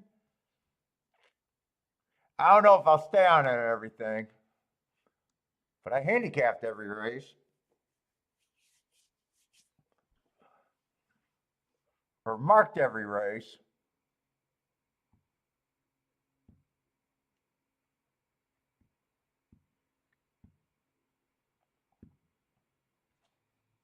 Yeah, 1 could improve there, 12 could improve there. I don't really have a problem with that result. That's probably a loose call, though. I thought 5 was like the safe key, 3 was like the favorite that's been off a year that could win, but I would need something giant to run with them.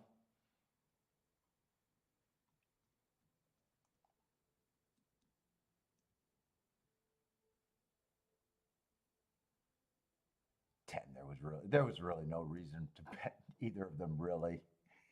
I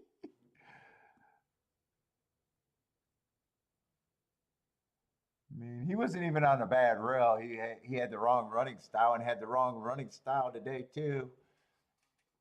I normally don't bet that horse.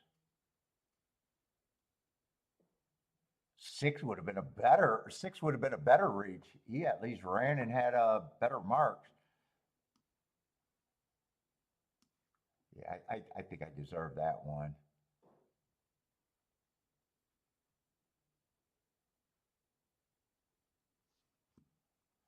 I deserve that one.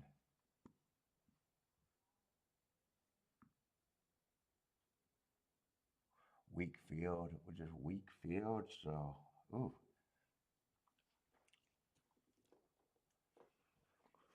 Bug boy on the 3.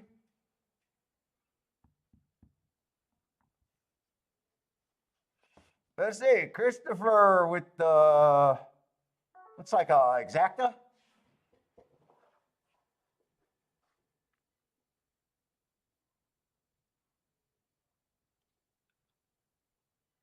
Got a lot of races left at OAKLAWN if I stick around. One last race at GULFSTREAM though. I really thought the 2 had a little bit of upside. What tipped me was he had no upside within that race. But I was like, he ran with the 1, and I think he ran with another horse. I didn't think there was that much difference, and then I seen that he stumbled at the start.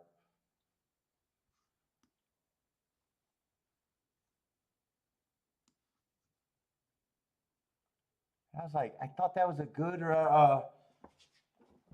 You know what? That stumbled at the start made me do that bet. I actually want to watch that replay now. I want to see how bad if that was a stumble.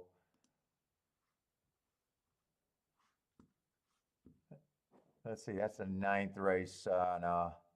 No, that's the 8th race. Wait a minute. Is there 2 races left at GULFSTREAM or 1? No, there's 1 race left.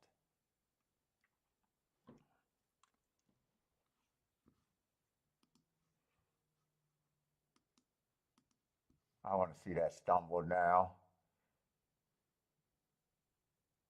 Let's see. He would have been in the 1 hole. All right, let's see. Let's see if I would have had time, if I would have seen that and looked it up. Oh, it's mucky as hell out there. That's a nasty day in Florida right there on that replay. Oh, shit. Did he stump? Yeah, if I would have watched that replay, I would have, no, I would have put that bet in. Look at this. Look at this. He's the 1 horse.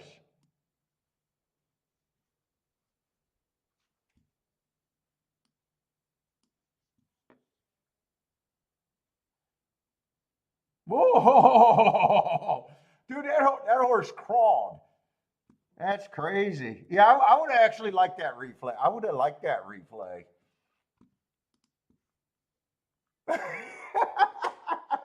And that is what made me say, yeah, I'm going to go with the bet. Other than that, I was like 90% sitting out. So if I would even, I would have still played that bet. I would have just been wrong. I would have liked. I would have felt better with that replay. I would have been like, ooh, because I thought he was chasing a slow pace. They're at the same point at the second call. And he crawled out the gate. Okay, I don't think that was. I don't think that I get crazy reaches. Like the reach at OAKLAWN was crazier than that one. I think.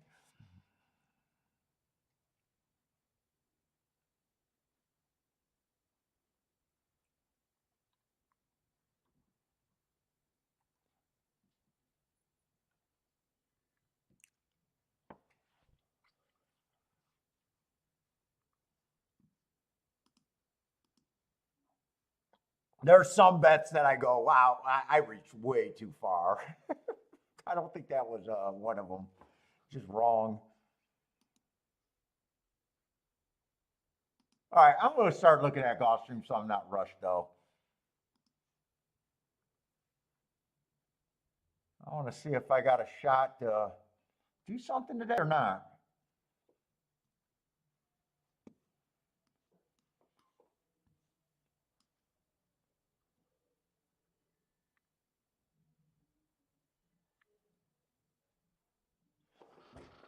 In fact,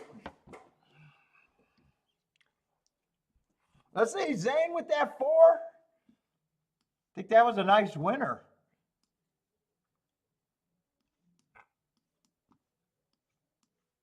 Was that the 4 at Fairgrounds, Zane? I think he paid like 19 to 1. I glanced at that.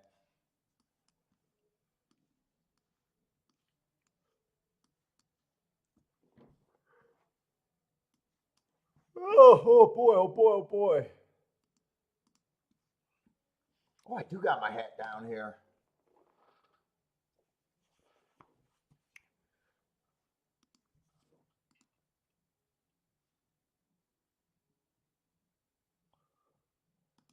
I want to do a tic-tac-toe board over there. A lot of it was not races were on top of each other and the early races weren't playable. That's the race where I hit the crappy ticket at. So far I haven't hit anything at OAKLAWN. But I'm definitely down for today.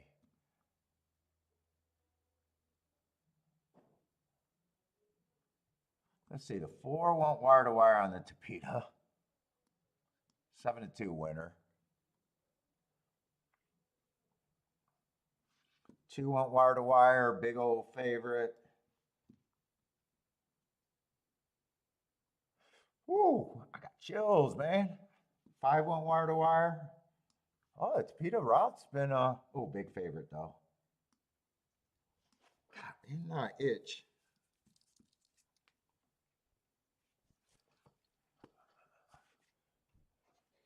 Better check that hat for lice. Oh, wow. I did not realize that speed was that good on the Tapeta today. I know some people said it too. Although that's 5-2 winner.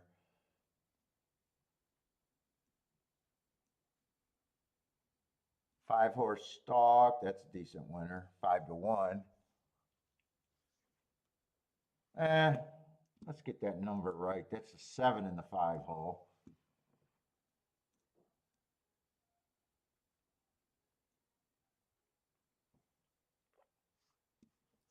Five stalked. Oh, everything's been on the Tapeta so far today. That was the big winner, the big price. Let's see. 1 was another big price. What did he do? 1 went wire to wire. 1 went wire to wire. That was a nice price. Double digits. This was a nice price. Double digits. That was 5-1. I don't have to circle him.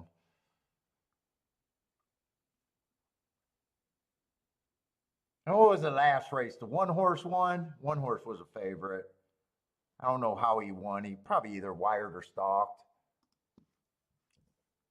I think he probably had to stalk because I think the 4 got the lead.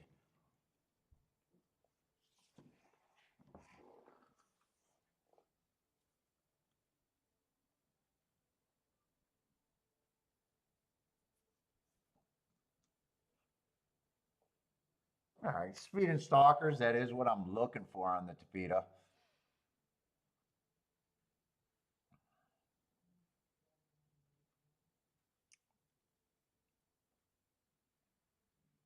And oh man, 1 doesn't look guys, I got a whole bunch of nice finishes, but man, I don't have many marks. Kentucky Downs, I got him average, 1 tick slower than the fastest winner average. Don't have a real problem with that race. Been hitting the board. The horse is in form. What is it? $60,000 claimer, so he fits in class. Does a fairly good job getting in position, but a really good job of of losing. He does a really good job by losing closely.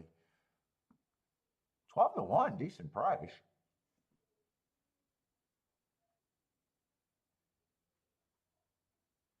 $60,000.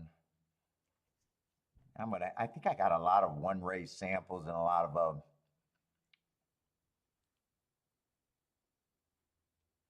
yeah, 5. I'm not sure one way or no, or 2. I'm not sure one way or another what I think of him. Feels like a little off the pace. Might end up being a closer here.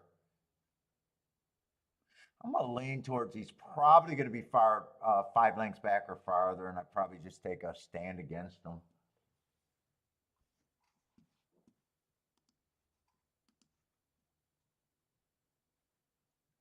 What was that, the 2? I'm probably just gonna have him set where he's not impossible to be a winner, but right now he's an underlay.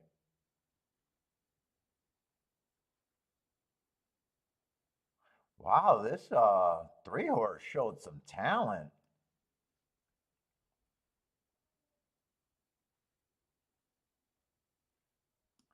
Dude, this horse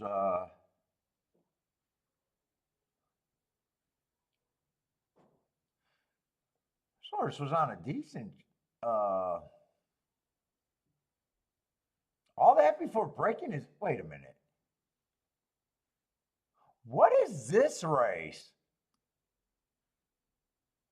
That's not a maiden race. What the hell is that race? This horse has 4 wins. That's what that I caught that and I'm like, is this a maiden race? You know, I think that's a Maryland. Let's see, that's at Pimlico. I bet that's something like a Maryland thing, and it's just abbreviation. That's not a maiden race. I got to see what that is, but I'm pretty sure I just figured it out.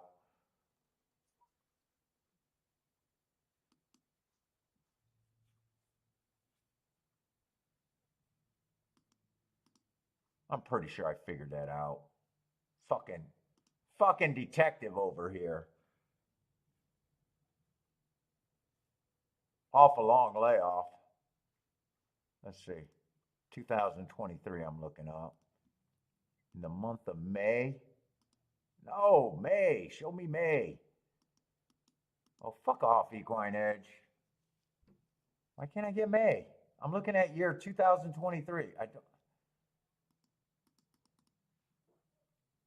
These are historic charts. You're not, something's wrong with their website. They're only giving me 2 prompts. All right, fuck off.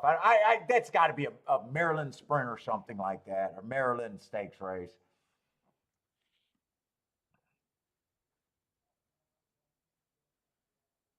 Let's see if I think the 2-horse. I was hard on the 2 because the 2 doesn't get in position. I got to be consistent and be even harder on the 4. He's even going to be farther back.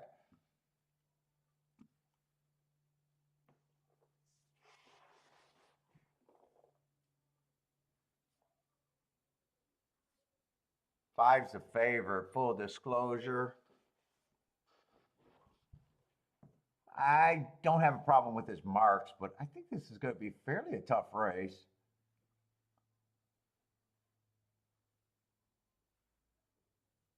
Yeah, that's what I thought it was, a Maryland Sprint Stakes or something. I think I ran into that before and did the same rabbit hole. I got a little problem with a lot of these one race samples though. Let's see, 7, I don't like Route to Sprint. I don't even know if I want to play this race.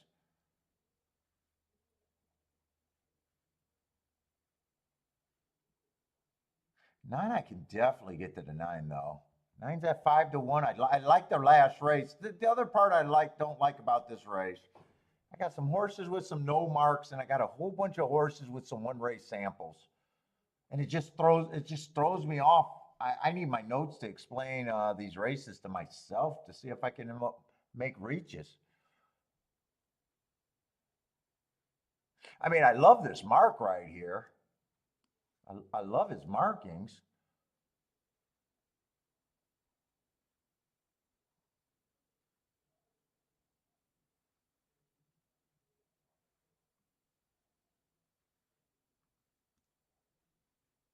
But part of knowing where I'm at in a bet, I got to kind of know what the competition is.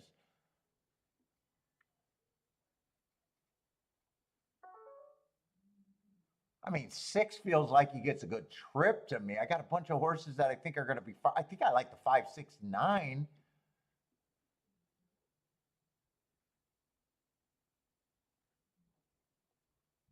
I think I like the 5, 6, 9.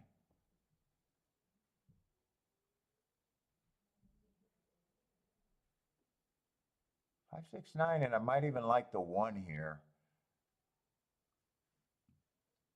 I'd have to forgive these 2 races though, where he got beat by some of the horses in this field.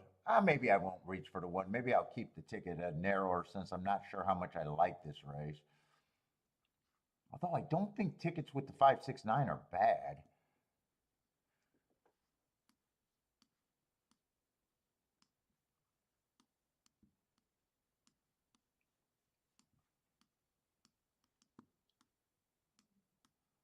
I might even play it like that for the press.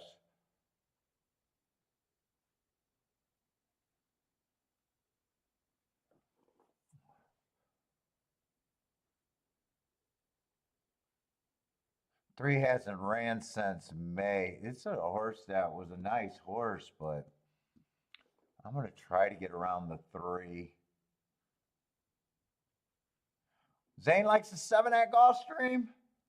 Who is a 7? 7, I just don't like route to sprint. I like his marks, but I don't like route to sprint. Nice price on him.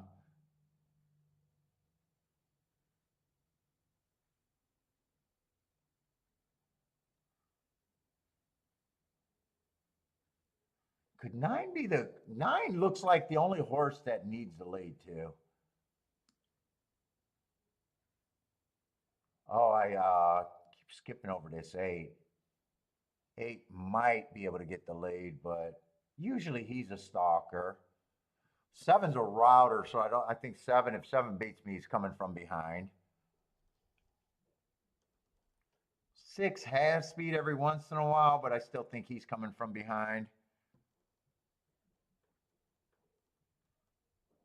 5's hit or miss on the front end. 4 I don't think has speed.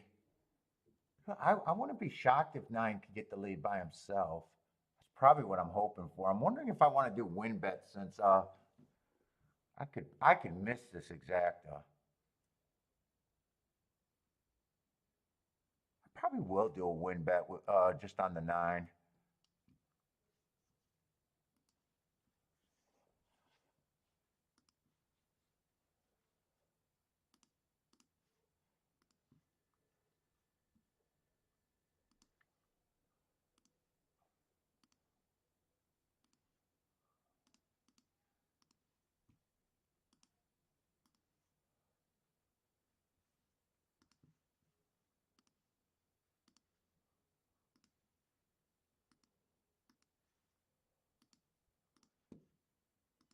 If I'm right about everything here,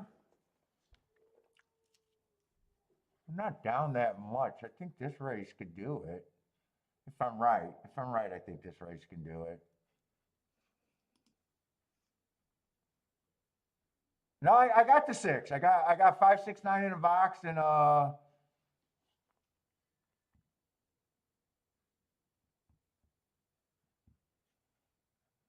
you're telling everybody to add a horse. Let's see. K Phil saying add the 3, Lloyd. Paul adds the 6. Mike adds the 2.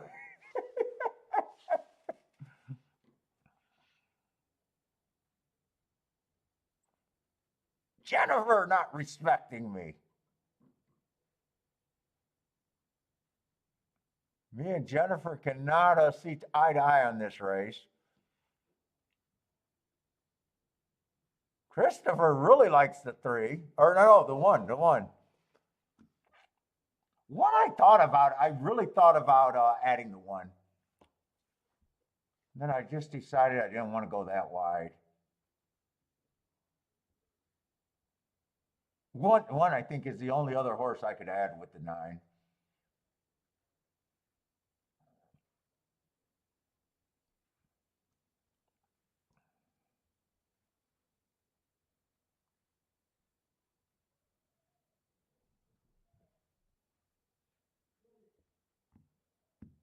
Oh, and yes, I'm free. Now that I know this horse, I even know who he is. I don't think he ran that good last race, honestly. Although he was going too fast to win, according to my notes. I think I played against him that day because he was a big favorite, and I think I had a decent score there. And I was on the fence. I was on the fence about, I knew he should be the chalk. I think that's what's the scenario. I knew he should be the chalk, and he almost kept me out of the race.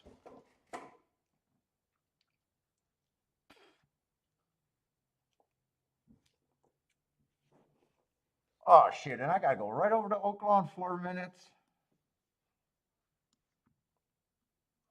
Blair likes the 9. I'm riding with you, Blair.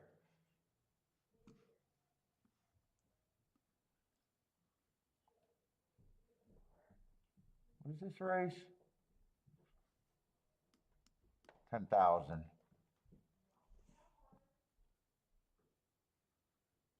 Man, these race Remington Park horses, I just don't know what they are as the 1 and the 2. I don't even know if there could be scratches here. I don't even know.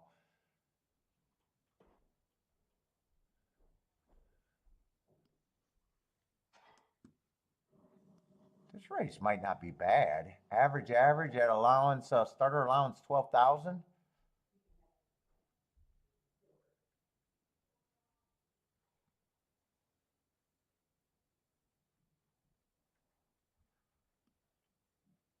This probably is the favorite right here. 7 probably is the favorite. I probably do agree with that.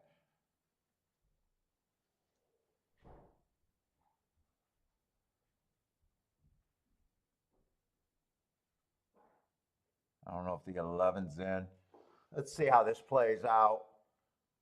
I want the 9 to get the lead. I want the 9 to go wire to wire. All right, he is getting the lead.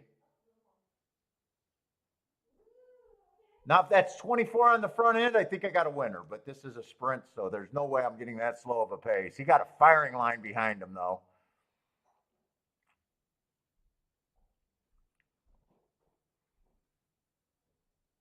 Oh, I never checked this 9.5 exacta, by the way.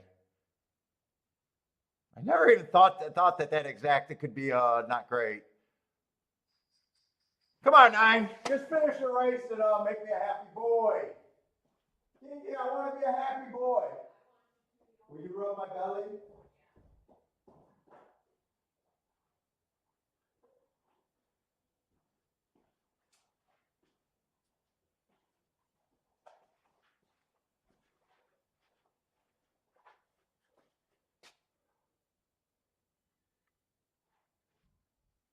I think I'm going to get the win ticket, and I think I probably get the exacta with the 5, don't I?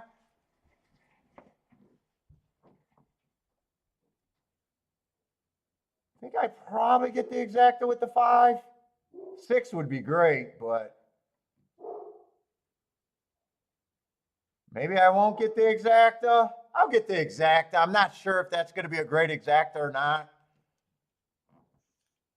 All right, 9 always was the horse for me. I probably could have pressed that a little bit better than that. You could always press something that you hit. You can always press something that you hit. I'll ask Chat GPT if I could have pressed that better. I probably would have if I realized that. I never questioned that exacta. I don't know. 5 was 5 to 2. I don't know why I never questioned that exacta might not be good.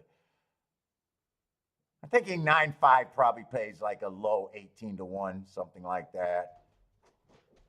19 to 1? All right, it's not as bad as I thought. I thought maybe it could have even been like 16 or 17 to 1. And 1 I said was the only other horse I could have played there if I reached out one more that got 3rd. All right.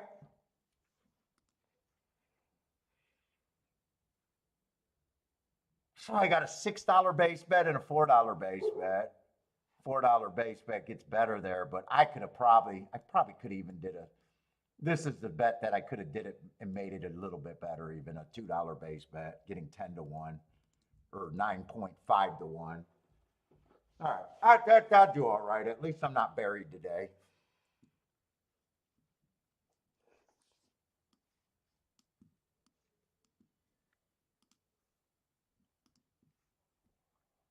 Not the biggest hits at Gulfstream today. Oh, win ticket's nice. Win ticket's okay.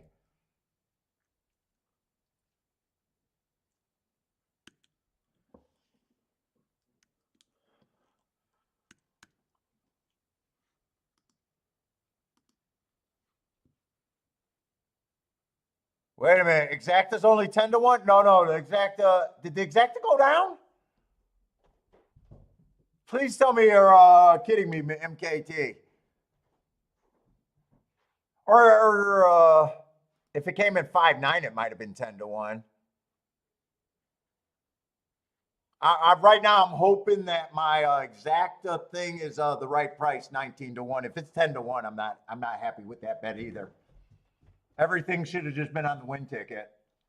And 5 should have been dropped, and it should have been 9-6 or even 9-1. I'm hoping it's not $10. Are you fucking with me? I hope you're fucking with me. I hope you're fucking with me. 19 to 1, I'd be happy here. Okay. You're fucking with me? MKT, I don't want to have 2 winning Exactas that I got to kind of apologize for. This Exacta box is not great. It's a little bit better here. Not great, but better. Obviously, I play this one for more because of less combinations. I don't know why I didn't check the 5995, honestly. I don't know why I didn't.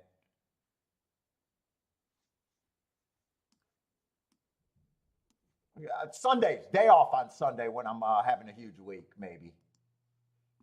It's a day off.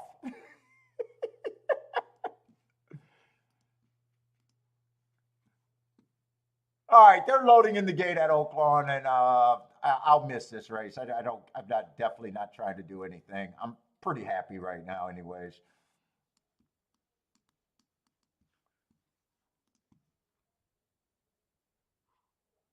Let's see. Zane, get that daily double. Over there at Fairgrounds. Or no, Golden Gates. Golden Gates and Fairgrounds.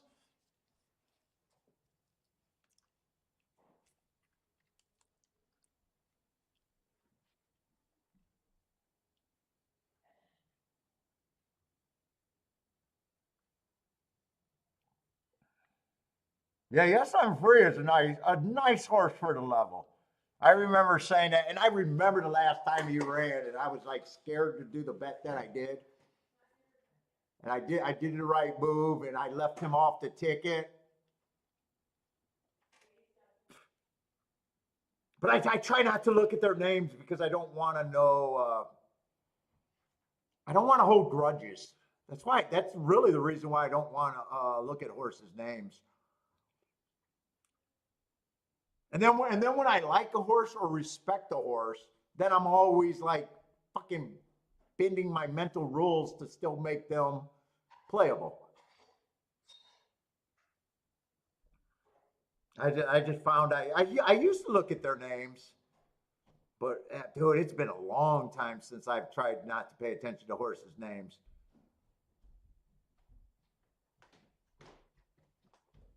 Let's see. 4 looks like you got a good shot to go wire to wire at OAKLAWN. OAKLAWN hasn't been crazy prices today.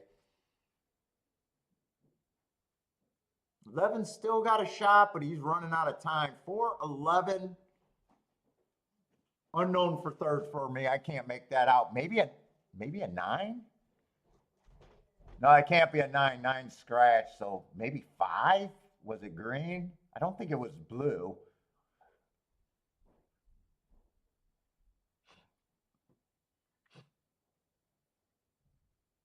Could even be the 2. 4-11. Charles with the boom. Yeah, we got to liven up. We got to liven up the chat room too.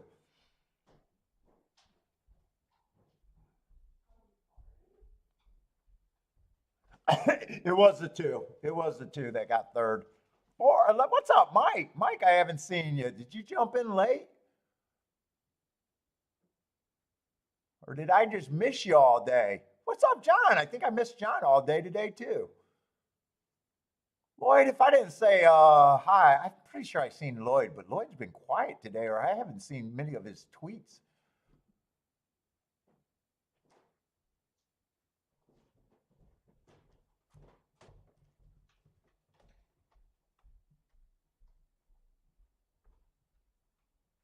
I don't think I missed anyone else. That's going to be a real nice try, Charles. Nice hit.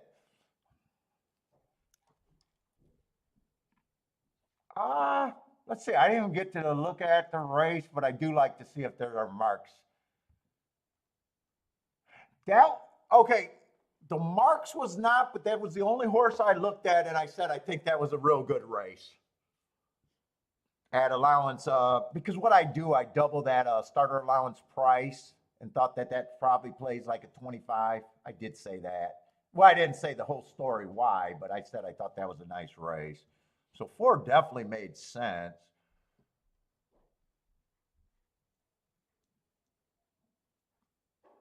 When did I look at that? Because I don't I know I looked at that. I know I underlined it. Was it, did I look at OAKLAWN first and then GULFSTREAM and spend all the time at GULFSTREAM? Because it didn't feel like, or maybe I put the bet in at GULFSTREAM, tried to concentrate, and then watched the 9 and just knew that I was going to be a scatterbrain. I don't know. 12 had good marks, but he would have had to improve a lot.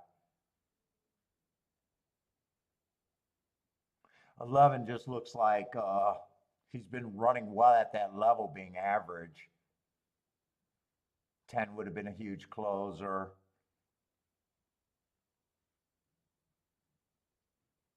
I'm going to say 9 might have been interesting, but I think I just said the 9 was scratched. Let's see, I'll probably stay on at least 5 o'clock till the 5 o'clock, and then I'll play it by ear. I'll see if Kiki's huffing and puffing, and I'll see just where I'm at. I know I got a lot of races marked, so I could keep going, but I get worn out on Sundays too. I guess if I'm having a good time and Kiki doesn't if Kiki doesn't want to play. Jimmy, what's up, Jimmy? Oh, thank you, thank you. Well, glad you weren't here on the other ones. I haven't been that great today.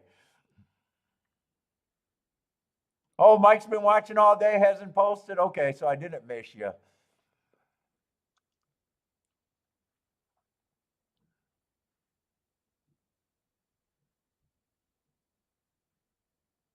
Oh, JW thought that 9 was a big overlay at GULFSTREAM too. So JW probably made a nice hit there, hopefully. Let's see. Yeah, Charles, nice try. 131.50 cents.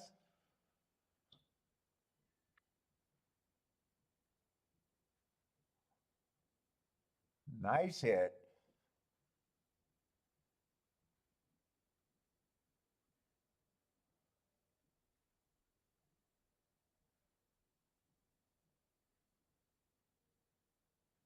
And GULFSTREAM, I really would have liked to get a shot at that race where the 25 to 1. I think it made enough sense to possibly I could have hit it, but you know, not really sure one way or another, but I think it could have happened. It's been, you having a nice day? Nice, JW. Let's see, Charles, 260 to 1, 10 times. Nice. Oh, save the day. Save the day. Is that 10 times dollar to 1 or 10 times the 50 to 1? Either way, congratulations. It sounds like that could be a Rolex right there. But if that saved the day, you got stuff to make up.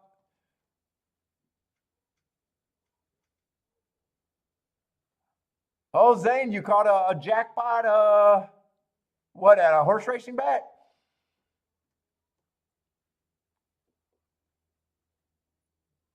What's up, Zane? You're pretty new watching the show, right? I think I've only noticed you maybe a week or so, maybe not even quite that long.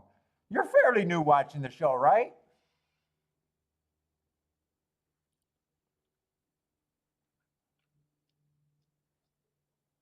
Thank you for checking me out. All the new people, and always all the old people. Thank you for your continued support watching the channel. I probably don't say I appreciate it enough.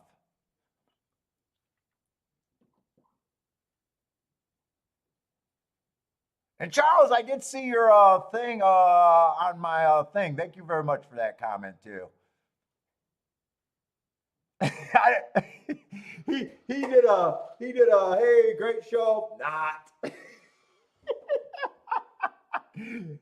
That's what it looked like. He said if you're not subscribed to the Shake Up, you're missing a good show or something like that. And then he realized that he didn't say not. But it looked like he did a backhanded take it away. Oh, really? You've been reposting. Thank you. You know what? I thought I was gonna know. We've always been dude. I'm getting new traffic at the same rate. My shows, it's hard to tell. Yesterday I did a better with 1,500 people, but Saturdays are more, and then a Kentucky Derby. That's not out of the question for me. My daily shows, seriously, after I changed the name, seemed to went down. That was not the reason I'm not getting views.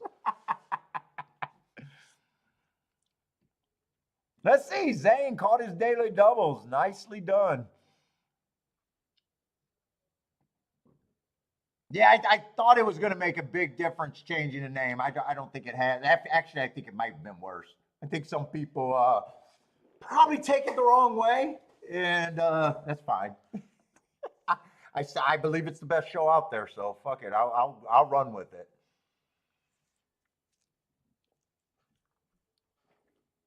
I thought it was going to show up more with horse racing. I thought it was going to make the search way better.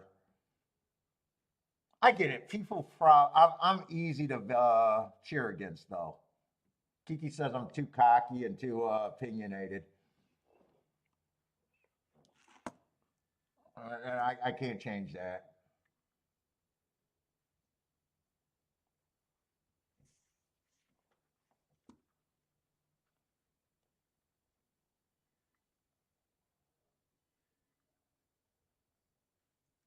Well, voter says give it time. Well, shit, I gave this show a long time. Dude, we've been doing it, what, 5 years now? We're not, if you're new, we're not new. We are not a new show, and nothing. The only thing that changed is me just doing the betting board.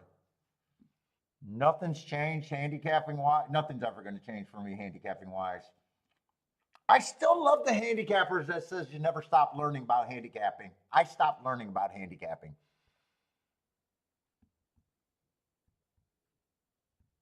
Oh, Greg, you've been around since last year. Yeah, we always get a boost during Derby time. We always get a boost during Derby time. All the channels do. And that's when Trust the Profits and Derby dudes jump on a few. I'm not even sure how much content they're putting out. They made a run. I think Trust the Profit slowed down after that dude got hired. I think he was the biggest driving force with the contents on Trust the Profit. Derby dudes, I'm not sure. I don't even check their stuff anymore.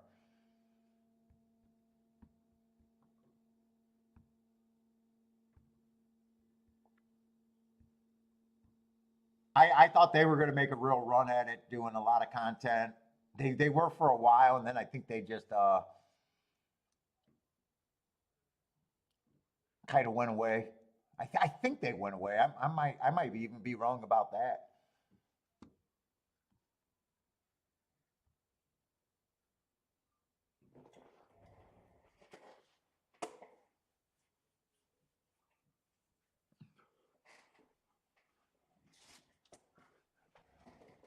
The weekend's been really good for you, Charles. Nice, and I always love to hear about that, man, because that's the focus on the show. Hopefully, people are fucking winning.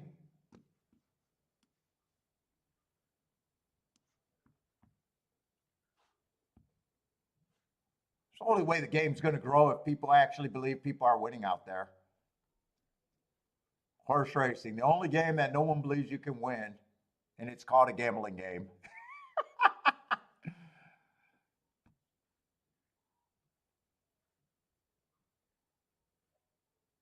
Oh, yeah, Jimmy the Bag. I was doing it before him. He started in COVID. I used to watch his show. I like Jimmy the Bag. Different show. Razor kind of took over from that. Same format, lots of guests. Although Razor, I think, been doing it all himself mostly. I don't know if he's still been having all the guests on as much.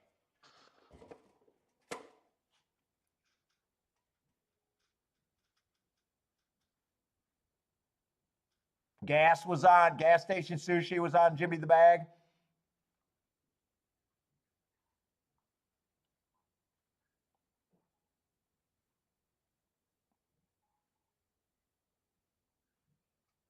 Oh, Charles was really hot yesterday. Yeah, I was not hot yesterday. I just had one good opinion, and with the theory of betting enough to get out. I did stop playing for a long time too. I stopped playing for a long time, so it wasn't getting all that bad.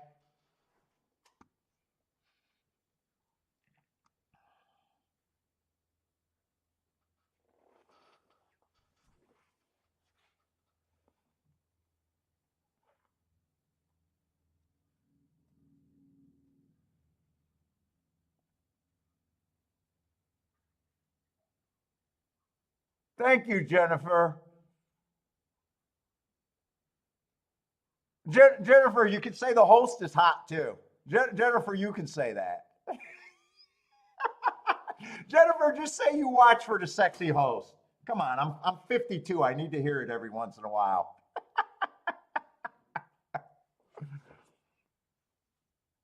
Dude, actually playing at home, once I get the form marked, really, it's actually easier for me to play with you guys, really.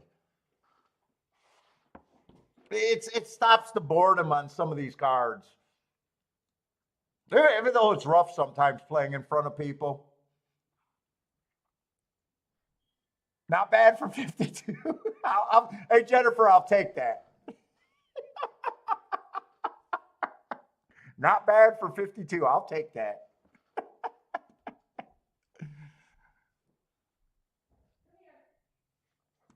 Thank you, Greg. I do love the chat room. And we got a lot of good handicappers here, too.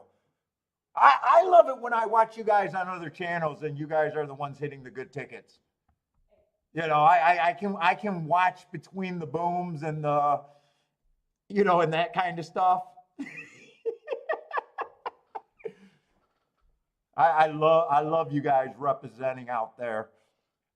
If there's a ticket on another show that matters, it's going to be, for the most part, it's a familiar name.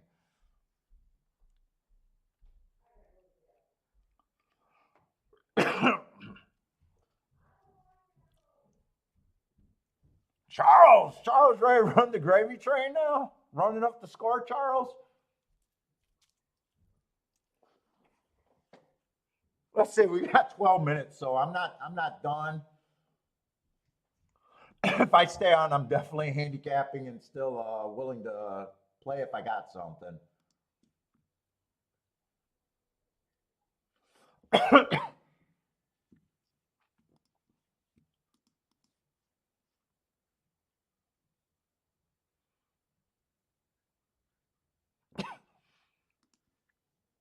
Charles with a hell yeah. Oh, you can make gold out of 1 to 2s. You must have got everything there then. Wait, buy stocks. Honest answer is taking a nap.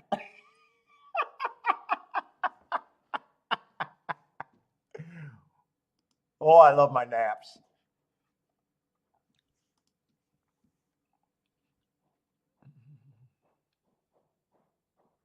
Dude, I still love it when I don't know if it was buy stocks or long shot. Louis had another show.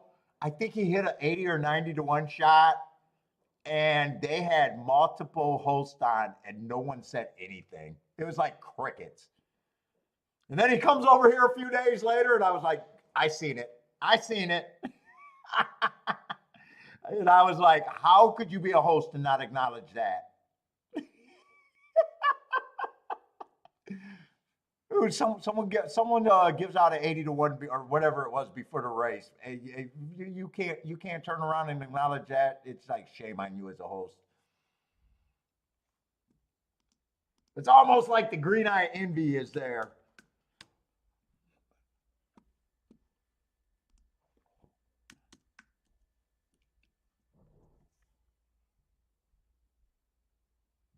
You like it? Yeah. When it gets to be too big of a panel, I like it with a single guest.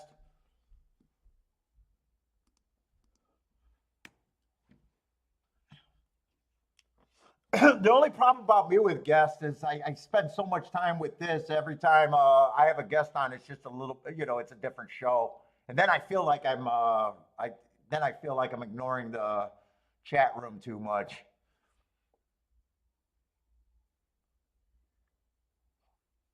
All right, but we got a couple scratches here.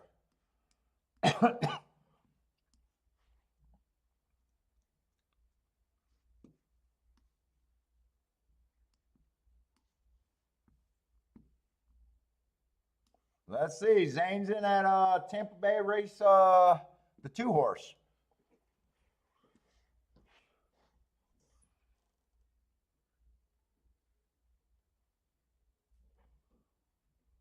Let's see. 8's going to be a favorite. What is this? 32,000. So I'd be looking at this like this is a $60,000 claimer. Unless no one is a $60,000 claimer, but I usually double these starter allowance prices.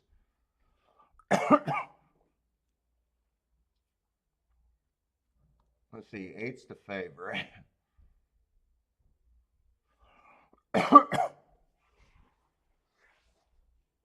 Oh, you would like it short guest? I thought about doing like some of the shows do a call up thing, but those are always questionable. My boxing one does that, but I love him. He just rips on everybody. His haters call and he just, you think I talk bad.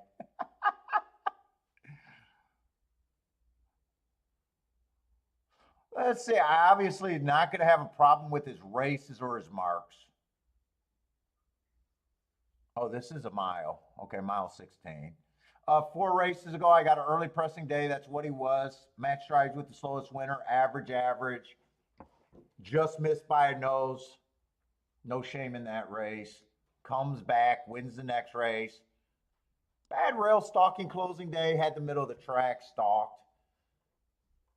Comes back, goes too fast to win. And then the hearts, he didn't produce a win next time, but he earned another heart. And I don't like speed figures, but I like, judging the hearts and seeing, oh, he did improve. And he runs the top off of those hearts. So I do always judging my marks a little bit by that, but at the same time, not liking speed figures in a way. But yeah, he's definitely still in play. Definitely don't have a problem if he wins.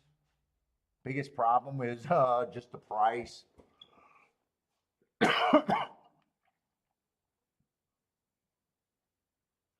Let's see. The 10 is the co-favorite. 3 races ago, I don't mind that race at all. I thought it was a bad rail day. Stalking closing day, right running style, but wrong part of the track. Still earned a heart. And he goes up to stakes race. I mean, without knowing what was in that race, I just take it that there's probably no shame in losing a stakes race. And then he comes back, match strides with the slowest winner, 1 tick slower than fastest winner, just missed there. He's still in reasonable good form and I think a threat. But those two horses to me can't be combined together.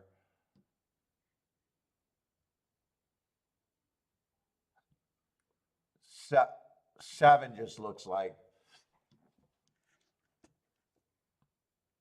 I got him on a bad rail, stalking closing day.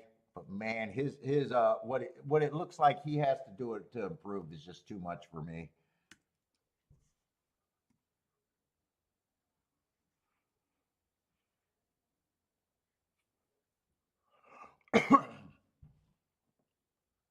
Six is interesting. I like the heart two back.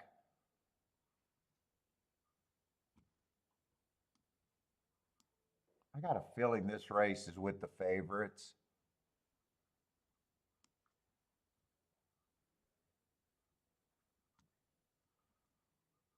No, it wasn't with the favorites. He's interesting, but I do think he's a bit of a notch. To me, he has to run his best race ever. Let's see, five looks like a freak show too. And when I say freak show, like why is he even in this race? He just screams. I don't even know how he's 20 to 1.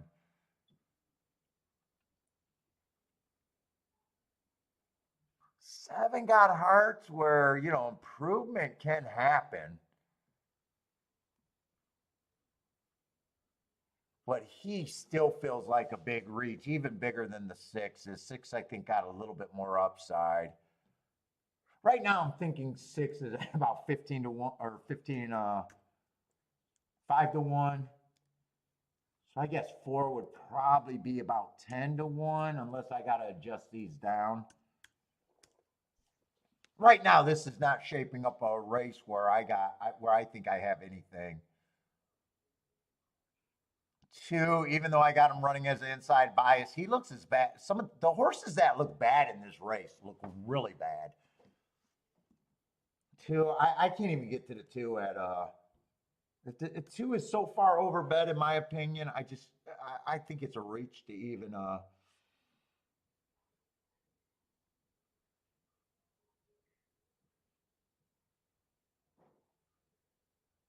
1 and 6. If someone can upset, I think it'd be between the 1 and the 6. I think everything else is crap, and I think the 2 favorites are the 2 favorites.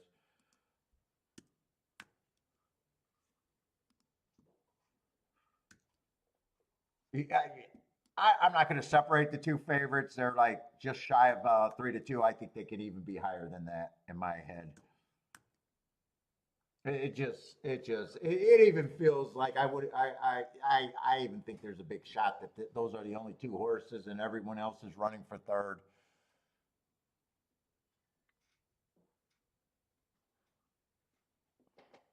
Let's see. Christopher is not agreeing.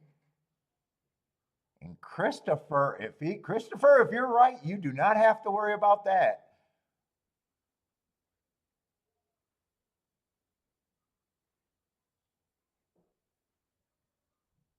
What's up, Gary? Gary, thank you very much, man. Charles.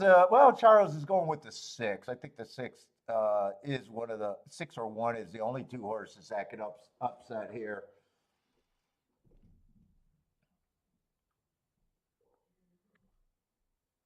If Christopher wins, I want Christopher's ticket. I can tell you that right now. His ticket is nothing but upside if he's right.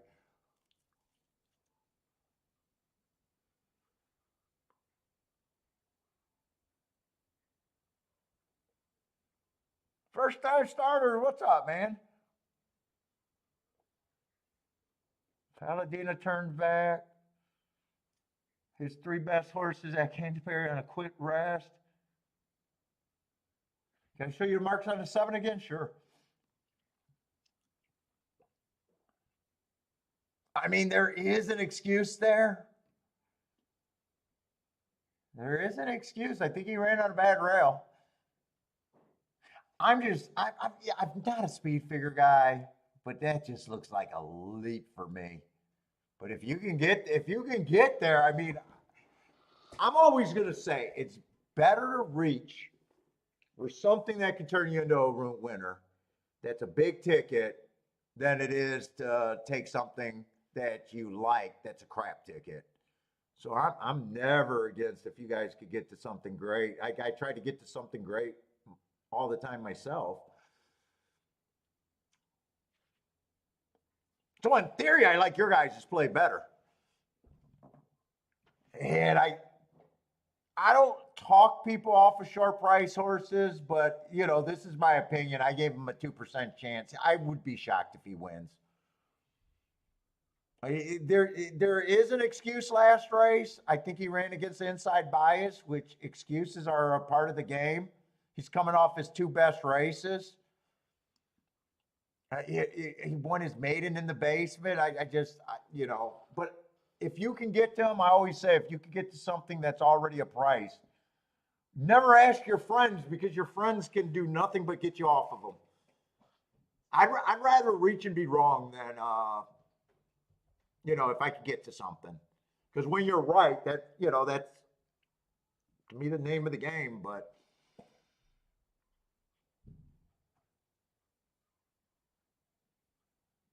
yeah, I got no play here. In fact, I can't even get past the 8 and the 10. I think this is 8, 10, 6, 1. I'd be happy to be wrong here because it's good for the better.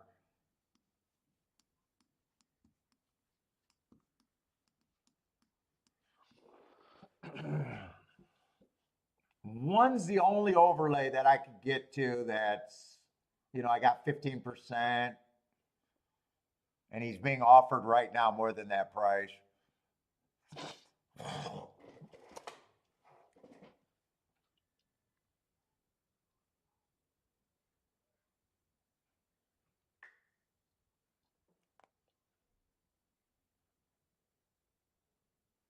And I'm not sure I see a bias. I've seen inside horses win. I think we've seen outside horses win. I think we've seen multiple running style wins today. I've just been operating like OAKLAWN is just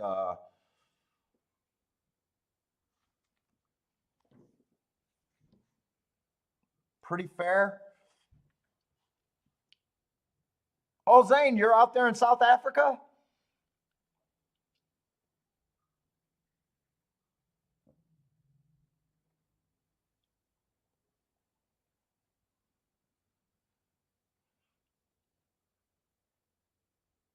Let's see. Zane likes that too. It's the 2. Nice price on them.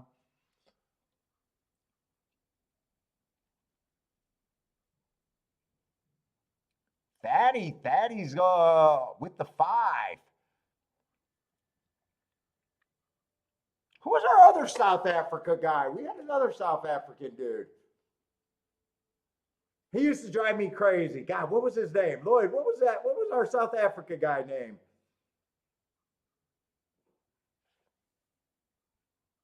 Fuck, I even remember him from old Discord days. He used to drive me crazy, but I liked him. He used to drive me crazy, but I always liked him. He didn't know that I remembered him though.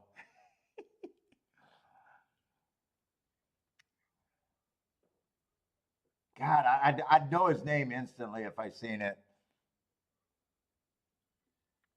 2 doesn't have the lead.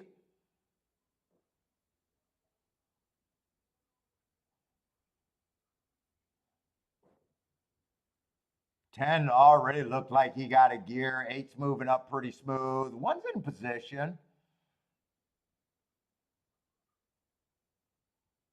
God, what was the South African dude's name? I'm drawing a blank.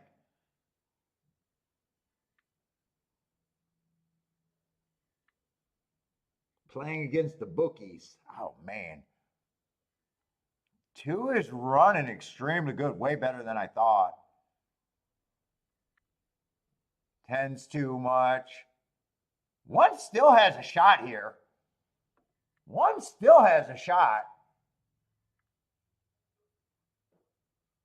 1 was the only overlay I could get to. I wasn't that big of a believer, but those the 1 and the 6 were the only 2 horses that I thought could upset that.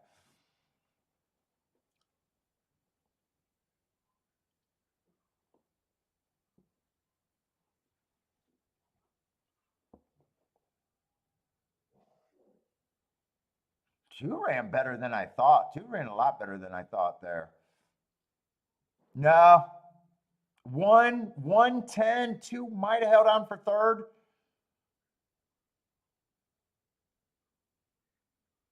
It's either 110.8 or 110.2, I think, unless someone really rallied. It looks like it's, oh, seven got a shot to get third.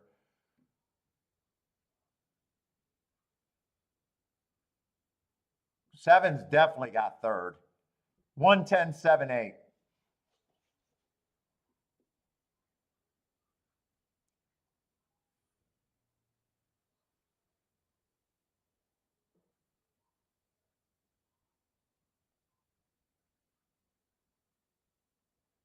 Oh, really? Dude, I always wonder what those sponsorships were worth, Pub Sports. When Pub Sports stopped the daily racing shows in August of 2020, I tried to convince them they were making a mistake. They should have doubled down on the show. How many shows were you guys doing there? The horse racing shows. Yeah, I know that's what you're talking about. How many shows were you doing for them? Were they just sponsoring one day a week?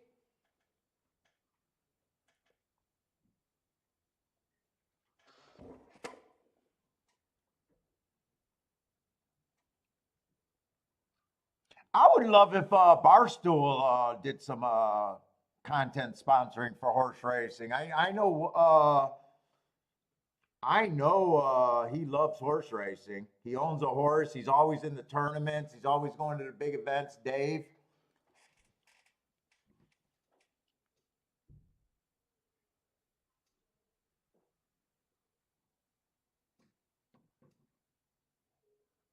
Oh, they were doing. Oh, they were really doing 6 or 7 days a week horse racing.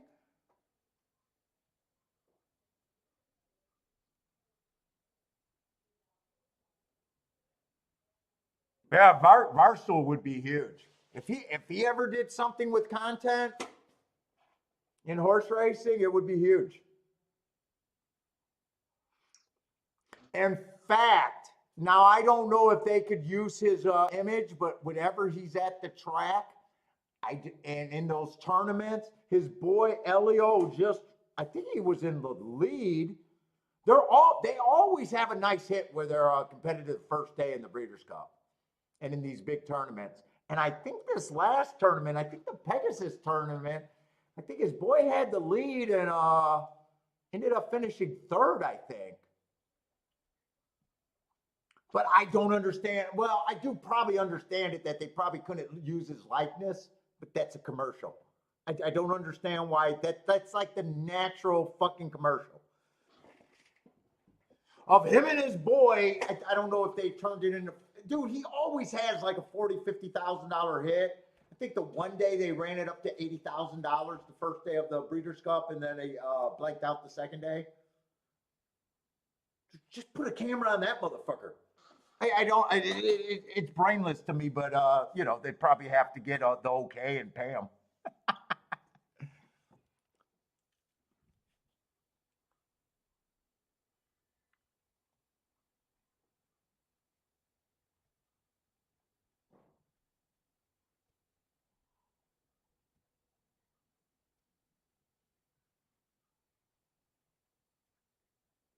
Let's say the 110 exacted did very good, 30 to 1. Obviously the winner.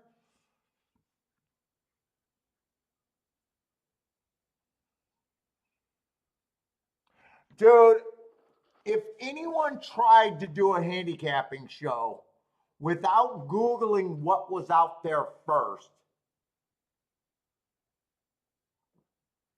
is being moronic.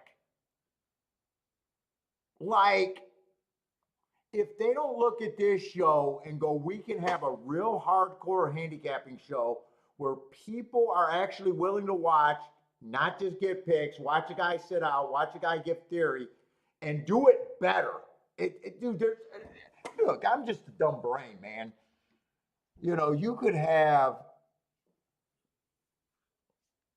you could steal from this show, not be about picks, have better personalities, more polished people, and blow this away. You would absolutely, you could actually blow this away and become really good. But if anyone did it with the same, I'm just going to show my face, and you guys got to rely on me for picks. It's just the dumbest way to do any show. I mean, think about all the other shows where they just give out picks. They're basically saying, "Tune in for me, me, me, me, me." I mean, it sounds like I'm doing that, but we are taking you from start to finish handicapping. Yeah, I got to handicap like I do. Yeah, it's my show. I got to make it about me, but it's not. It's about. It's all the little things that probably a lot of people miss about just better bet. That the theory.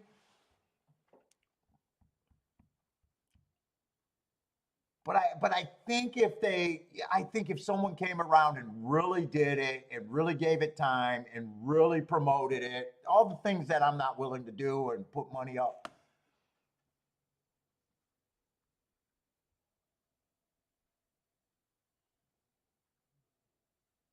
Yeah, it could be so many. Evaluate different types of horse racing, building. You could have the thing is, I don't think you can hire polished people because I think if someone is pretty good, they probably don't have the polishing. I didn't waste time going to college. I didn't have options. Kind of deal. I can't speak like anyone else because I'm a moron. But as far as handicapping, instead they want to hire people that never. How can you hire people that do a horse racing show that does not talk about math or doing a better wager? Hey, I hit this race, but it could have been better. Just saying that every once in a while.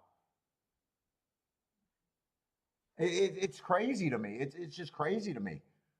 And like Gas is saying, they could, a modeling thing would be good. You could have different talent, but they gotta be talent. That's the problem. They gotta be talent. They actually gotta be talent. They actually gotta live the life. Basically, instead they hire too many people that are just faking it.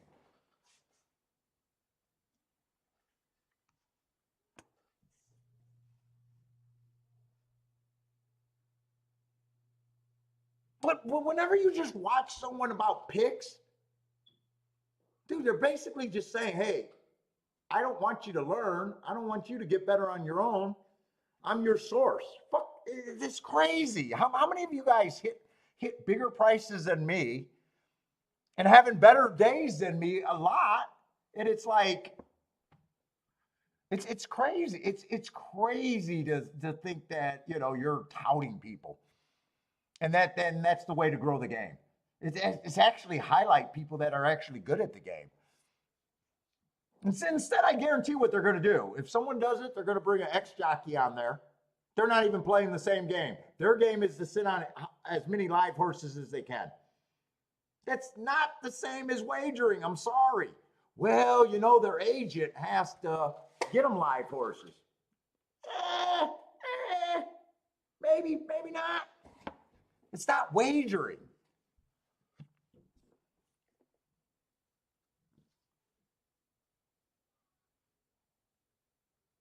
I mean, it's crazy. They're going to get an ex jockey. They're going to get an ex trainer. Trainer's just hoping to get stock that he can train and put in races and place right. That's not wagering. I'm sorry. It's not the same. It's not the same. They're playing a different game.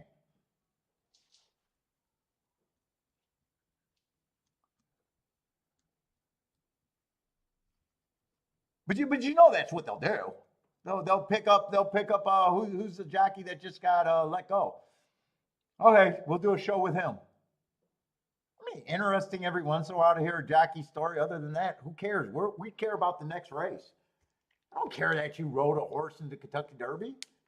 That does nothing for a handicapper.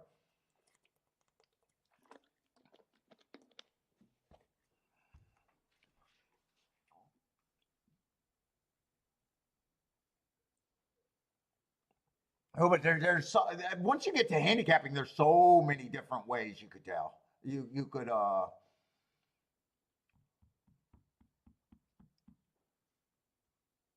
dude, have different and that's the other thing I hate about handicapping show when you got two different people with complete different opinions, and then they oh, I see what you're saying. I'll be like, no, I can't go there. Me and Bill used to drive each other crazy. Wait, how can I say that's a good bet? If I don't believe it's a good bet, there's no way. Pass it to me. Oh, George, nice bet. Fuck that. I mean, if George beats me and I'm wrong, yeah, nice bet. But before the race, it's a contact sport with money. I'm trying to break the bad people.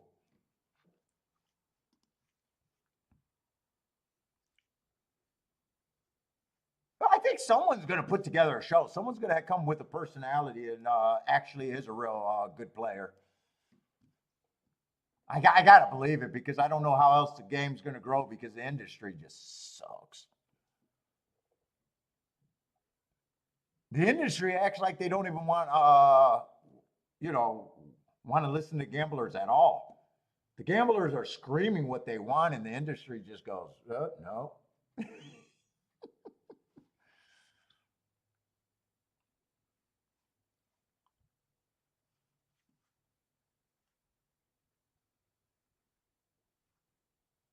I don't even watch the talent. I don't know. Dude, even the track feed, like I don't even understand how the track feed is doing the track feed the same way. I can instantly improve their show without being on their show. Just by taking their, I don't understand why their hosts aren't demanding to express their opinion differently. Oh, I'm going to give out 4 horses every race. Okay.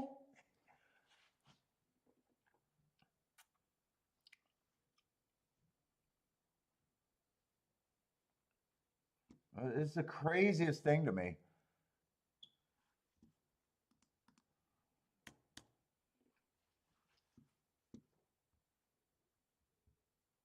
Yeah, I haven't even seen the Woodbine. I listened to very few. Well, most of the time you guys see me playing, I got the sound off because we're just streaming. I can't have the sound on.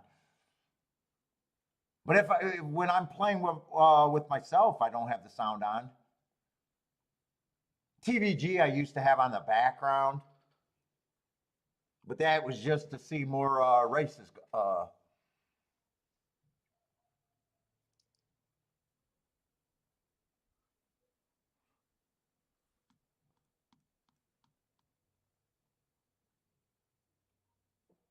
Let's see. I think this is going to be my last race though, because I think it's like 45 degrees out, and Kiki wants to walk in the daylight.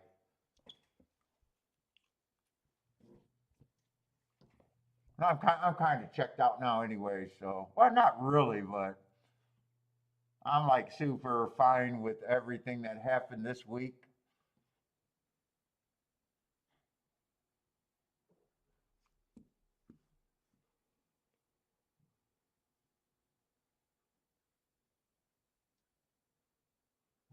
People giving out picks for tracks, have a job they always wanted. And that's what I thought. I remember someone was saying, I'm going to go check out to see what they said about my horse, and he left. And I was like, yeah, go check out those handicappers that need a job. I view myself when I play with myself. That might be a clip it.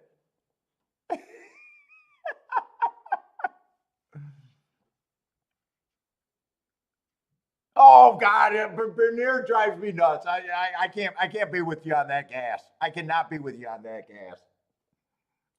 I take stabs at him all the time. He's the equivalent of hot chick hire. He turned to one race career because he was the youngest person into a career.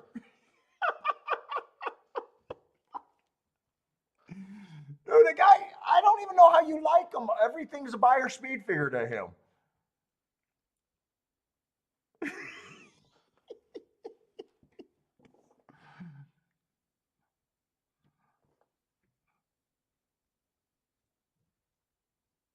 Dude, I watched him on the jockey show. He's like, I just don't have the bankroll to compete with these guys. Well, yeah, that's because you don't have an edge yet. Oh man. I always call him the hot chick hire.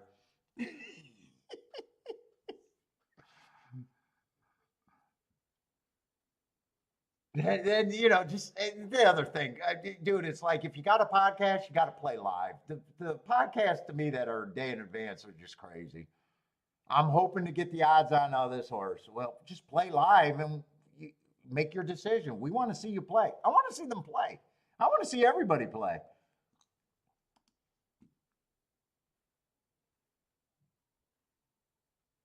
Play live. It takes guts.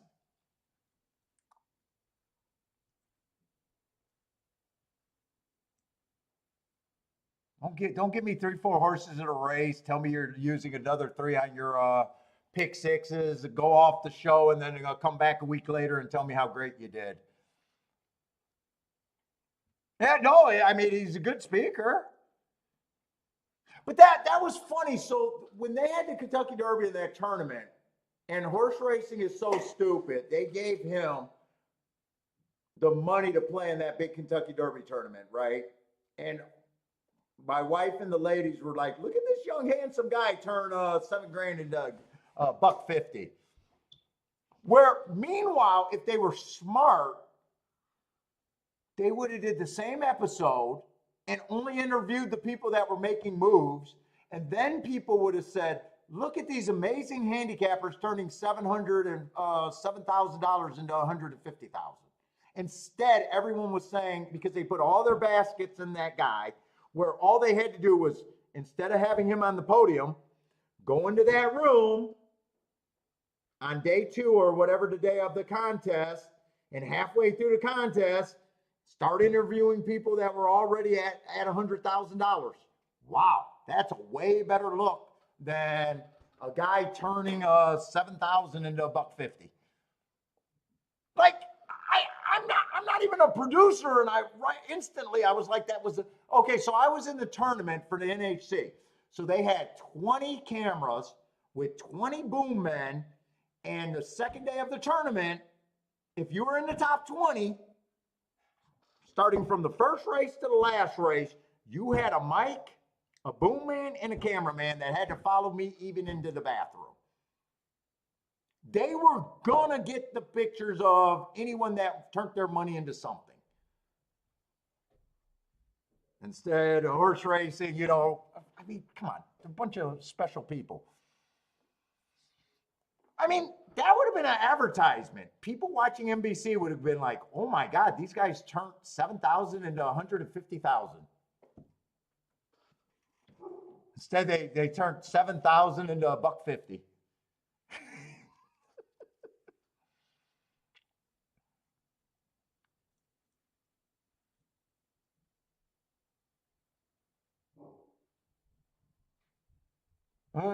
It was crazy. It's just not. No one ever thinks.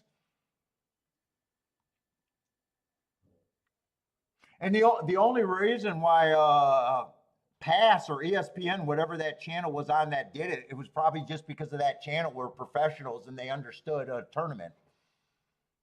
We need to get footage of the winner on camera. We can't wait till the last race and just showed him out of nowhere.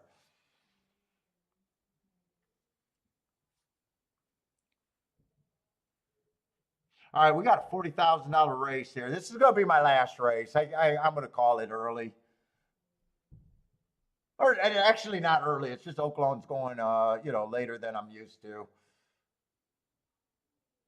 I'm not crazy about this favorite, at least at first glance. Let's see. He went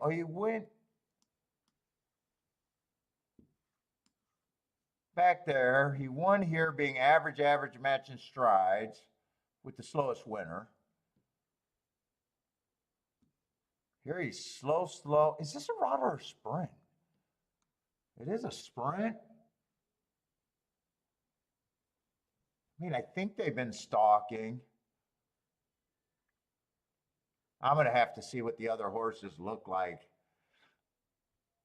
They'd probably have to look pretty bad for me to think he should be even money, though.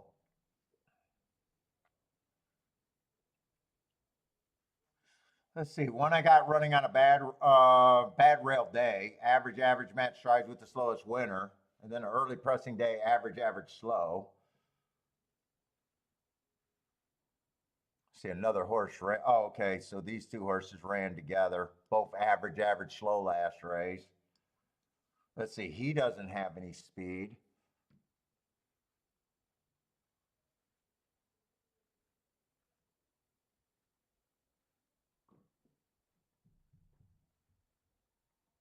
Oh, because they want their selections before? I mean, maybe. But to me, it's better for the sport looking at someone grow money than losing money. And you know, in that tournament, someone's going to grow money.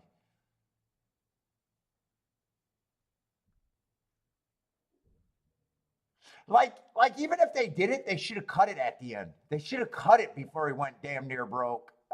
Because that's all the ladies were talking about. I mean, they actually had my. It wasn't even at my house. My wife was at a party, and they were watching it because it was a Kentucky Derby party, and they're like, "Look at this young professional gambler." Ooh. Well, we all know how to turn 7,000 into zero. We all know how to do that. I don't need any coaching for that. I'm not saying he does that every day, but it's a bad look. It was a bad look. It was silly. Let's see, 7. I do like the marks. I do like the marks, and I don't see a lot of speed in this race. But 7's probably not going to be an overlay at 3-1. He's probably the horse that I would have as a favorite, though. Let's see, Kaboom Baby beats him, though, a few times. He beat him on a day where he was going too fast to win. Baby beat him here where he did nothing. Yeah, Kaboom Baby does have his numbers, but who the hell is Kaboom Baby? Kaboom Baby is the favorite. But I still prefer horses on the front end.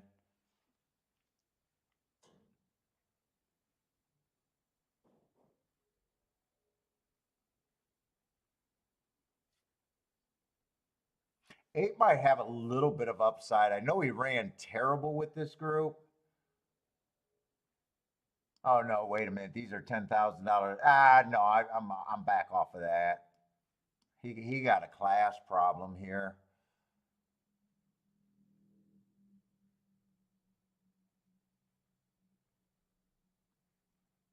This is another race where I think the two favorites look good. This horse probably gets point. I probably have him because I dislike like everybody else. I don't like route to sprint, but he got good enough marks.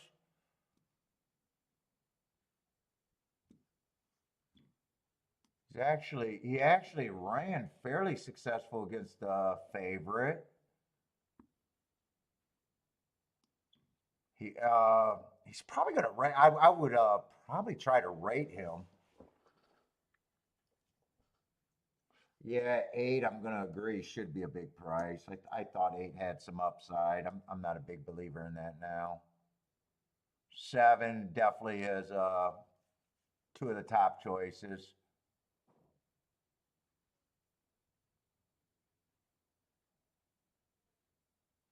I just think he's overbet at that price. Oh, I missed the 5.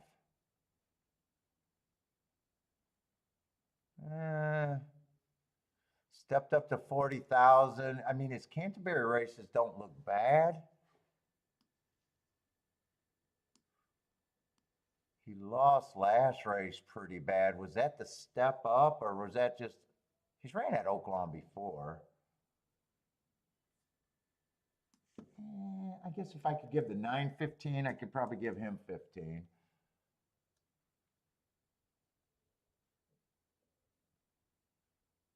Ford just ran such a bad race last race. The only thing is if this replay looked really, really bad.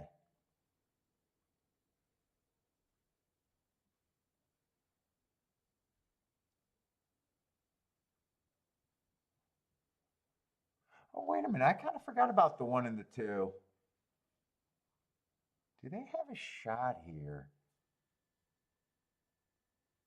I do know one thing. 2 should not be 34 to 1. I'm going to give 2 5% just to save points. But 2 should not be 35 to 1.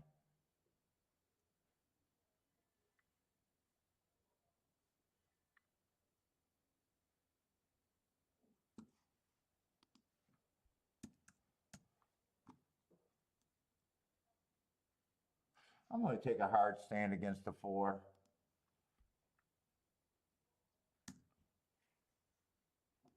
These 2 to me do deserve to be favorites. I don't need to separate both of them. I already know where I'm at if I'm betting here.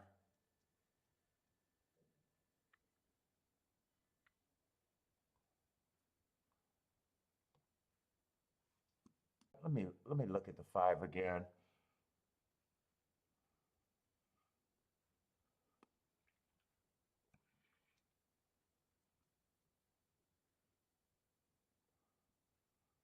I'm going to try to leave the 5 off. If I do something, I need the 1 or the 2 to run here.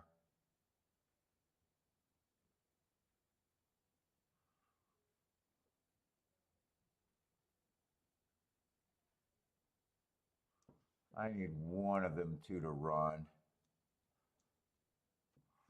Let me see.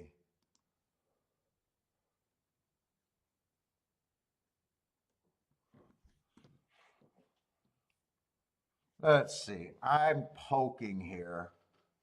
So if 3 wins, I don't want 20 to 1 exactas. So I think if 3 wins, I can only play the 2 with them, and that's it. Oh, shit. No, I don't like the 8. That was supposed to be the 9 there.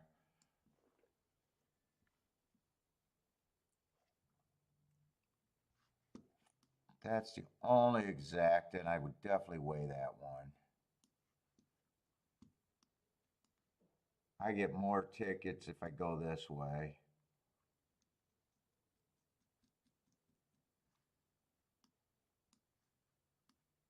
Three and one, I play off the side, so I'm not playing that twice as much. And it's not 3-1, it's 2-1.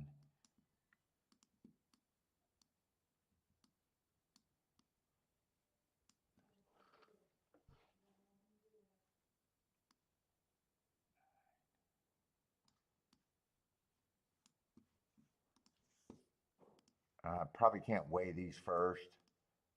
Oh, shit.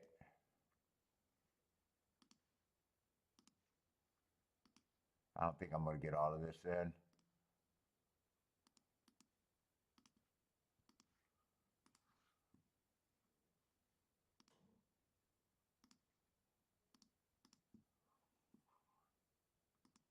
One and two with the 7 and 9. I'll get that. The only one I might not get in is the 1-2 box.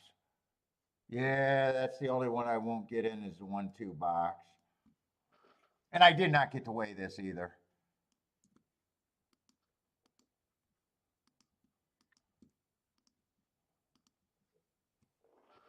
I was aggressive here with those keys, but I knew I wasn't going to put more. Otherwise, I might have want that 7-9-9-7 if I was going after this race. I went for the more long shot ticket that I think possibly could happen.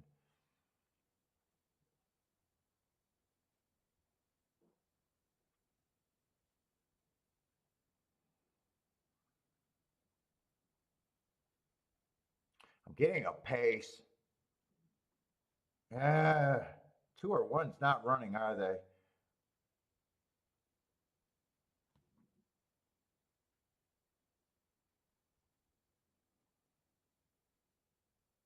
God, I need a 1 to keep coming. 1's not going to keep coming.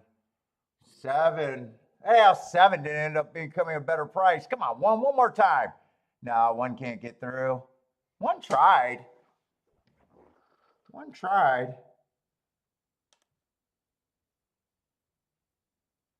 I said I would have wanted the 7-9. I don't know if it was 7-9 or 7-6 or 7-3, but I might take that back because I didn't know the 7 went down to 8-5. I'm seeing if I could have played that. Yeah, 7-9 at 24. I think I went the right way. And it was 7-6 anyways. Or was it 7-3? Yeah, it's not the 9. 9's not up there. I called the wrong number. 3's or 1's going to get 4th. Second is between the 6. 7's going to be between the 6 and the 3, but I'm pretty sure from that angle, the 3 got it all day long. Maybe 1 did get 3rd. I don't know. If 1 got 3rd, I like what I did even a little bit better there. What was 7-1 paying? I thought 7 was always at 3-1. I got a feeling 7-1 might not have been good as I thought. Oh, so I didn't even have to play that race. I thought there was no question that 7-1. This is another exacta that I didn't check. That would have been a 15-1 exacta if it came in 7-1. Oh, 1 also went from 16-1 to 17-1. Okay, or from 16-1 to 7-1.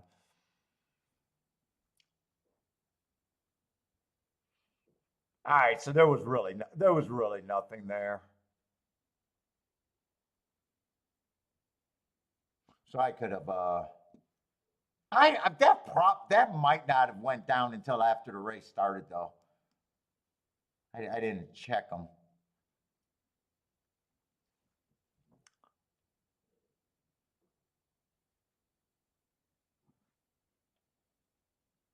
Seven finally turned the matters on the 3. I thought there was a good chance. I like the Hearts last race.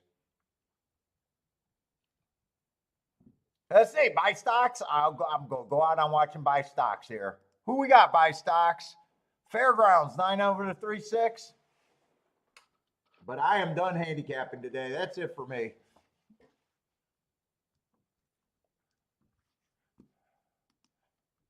Nine over to 3-6. How's that inside been today? This would have been the last race at Fair. Oh.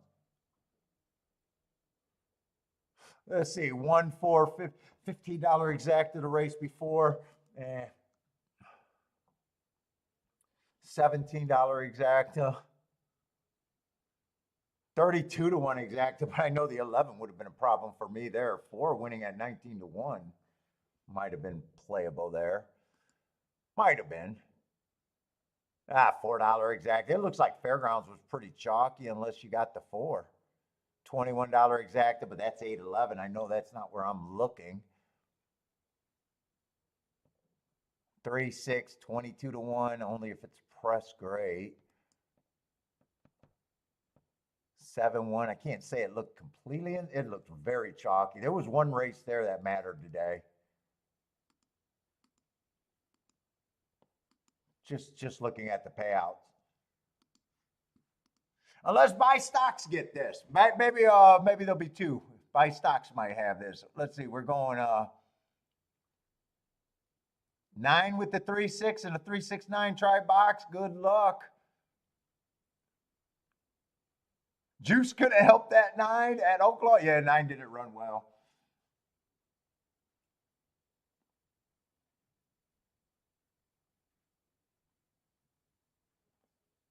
And they bet all the value out of that 1. Like I said, even if the 1 got second, I would have had to apologize for that exacta. If I learned to sit out and press more, hey, I keep explaining it. It falls on deaf ears. It's if you have a positive ROI at the end of the year. At the end of the year, it's impossible to play too many races. And if you keep saying that, basically you're just saying, Paul, you'd be better if you only played your winners. But who wouldn't it be? And the way I play, every race is a dangerous call. It's like, I don't get a feeling. I don't get anything. You know, it's just, I try to put in as many bets that I think is good. I can't have my hits without having my losses in a way. So looking at someone else's game and saying, I think you play too much, you just got half the information. And I probably sit out more than anyone else that publicly plays. I know it looks bad when you're giving back or when you're bad, but it's part of the game. Dude, I can take the worst handicapper ever because everybody has tickets. Everyone has winning tickets eventually. I can take the worst player on earth, and the statement would still be true. If you only bet your winners, you'd be way better. It's not. You're basically saying nothing at that point. It's true for everybody.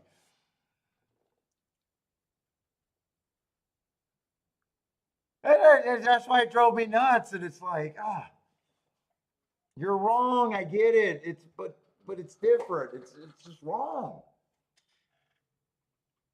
Well, I look at your game. I don't believe. Okay, then you're not a fan. Then don't bother me.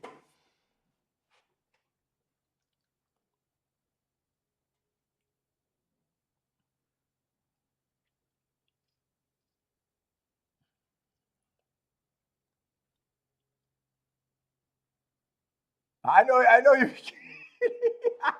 Bo is going to send me another dick.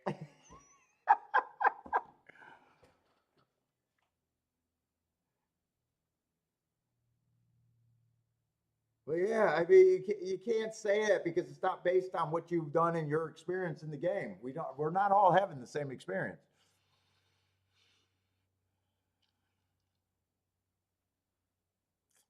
But 100% right. I do agree that if everyone only bet their winners, they would be better.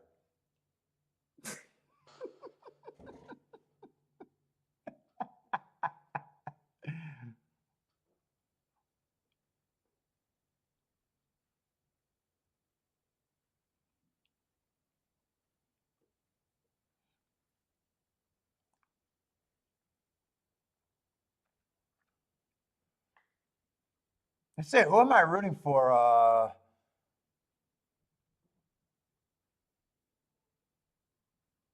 Looks like 6 is gone here. I don't even remember what numbers I was rooting for. 6-5 looks like it has a real shot. I think it was 6-5-2-9. I think that result was 6-5-2-9. Yeah, that's pretty ABC for the super. 3-5-2's in that race with a 9-2. All right, everybody, that's it for me. I'm going to duck out of here, go enjoy some of the nicer, mild weather that we got right now. So, but everybody, thanks a lot for hanging out with me. We'll be back Wednesday, right? Wednesday for golf in Tampa Bay.